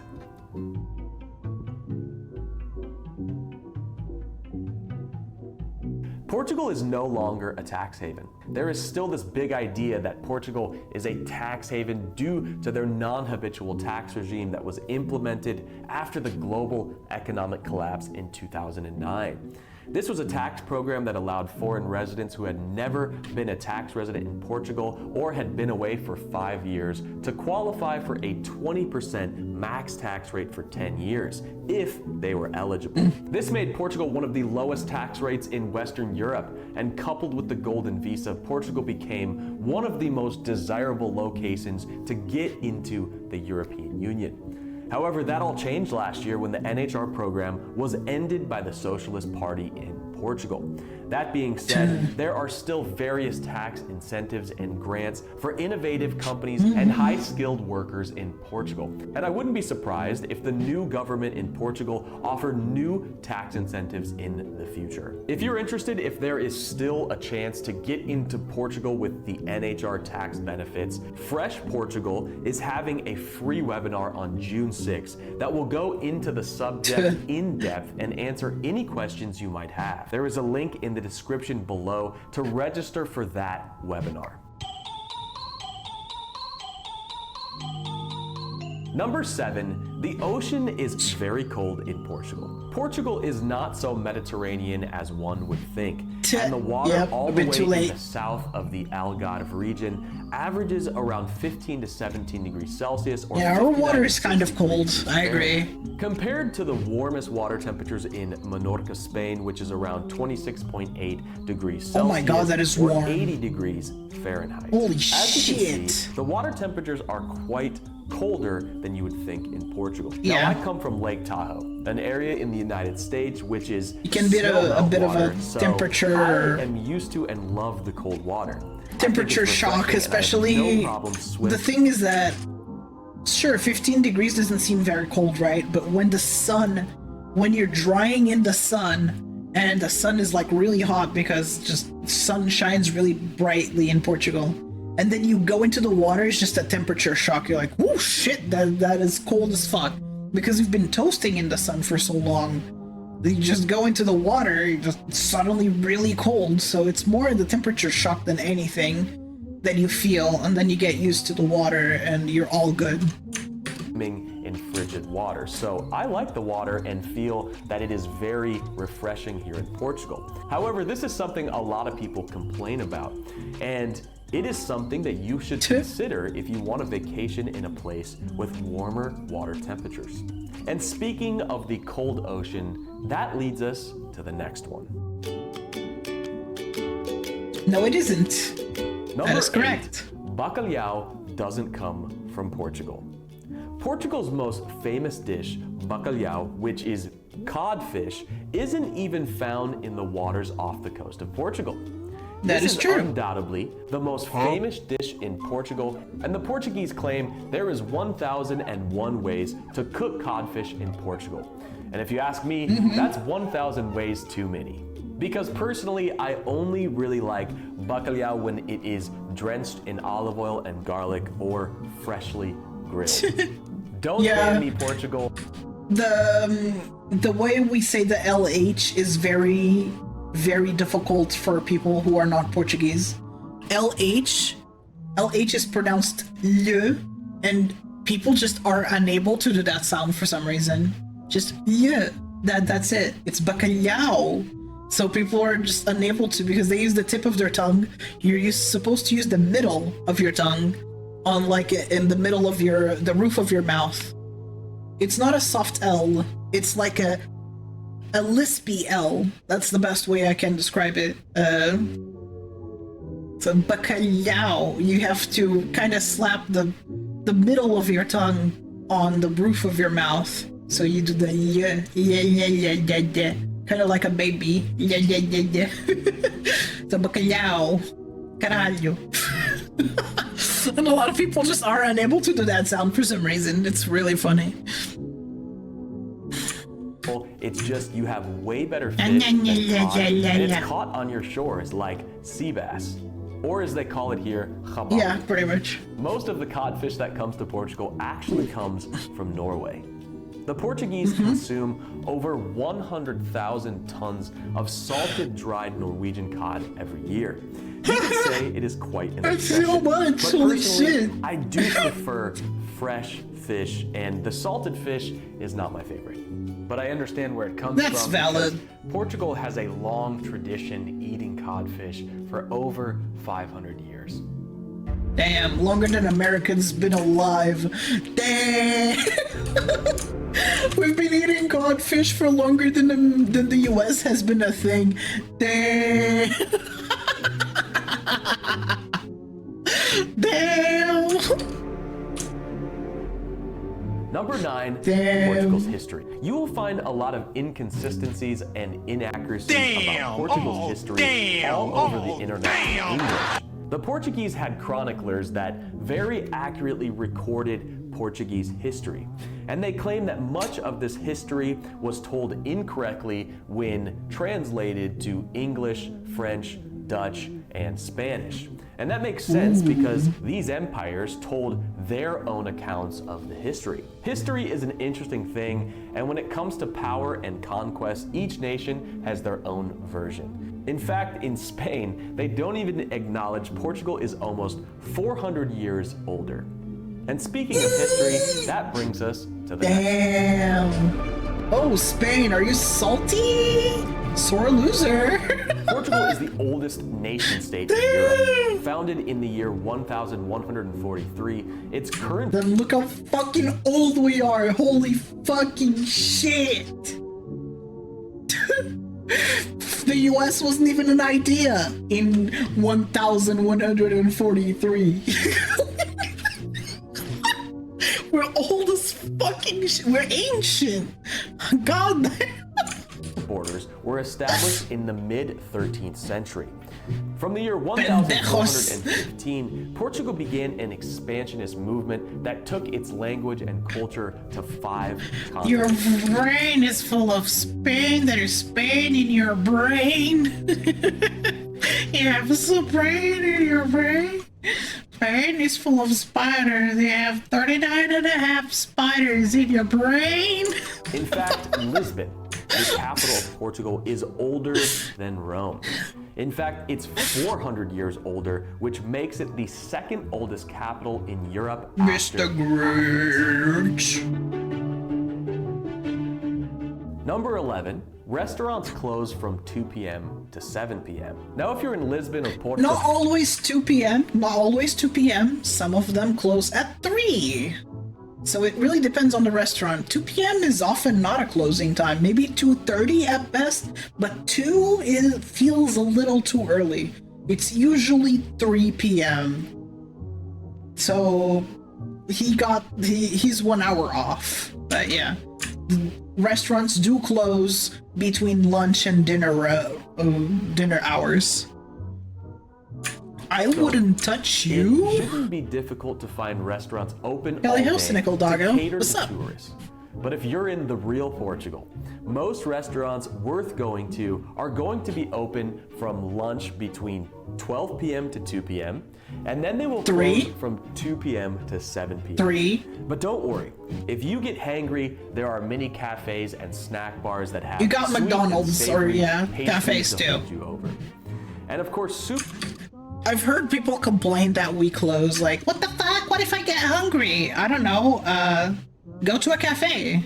Cafes are open from like 9 a.m. to 8 p.m. or something. So just go to a cafe and have yourself a sandwich or a pastry or something. You don't need to eat a whole meal all day.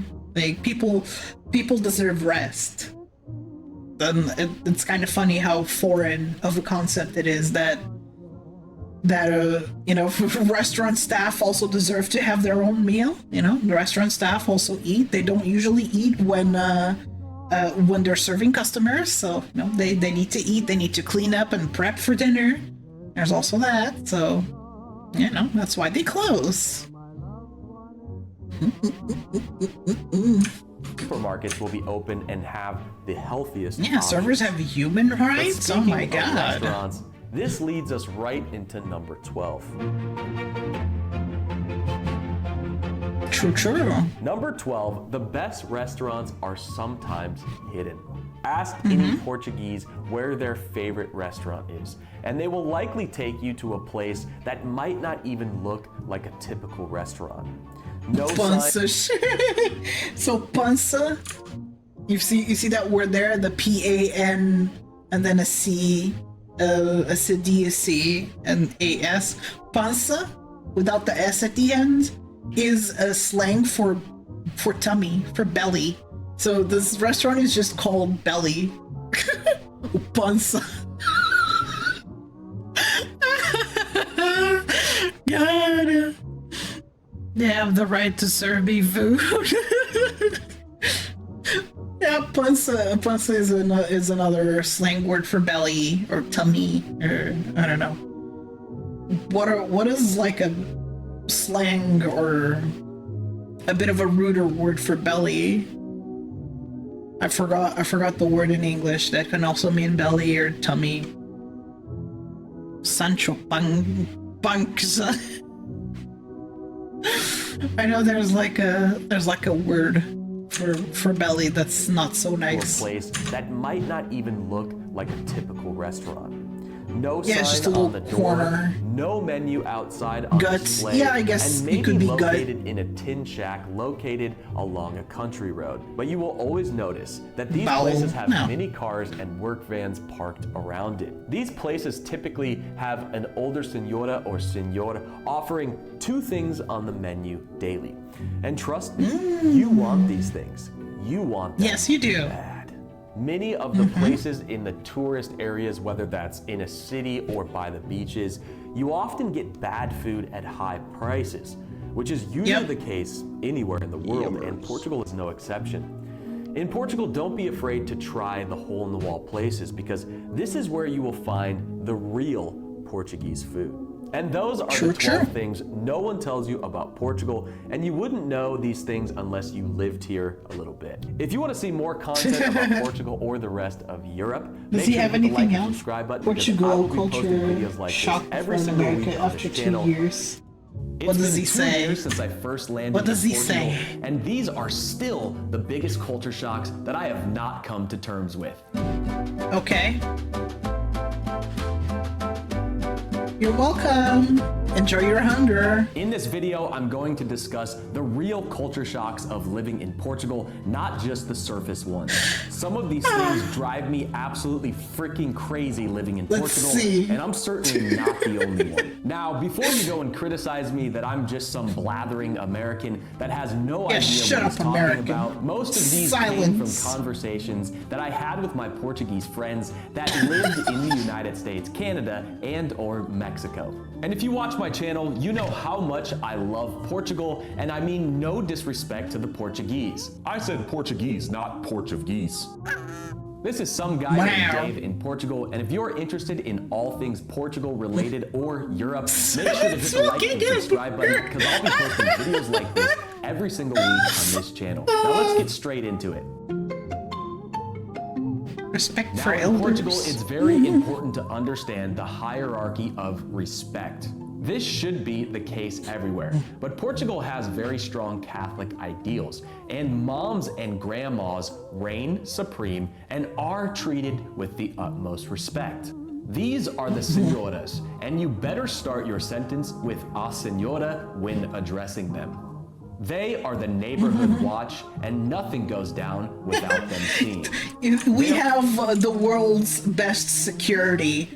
Old ladies at the balcony. Nothing escapes their eye. They see everything. The old grandma, the grandma at the balcony, you bet your ass they know everything.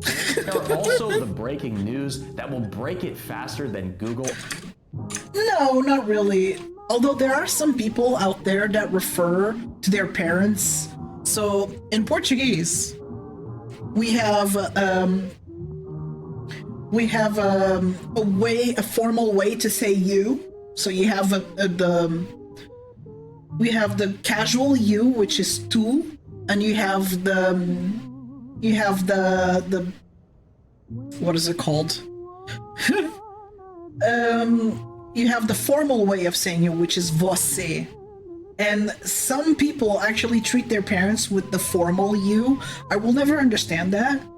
I understand treating your grandparents like that, but your parents just feels weird. It's like you're creating a distance between you and your parents when you treat them with the formal you, when you treat them formally.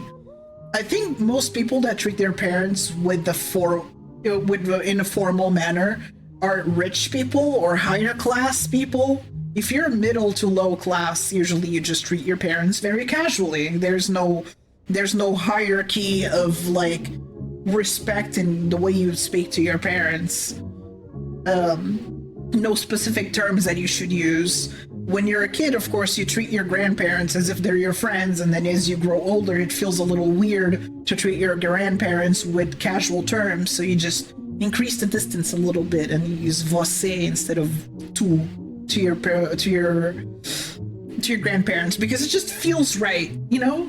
It's a bit complicated because in English there is no formal you. You just say you and that's it.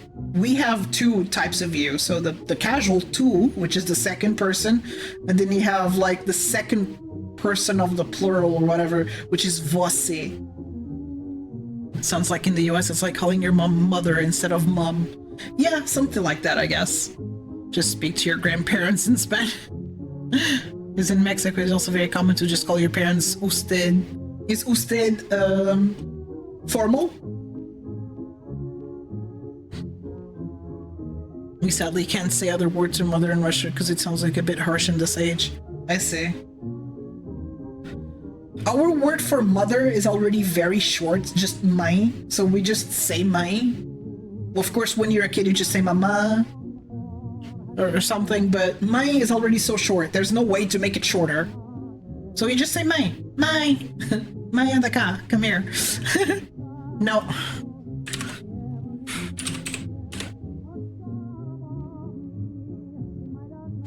It is that your parents are not your friends, they are your parents, so it's showing them respect, especially in small towns. Yeah, usually if people treat their parents with the formal terms, they're either higher class or they're older folks, you know. They're just you know, they're already old parents that have even older parents.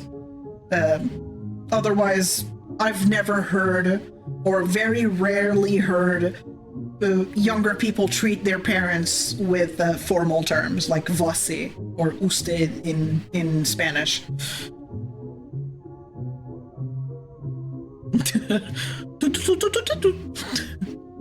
Yeah, it is that your parents. Okay, yeah, I already read that. So, yeah. For señor, señora is if you're referring to somebody in the third person. Like somebody in the third person, especially if that person happens to be older. But even when you're like referring to an adult woman, you just say aquela senhora, that lady, you know? Senhora is just goes for ma'am, miss, Mrs., lady, and it goes for all of that. It covers all those terms. Senhora is just any middle-aged woman, or you know, any adult woman, I guess, starting on the 30s or whatnot. Otherwise, you can't say rapariga when it's like a younger woman, like a girl, I guess. Old lady's madre or mother. That's weird. I mean, weird that just calling an older lady just mother. Like, huh? Why? And it is my mom calling her Madrecila, which means little thing. Oh god. God. So your relationship with your parents in Portugal tends to be pretty casual. Of course, you don't talk to them the same way you talk to your friends. You adapt your vocabulary just a little bit, but there's no specific terms that you need to use for your parents, at least in this day and age. A lot of people just have very casual relationships with their parents. So there's really nothing to truly pay attention to it, as far as I know, at least. On your smartphone. And if you are at the grocery store, it is literally the law to let them or any elderly person go in front of you. But if you're a decent... I'm not sure. I'm actually not sure if it's the law. I do not know this. I think there's priority lines where there are priority lines where the elderly, disabled, and pregnant can go through, but I never see people letting older people cut in front. I don't think that is the law. I would have to check. I'm actually interested. All right, let's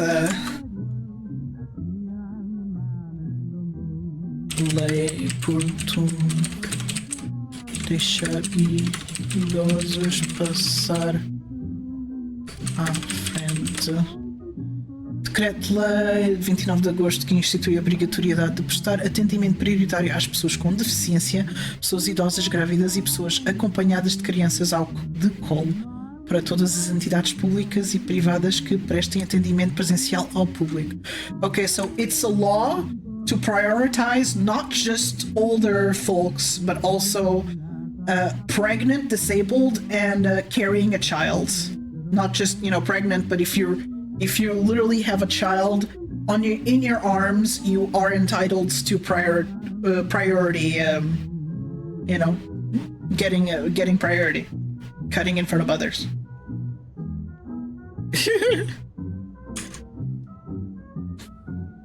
But this is for the establishment. It's not you letting them cut in front of you. Every establishment should provide priority to the disabled, pregnant, elderly, and people carrying children. This is a law for the establishment itself, not for you. You're not required by law to let them cut in front of you. Yes, I did, because I'm Portuguese. That's why. I was reading something out loud.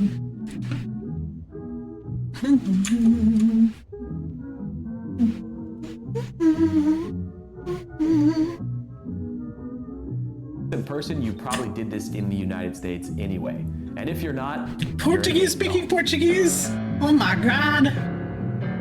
Safety. Oh boy. Now, if you come from the United States, especially a major city, then it may come as a culture shock on just how safe Portugal really is. It took me a while to get used to walking through the dark and dingy alleyways in Lisbon and Porto, but these often harbor some of the best bars and restaurants. We do have trams. Are most of the time completely safe. You see, violent crimes are relatively low in Portugal, and the crimes that are more common in Portugal are more petty crimes like pickpocketing, which is definitely no fun if you get your passport and money stolen. But it is... Yeah, we have more of a petty crime problem, but please do not think that, please don't think that you can just leave your belongings anywhere and not get them stolen, because they will get stolen. It's not safe like Japan or even like Switzerland. In Switzerland, people are also not very likely to rob from you. If you're in a smaller town, your stuff is more likely to get returned than if you're, of course, in Lisbon. If you're in Lisbon, you can say goodbye to your shit. It's all gone.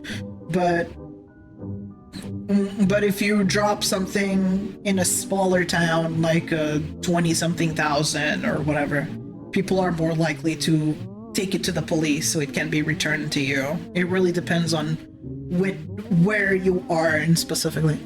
Unless one of your friends is Portuguese, he looks after all of us as friends, but himself, then Portuguese people look out for... What are you talking about?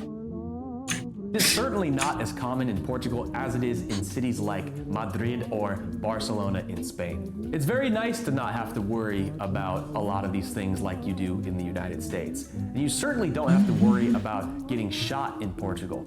Now, there are guns in Portugal, but most of these guns are owned by people in the rural countryside who go boar hunting. What you do have to look out for are the people selling drugs to you on the streets, because usually they're not drugs. Yeah, they're fake drugs. People will try to scam you and sell you fake drugs, and it's not actually drugs. That's... Assim... Falas tu, o que é que estás a falar, pá? Merda é essa? Que raio de mensagem é que tu mandaste? Now let me start by saying that I absolutely love Portuguese food. The seafood is unbeatable, and I've even had some of the best steak dinners in my life, which I was not expecting. In fact, the other day I was talking to an owner of a... You mean I am 82.5% of all Portuguese guns? I don't know. I've actually never been... I don't go outside, like, to begin with. I barely go outside. But I've never been addressed by a random guy trying to sell me drugs, so I have no idea what it actually is.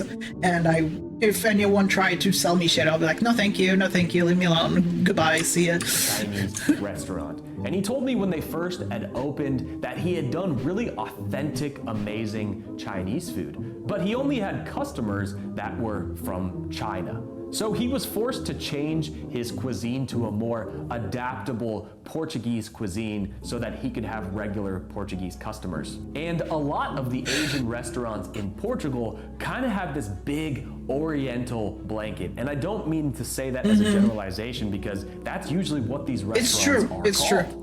These restaurants oftentimes have sushi and Chinese food and Korean food all mixed into one general restaurant. I find that to be a pity, because then they don't really specialize in everything, in anything in particular. It's like a jack of all trades, master of none. They do a lot of dishes, dishes all around Asia, especially it's Southeast, right? Like, sorry, I'm like having trouble with the geography right now. So China, Japan, Korea, that area of Asia, they tend to have dishes from those locations, but they're all kind of mediocre. None of them are quite amazing, because those restaurants are just so focused in having as much of a variety of dishes as they can, that none of it particularly stands out. It's kind of whatever. It's edible. It's not bad. I would say it's like a B-tier restaurant kind of thing, but it's nothing amazing. And I find that's a pity, that they just want to serve as many variety of dishes as possible, and it's all kind of bleh, you know? There's some legit Chinese food in the Bay and LA with actual Chinese chefs. And the thing is that these restaurants, these Chinese restaurants they have Asian staff. I don't know where the staff is from. There's a large population of Chinese people in Portugal, actually. You would be happy to know there's quite a large population of Chinese people. They have a lot of small stores. Unfortunately, they do sell rather low quality products. Basically, think of it as Temu, but in a smaller scale kind of thing. There's a ton of them. They don't sell anything branded. It's all just kind of garbage. And I'm sorry if this sounds offensive, EXO. I'm really sorry, but there's really just no other way to describe it. They do sell garbage. It's all shit. For a long time, it was the same in the US, but more recently, in the past 20 years or so, Americans are becoming interested in having authentic food, especially on the west coast of the US. I see. It's really a pity, because the Chinese, we refer to Chinese stores as low quality, or when something is low quality, we always say it came from the Chinese store. And it's unfortunate. I want them to sell better things, but they just don't sell better things. It's all shit. Why are you selling plastic garbage that breaks the moment you look at it funny? Please sell higher quality shit. Stop selling me bootleg garbage. Just please invest in better quality products. Sure, it's nice to go to those stores. Those are like, they almost become convenience stores in a way, where if you're looking for the most random shit, you are more likely to find it there. Not food though. They don't contain food of any kind. They're like they're Temu, basically. Think of Temu in smaller scale. Or Wish in smaller scale, whatever store you want to think of.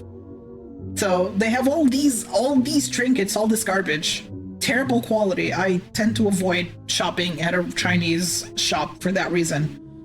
And no, they don't contain any snacks. It's just things. They just sell things. Maybe they have like some sweets by the register. And that's it. At best, it's just sweets by the register. But otherwise, it's just bad quality clothes, bad quality everything. Just if you're looking for something random on the spot, you're likely to find it at the Chinese store. And you know what's the funny thing is that those stores all have a very particular smell to them. They smell kind of like plastic in a way. Just when you get cheap stuff and you have that very particular smell, those stores all smell like that.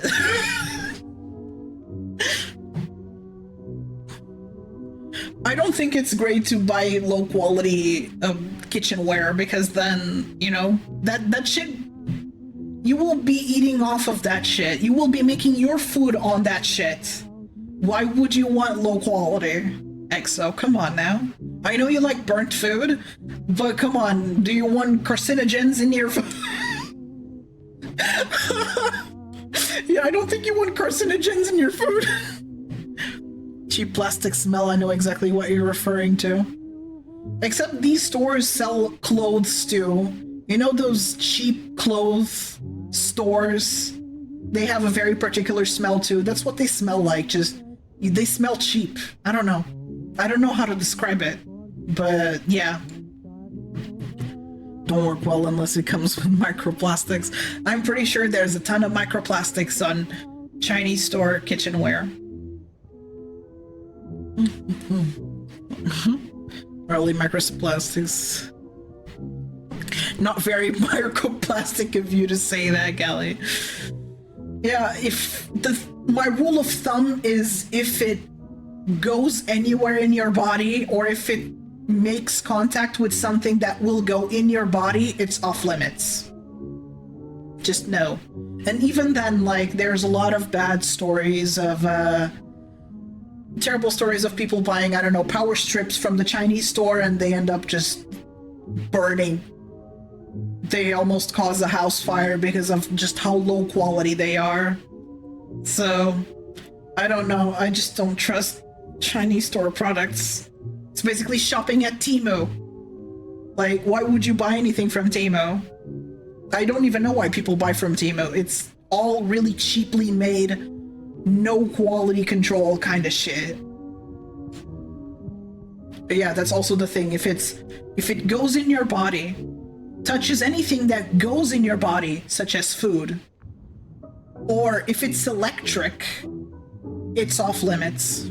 Just no. To top it off, a little bit of American asbestos lead for seasoning just really finishes it all nicely, of course. Sometimes though, you just want some cheap, worthless shit. Absolutely. No, I don't disagree. It just my rule of thumb is if it goes in your body, such as makeup, earrings, except for clothes. Clothes is fine, but makeup and earrings, for example, if it's kitchenware, which makes food that you will be consuming, so therefore it goes in your body, or if it's electric, like a power strip, something that requires you to plug it into the wall, it's a no from me. For safety. The latter one, especially for safety. I've heard horror stories of things just burning down or melting, things that were bought at the Chinese store, so. I don't even know how they managed to sell those. Like, it sounds like a nightmare for the European Union. The European Union is so, like, uppity when it comes to quality. I'm surprised they're able to sell those products in Portugal at all. And the funny thing, I'm not sure if you're gonna laugh about this or not care, but you often see their kids at the store with them. You just have them babysitting their own kids at the store because all they do is work. So you just see their family. Have you seen the power strip that doubles as a fireplace on Amazon? Oh my god. Yeah, you just see their kids casually chilling. Sometimes even doing some work, like, I don't know, clearing up the aisles, or just kind of chilling around. You see their kids just randomly. It's very common. Because they spend their every waking moment at the store. It might as well be their home, so that's where their kids are a lot. If they're not at school, they're at the store with their parents. I'm waiting for EXO's response on that one.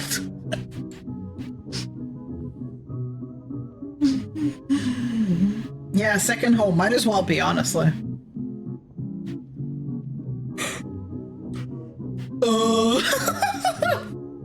What? I wish I was making this up, I'm not. You just see their kids casually chilling at the store.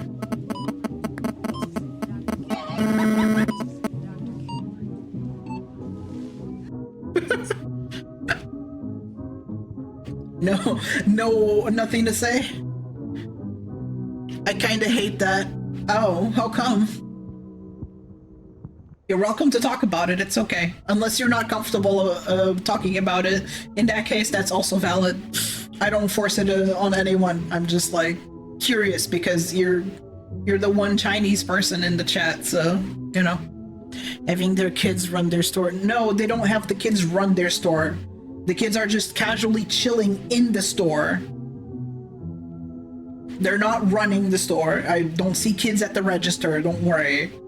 Just, you know, you have the owner of the store by the register and you have their kids sitting next to them, for example.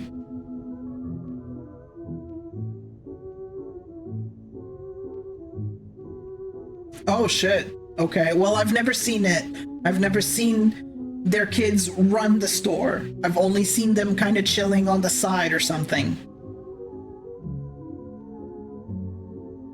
Yeah, the homework table, yeah.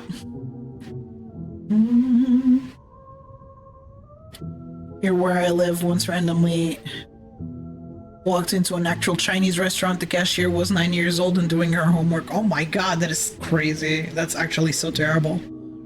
I had this kid clearly under 10 literally ring me up after a meal and also act as my server. Oh, that sucks. I often just see the kids casually chilling around the store. They might help in minor tasks, but I've never seen them do the bigger tasks, as in being a server, being a cashier. I've never seen Chinese kids do that in Portugal because they would probably get reported for child labor. I don't think that would pass very well in Portugal, but I don't know. I've just never personally seen it. I'm not saying it's not real, but I have never seen it myself. Yeah, it's really unfortunate. Hello, police. This child is doing a terrible job. Jesus. So, for the sake of those kids, I hope they're just casually hanging with their parents so they're not home alone. I hope that is the case, for their sake. I hope it's just their parents, you know, keeping them safe with them because they cannot be home to take care of them. Because usually when you own a store, sometimes you just have your kid be there with you because you're not able to be home. Or, you know, neither of the parents is available to take care of the kids, so they just have them at the store, so they're not home alone. Because even though it's kind of shitty for them to be at a store, it's better than them being home alone and getting themselves in danger, you know?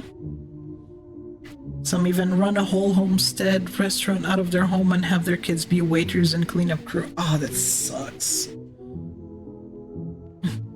We do have hole-in-the-wall Chinese restaurants that aren't even legal, technically. So those that are not legal... Thanks for that. So those that are not legal, I would imagine that they probably have their kids do things, so yeah. Anyway, moving on. We've been on a tangent for a while there.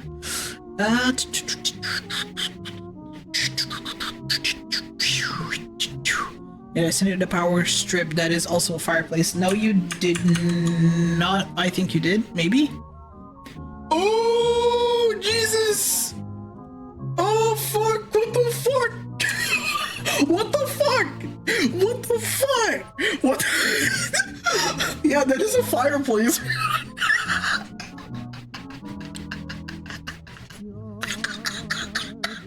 What the fuck? Yes, yes, yes. What the?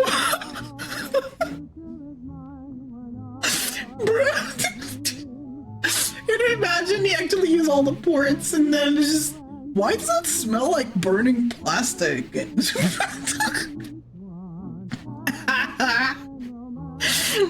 Aha! Too many toasters! And this is the output.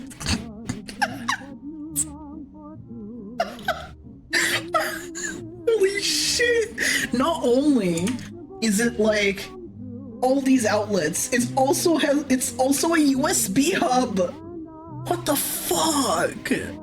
It has to be. Oh my god, this is an Amazon thing, but yeah, please let this be AI. 1, 2, 3, 4, 5 1, 2, 3, 4, 5, 6, 7, 8, 9, 10, 11, 12, 13, 14, 15, 16, 17, 18, 19, 20, 21, 22, 23, 24, 25,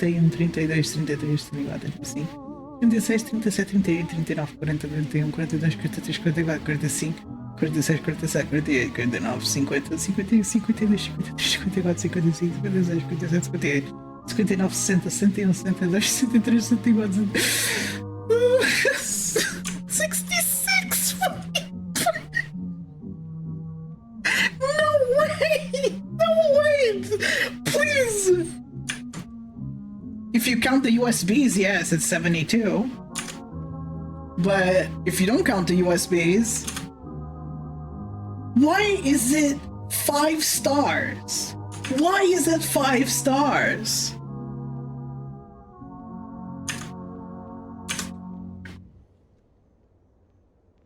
Okay, it got banned, okay. But why did they get 3,655 people to give this thing 5 stars? Did they fucking really? I'm glad it's banned. Like, holy fucking shit. Holy fucking shit. Oh, this would just start a fire immediately, just spontaneously combust, like, poof. It just suddenly goes like that and you have a house fire. That's it. This is so scary. God, what the fuck? What the fuck? That's insane. Oh, what the hell? Which can come as a huge culture shock if you're from a place like New York City, Los Angeles. Apparently it was, and it got banned from Amazon. And one of the cuisines I miss so much is Vietnamese food, which is very uncommon here in Portugal. Now, of course, Yeah, I sadly. didn't come to Portugal to have Mexican food, but man, do I miss it. The only thing you can really get for the most part here in Portugal is Tex-Mex. And if you're from a place like California or Nevada, you know that Tex-Mex ain't the real deal. I want that guadalajara adobada. Still delicious though. Sure, it's not real. Technically not Mexican food. Still fucking delicious. Still delicious. We have a Mexican in the chat. How do you feel about Tex-Mex food? We have Taco Bell, and God, Taco Bell is so good. Yeah, Mexico's not real. Sorry. I guess you're not real too. You're not real, I'm Otamon. like a broken record here because I do talk about this a lot in my videos. But this is one culture shock that really grinds my gears. I can't tell you how many professional companies have come to my house, assessed the job thoroughly, taken measurements, told me how easy it was going to be, only to never hear from them again. Even after multiple follow-ups, absolute crickets. Oh, that sucks. First, I wanted to believe that occasionally this is just something that happens, just like it does in the United States. But then it kept happening over and over and over again. And I've come to realize now that this is something very common. Now, I am in no way saying that there aren't exceptional Portuguese companies and businesses, because there certainly are. But if you find one that goes above and beyond and does an incredible job, never let them go and cherish them. Companies and professionals in Portugal just... There's a lot of bad stories about just companies not giving a shit. Either employees that are not paid, they're not paid enough to care, so they just kind of don't give a shit about what they do. I don't know.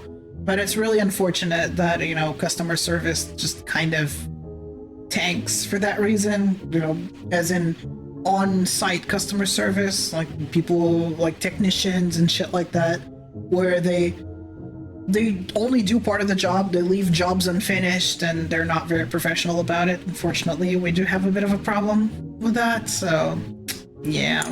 Just don't seem to have the same punctuality and management that you find on average in the United States. And at first I thought maybe this was because I was just a foreigner and they didn't want to bother. But come to find out, this happens to my Portuguese friends and family, and it's also something I hear being complained about at cafes very frequently. We kind of suck at disciplining There are access. places that don't have elevators or access to the upper levels of... I would assume that this is because Portugal is just so fucking ancient that there's just a lot of buildings that don't have elevators for that reason. Because there's still a lot of buildings that are hundreds of years old, or at least almost 100, and you sometimes rent places. You sometimes rent places, and it says 3rd floor, no elevator. I'm like, it's really terrible. There's quite a lack of accessibility in Portugal. Accessibility is not taken as seriously as it should, and it's a shame, really. It's very unfortunate. Portugal is pretty behind on a lot of things, and accessibility and, you know, proper service from technicians are two of those things. And yeah, you know, it makes me a little ashamed of my country, but, you know, hopefully things get better. Of the building. And this is a stark contrast to the United States, where there is accessibility to people who have disabilities almost everywhere. I mean, I think this is a real problem in Lisbon because I don't remember seeing anybody in a wheelchair ever in Lisbon, which is crazy to me. In the newer buildings in Portugal, I have seen elevators gained access, but most of the Airbnbs and buildings I've been through, you have to take the stairs to carry all of your luggage up the stairs, and this will drive some Americans out. The lack of elevators in Lisbon is appalling because the buildings are ancient. A lot of the buildings are hundreds of years old, and they're still standing, yes. Just there's no elevators, and it fucking sucks. And sometimes the stairs are really tall, so it's even worse. So even if you're not a wheelchair user, if you just happen to have a bad back or something, it's shit as hell to carry your groceries all the way to your apartment, you know? 60 seconds. Your legs are still attached. Absolutely nuts. Now this is one where I do think the United States wins in terms of engineering, and that is in a lot of the toilet bowls that I see here in Portugal. A lot of the times when you go to use the restroom in Portugal, the toilet hole is in the front of the toilet. Meaning that when you do a number 2, it just kind of sits on the porcelain for you to look at. And when you flush the toilet, there is usually always a little bit left behind. And almost every single time, you have to use the toilet brush to scrub it off. Now this is where I wonder how hard is it just to make a toilet where the hole is right underneath you so that it drops into the water. I have heard that people in the UK and different parts of Netherlands and Europe like to examine and observe their poop. I'm not. The thing is that is a good practice because your poop can tell you a lot about your health. So it is good practice to examine. Because you can tell a lot of things by how it looks and the color of it. As disgusting as it is a good way to keep up with your health. Unfortunately, looking at your stool is a good way. Can look at it before you flush. Yeah. One of those people. I like to put it in the water, flush it down, and act like it never came from me. What can I say? That's how toilets look like for us. I don't know where he got that flat toilet. I don't know where he got that flat toilet from. Like, that's how toilets look like for us, with the bidet and whatnot. Yeah, the hole in the middle. It's right there. I don't know where he got the weird toilet from. To look at. Yeah, this what is this weird ass toilet? What is this? We don't have that. If we have that, it's just a weird one. It's a weird off one. Our toilets don't look like this. They just don't. Like to examine it and what can I say? I'm a big fan of toilets, everyone. Yeah, let me just I know, cause ads are currently playing. Casually twirls the log before respectfully putting it back. Yeah, just go like and then just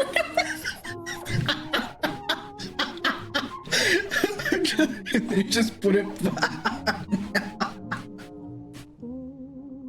I love that meme. I've been seeing it a lot in on TikTok where people just grab random objects and just twirl it, go and then put it back.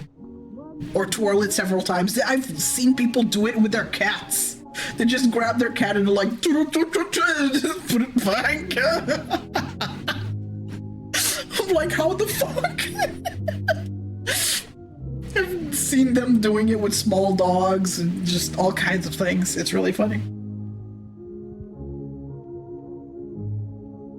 Yeah, exactly. You just need a few extra points.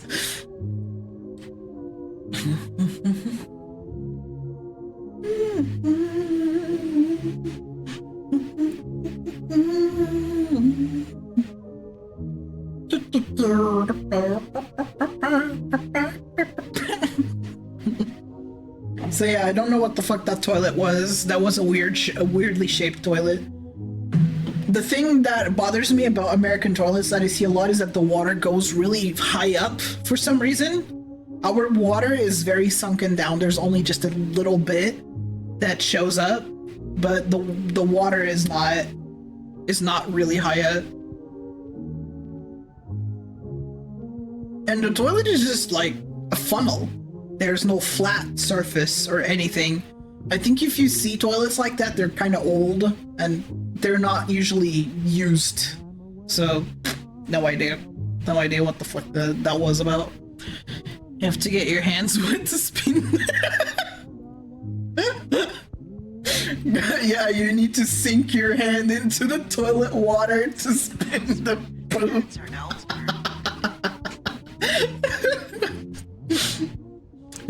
Toilet water.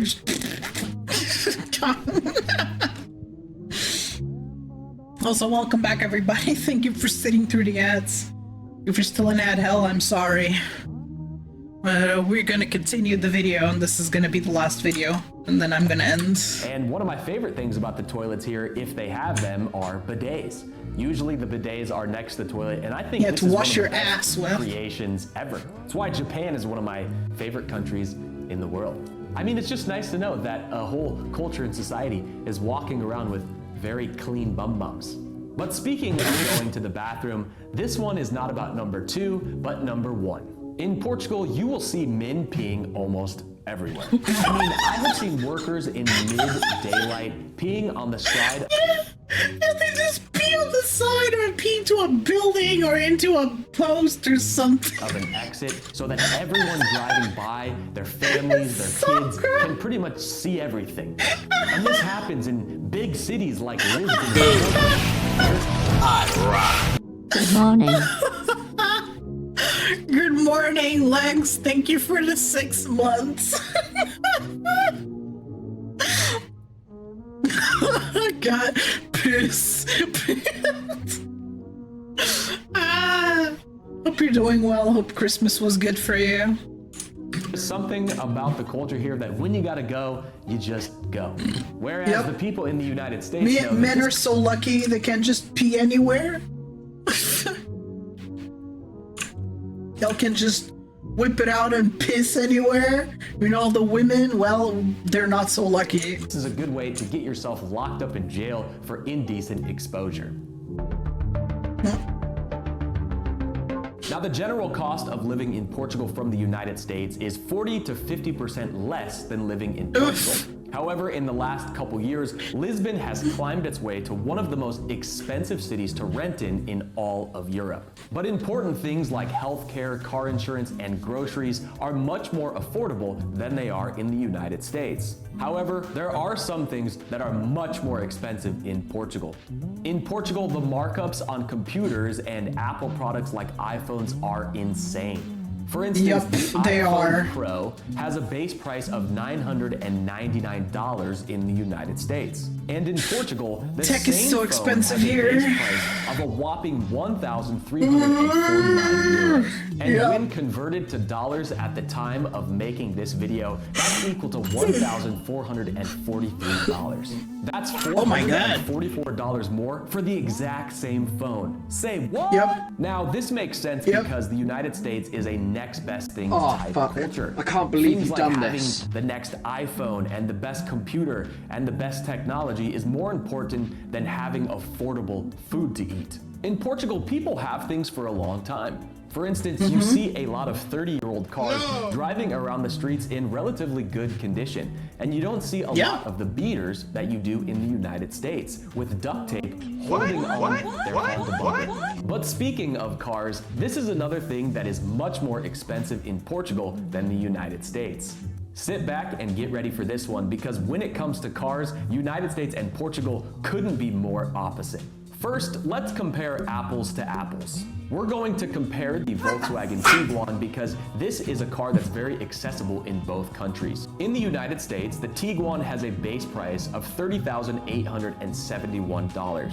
But in Portugal, this same car has a base price of 37,257 euros, which at the time of making this video converted to $39,858. That's $9,000 more in Portugal than the United States, and it's probably a freaking manual shift gear. I think that's crazy. Why is it so much more expensive in the US considering it's a German car? Shouldn't it be cheaper in Portugal than it is in America? I don't get it. However, one thing that is important to note is that in Portugal, this price includes the tax price. Whereas in the United States, the tax price is usually added once you're buying the car.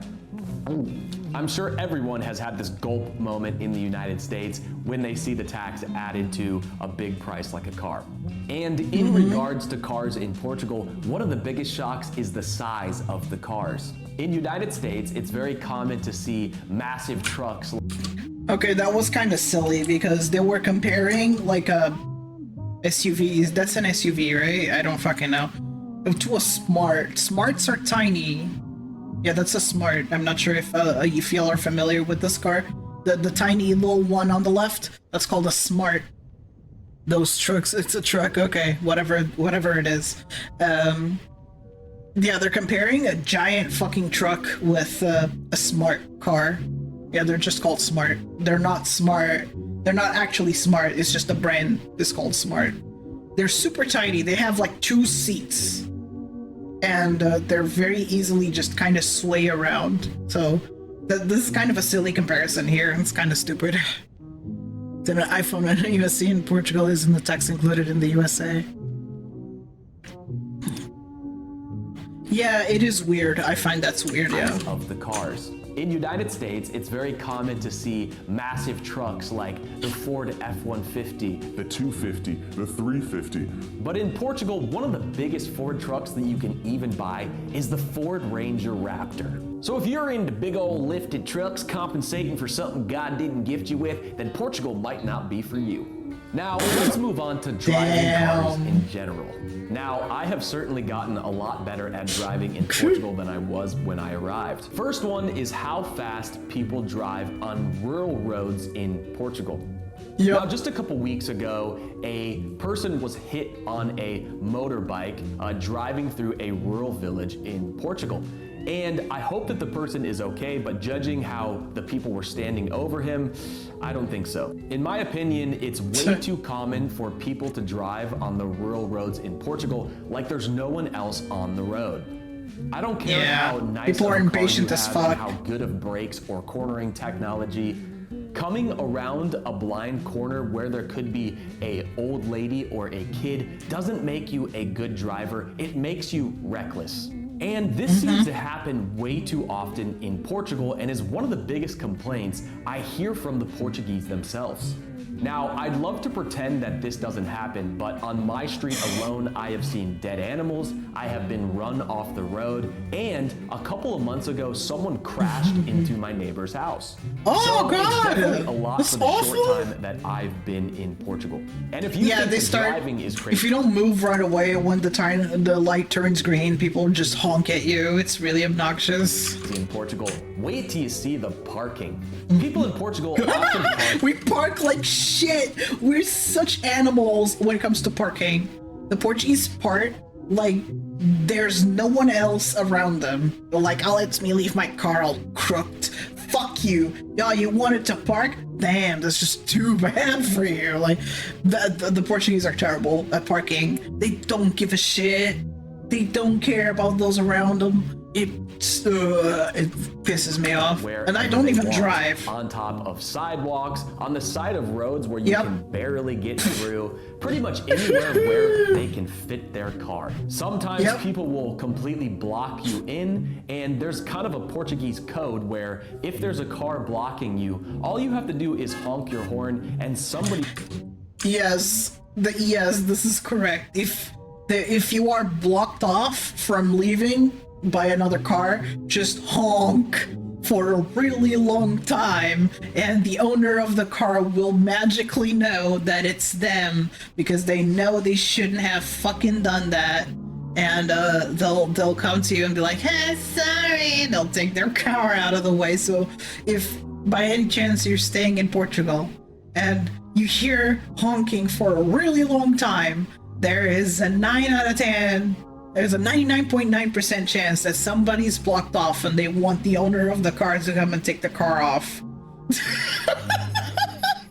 No, I am not being sarcastic. This is real. People will honk. They'll be like, like, just get me the fuck out of here. Get your car off. I want to leave. And somebody will come to you, or the owner of the car hopefully will come to you and be like, all right, I'll take the car off. Because a lot of the time people will block you off because there's nowhere else to park, or because they're assholes. I don't know, one of the two. He will come out of a magical apartment or from a...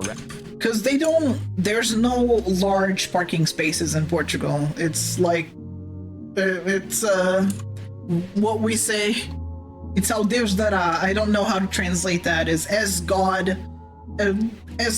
gives. I don't know how to translate this expression. Is free for all. I guess that's the closest translation to it is it's a free for all when it comes to parking. People, there's just not a lot of space, so people will make do with what they have, and it leads to a lot of shoddy parking. And sometimes you gotta block people off in order to be able to park your car. So there's two reasons why somebody would block you off. Either one, there were no other spots when they went to park, or two, they're an asshole. It's either of the two. U.S. cities, parking fines are a legit source of revenue, so parking fines are rampant. Sometimes you do get fines. There is fining, so if you're really poorly parked, there's a chance that a police officer might walk by and leave you a fine on your car. That's a thing that can happen. Restaurant because they are waiting for their car to get alerted to move it. Towing a car in Portugal is much less common than it is in the United States. Now, it will definitely happen if you are blocking a business or it is an emergency, of course. Gasoline is extremely expensive in Portugal. And it's measured by the liter and not by the gallon. So the prices that you see, you might think, oh, that's so cheap. It's because it's liter. You pay a lot more. Any place in the United States. Right now, the equivalent to a gallon of gas is $8.50 in Portugal. For all you people living in Texas or Arizona, that one hurts, doesn't it? Now, I probably sound like a broken record talking about the slow pace of life, but this is certainly one that I have still not completely gotten used to. In Portugal, it definitely feels sometimes like things can take forever. The first example that popped into my head is standing at the grocery store. Continente is a very popular one here in Portugal. And I'm standing there in a very, very, very long line, and there's only one cashier checking people out. And then about 15 minutes later, she calls for someone to come help her. And then that person comes walking up at the slowest possible speed to help her colleague. But only one colleague comes when they probably should have 3 or 4. And by the time you get to the cashier register, it's very common to have an old lady talking about the weather or complaining about the rising prices for the next 10 to 15 minutes. Welcome to Portugal, people. And if you come to live or visit here, this is just something you're gonna have to get used to. As you've probably heard everyone else sometimes it does happen if the person if the customer happens to know the cashier or happens to be old and a bit too much of a yapper, it can happen that they just start ranting about something, and the cashiers are not allowed to tell them to leave or that they're holding up the line. They just gotta suck it up and listen to the old person yap about whatever they want to yap about, because they're either lonely, got nobody to talk to, or they're an asshole. I don't fucking know. Towing companies is another awful thing in the US. They get to charge you for stowing your car, and while they are legally required to notify you, they do so through the mail, which can take weeks before you even know which company even towed your car. That sucks. Oh my god. That is awful. Holy shit. So I go to a supermarket in Portugal and meme the cashier, and they have to listen. Yeah, they might kind of not be able or not know how to respond. I've never worked cashier my life, so I don't know how the customers are, but I do hear sometimes cashiers complaining on TikTok about stupid customers that they have to deal with, and a lot of them are just whiny bitches. I've never heard them complain about the old ladies that need somebody to talk to, I guess. So if you don't learn patience, you'll probably die of a cortisol-induced heart attack. Another thing is when we go to a restaurant, going to a restaurant is a slow activity. We don't just go there, eat, and leave. We go there, eat slowly, we chat for 2 hours, and then we leave. We don't do that thing of eating as fast as possible, unless the restaurant is really packed and they need to get things moving. For the most part, We sit. Going to a restaurant is a social experience. You go there to sit down and hang out and chat about things before you even decide to leave. So, yeah, unless you're like on your own or you're just going for a lunch break with a friend or something, if you're going with more than two people, or if you're going with more than one person, it's often just a social experience. You just sit down and you're there for the next 2 hours, easily.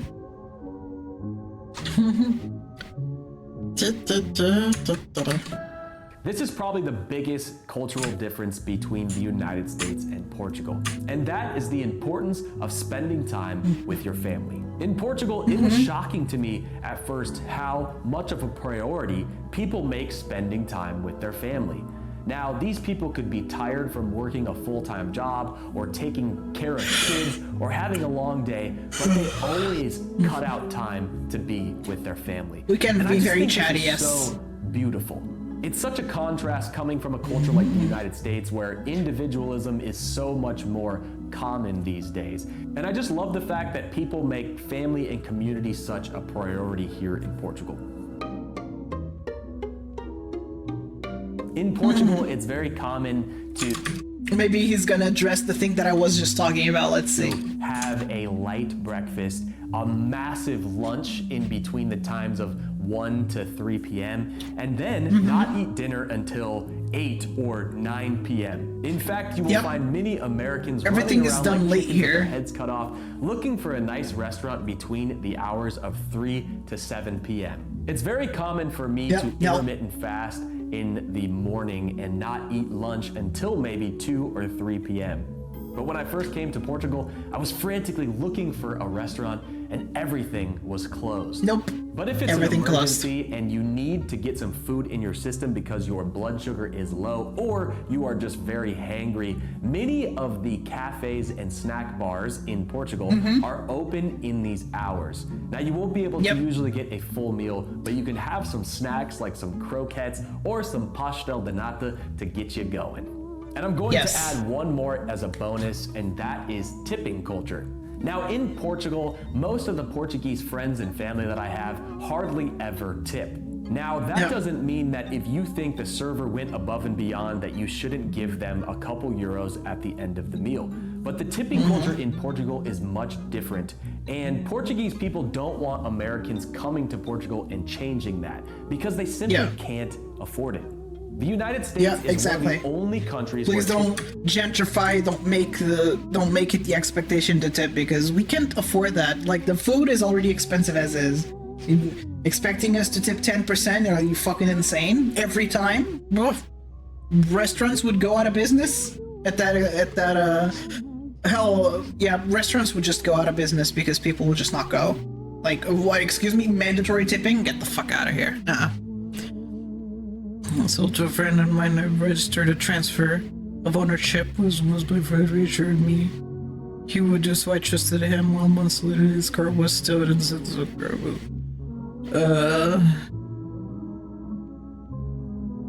That sucks. Tipping culture is getting cunty in Mexico. Really? Is it, is the American tipping culture also infecting Mexico? I'm so sorry. That sucks. I think I hate the tipping culture in the US. It's just, ugh. And the fear that people might tamper with your food or even destroy your food if you don't tip them is insane to me. Like, excuse me. I hope you get fired. The fuck? Tipping has gotten so out of control. And here in Europe, it just doesn't happen for the most part because most servers are typically paid a better wage than they are in the US. Obviously, that is different in Portugal because the wages are so low. However, it's very important for you to think about how you are affecting the culture. But in a lot of the more touristy areas like the Algarve, tipping has now become expected because so many Americans are doing it.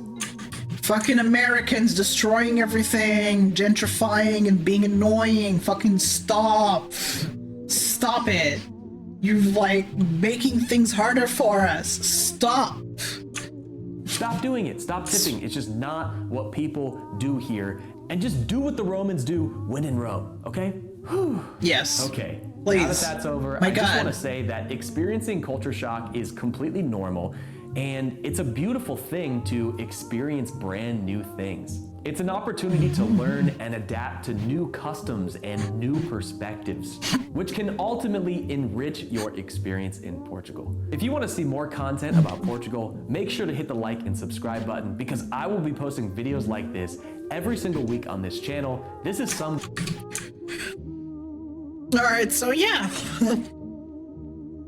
The thing is that if restaurants expect tipping, they will only be getting foreigners. They will not be getting locals at all. And you know, to some restaurant owners, that's not a problem unless, you know, if you're in a dead time for tourists, you know, low tourist time, then your business is gonna suffer because the locals just don't want to eat at your place. Like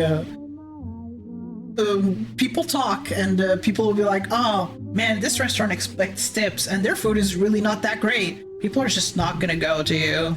You will not be recommended. So, you know, and please, if you are American, don't bring your American culture here. No, just respect the way things are run here. Yep, pretty much. They just become the tourist trap and the locals want nothing to do with them. Like, fuck it. Food's mediocre, they expect tips. They don't have any locals around. Why would you want to eat there? You don't. Oh, whoa. Thank you for the hydration command, appreciate it.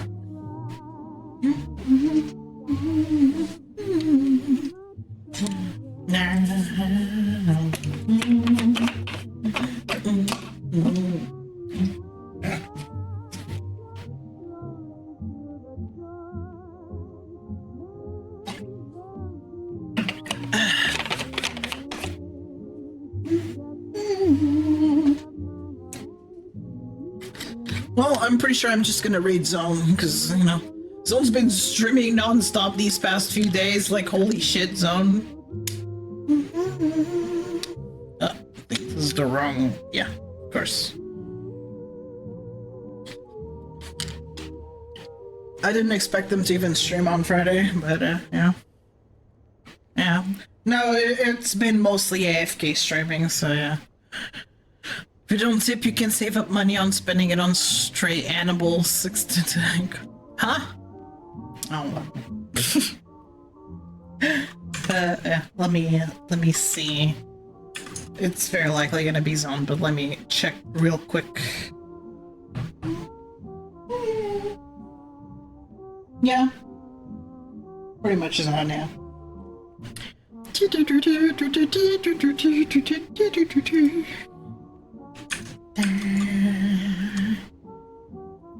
Who the fuck's that loser? Who's Callie?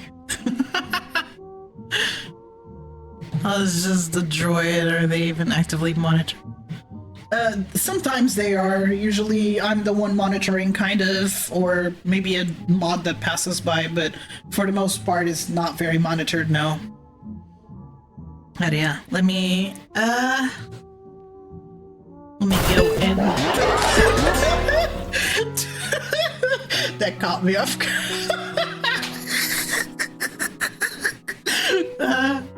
Thank you everybody so much for hanging out with me today. Thank you for hanging out with me today. I appreciate you. Yeah, again, Jim is the one that provided that beautiful Uncle Phil transition. I sure love it. I need to add the credits so that he's probably thanked. It's great. It's fantastic. Yeah, thank you for being here. I'll be back tomorrow. One hour later. Let me just check the time. Let me check the time real quick for tomorrow. So 2 a.m. tomorrow. That is 9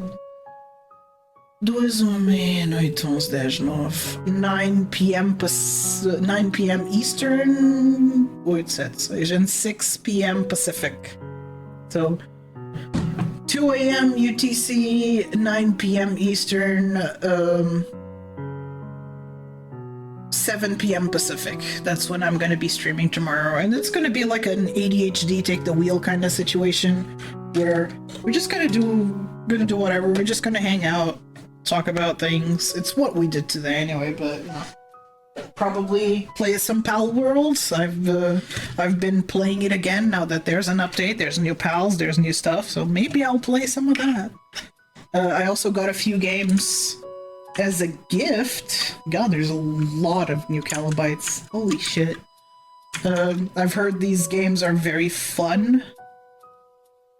Like I recently got gifted Insaniquarium. I've heard that is a funny game, so there's that. There's a murder scene.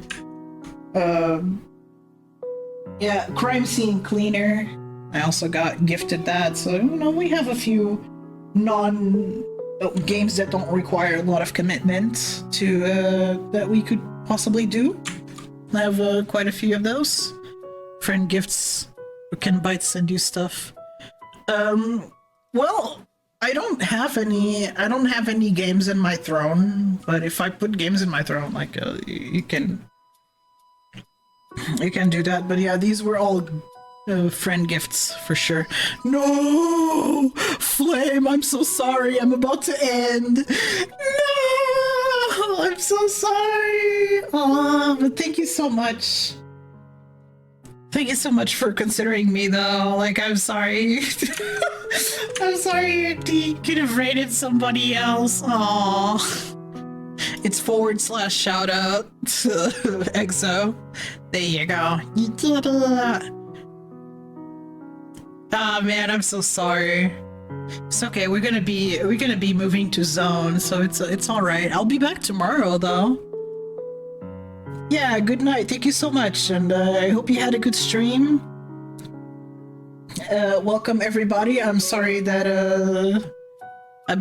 I'm ending and you don't get to see me until tomorrow, but you know, stick around. Be sure to become a Calibite today, and you can watch me tomorrow. So I'll be chatting and doing whatever, kind of letting ADHD take the wheel and whatnot. So you know, look forward to the stream tomorrow. And of course, if you're a Twitch buff, you can have access to the Discord. So if you're interested in keeping up with me and just chatting with me more directly, you have the Discord, and of course, socials right here. Twitter, Blue Sky for posts. There's a VODs channel and a YouTube for clip compilations, highlights, and shorts, and TikTok and Instagram get the shorts reposted to them as well. 2 Zone, that was plan B. Well, there you go. There you go. Should have gone to Zone, but it's all right. The people that came with you will go to Zone. So yeah, I'm gonna shut up now. See you guys tomorrow or on Discord, whenever. And take care of yourselves. Thank you so much again. And of course, do not forget the raid message. Oh, poor little Metabee.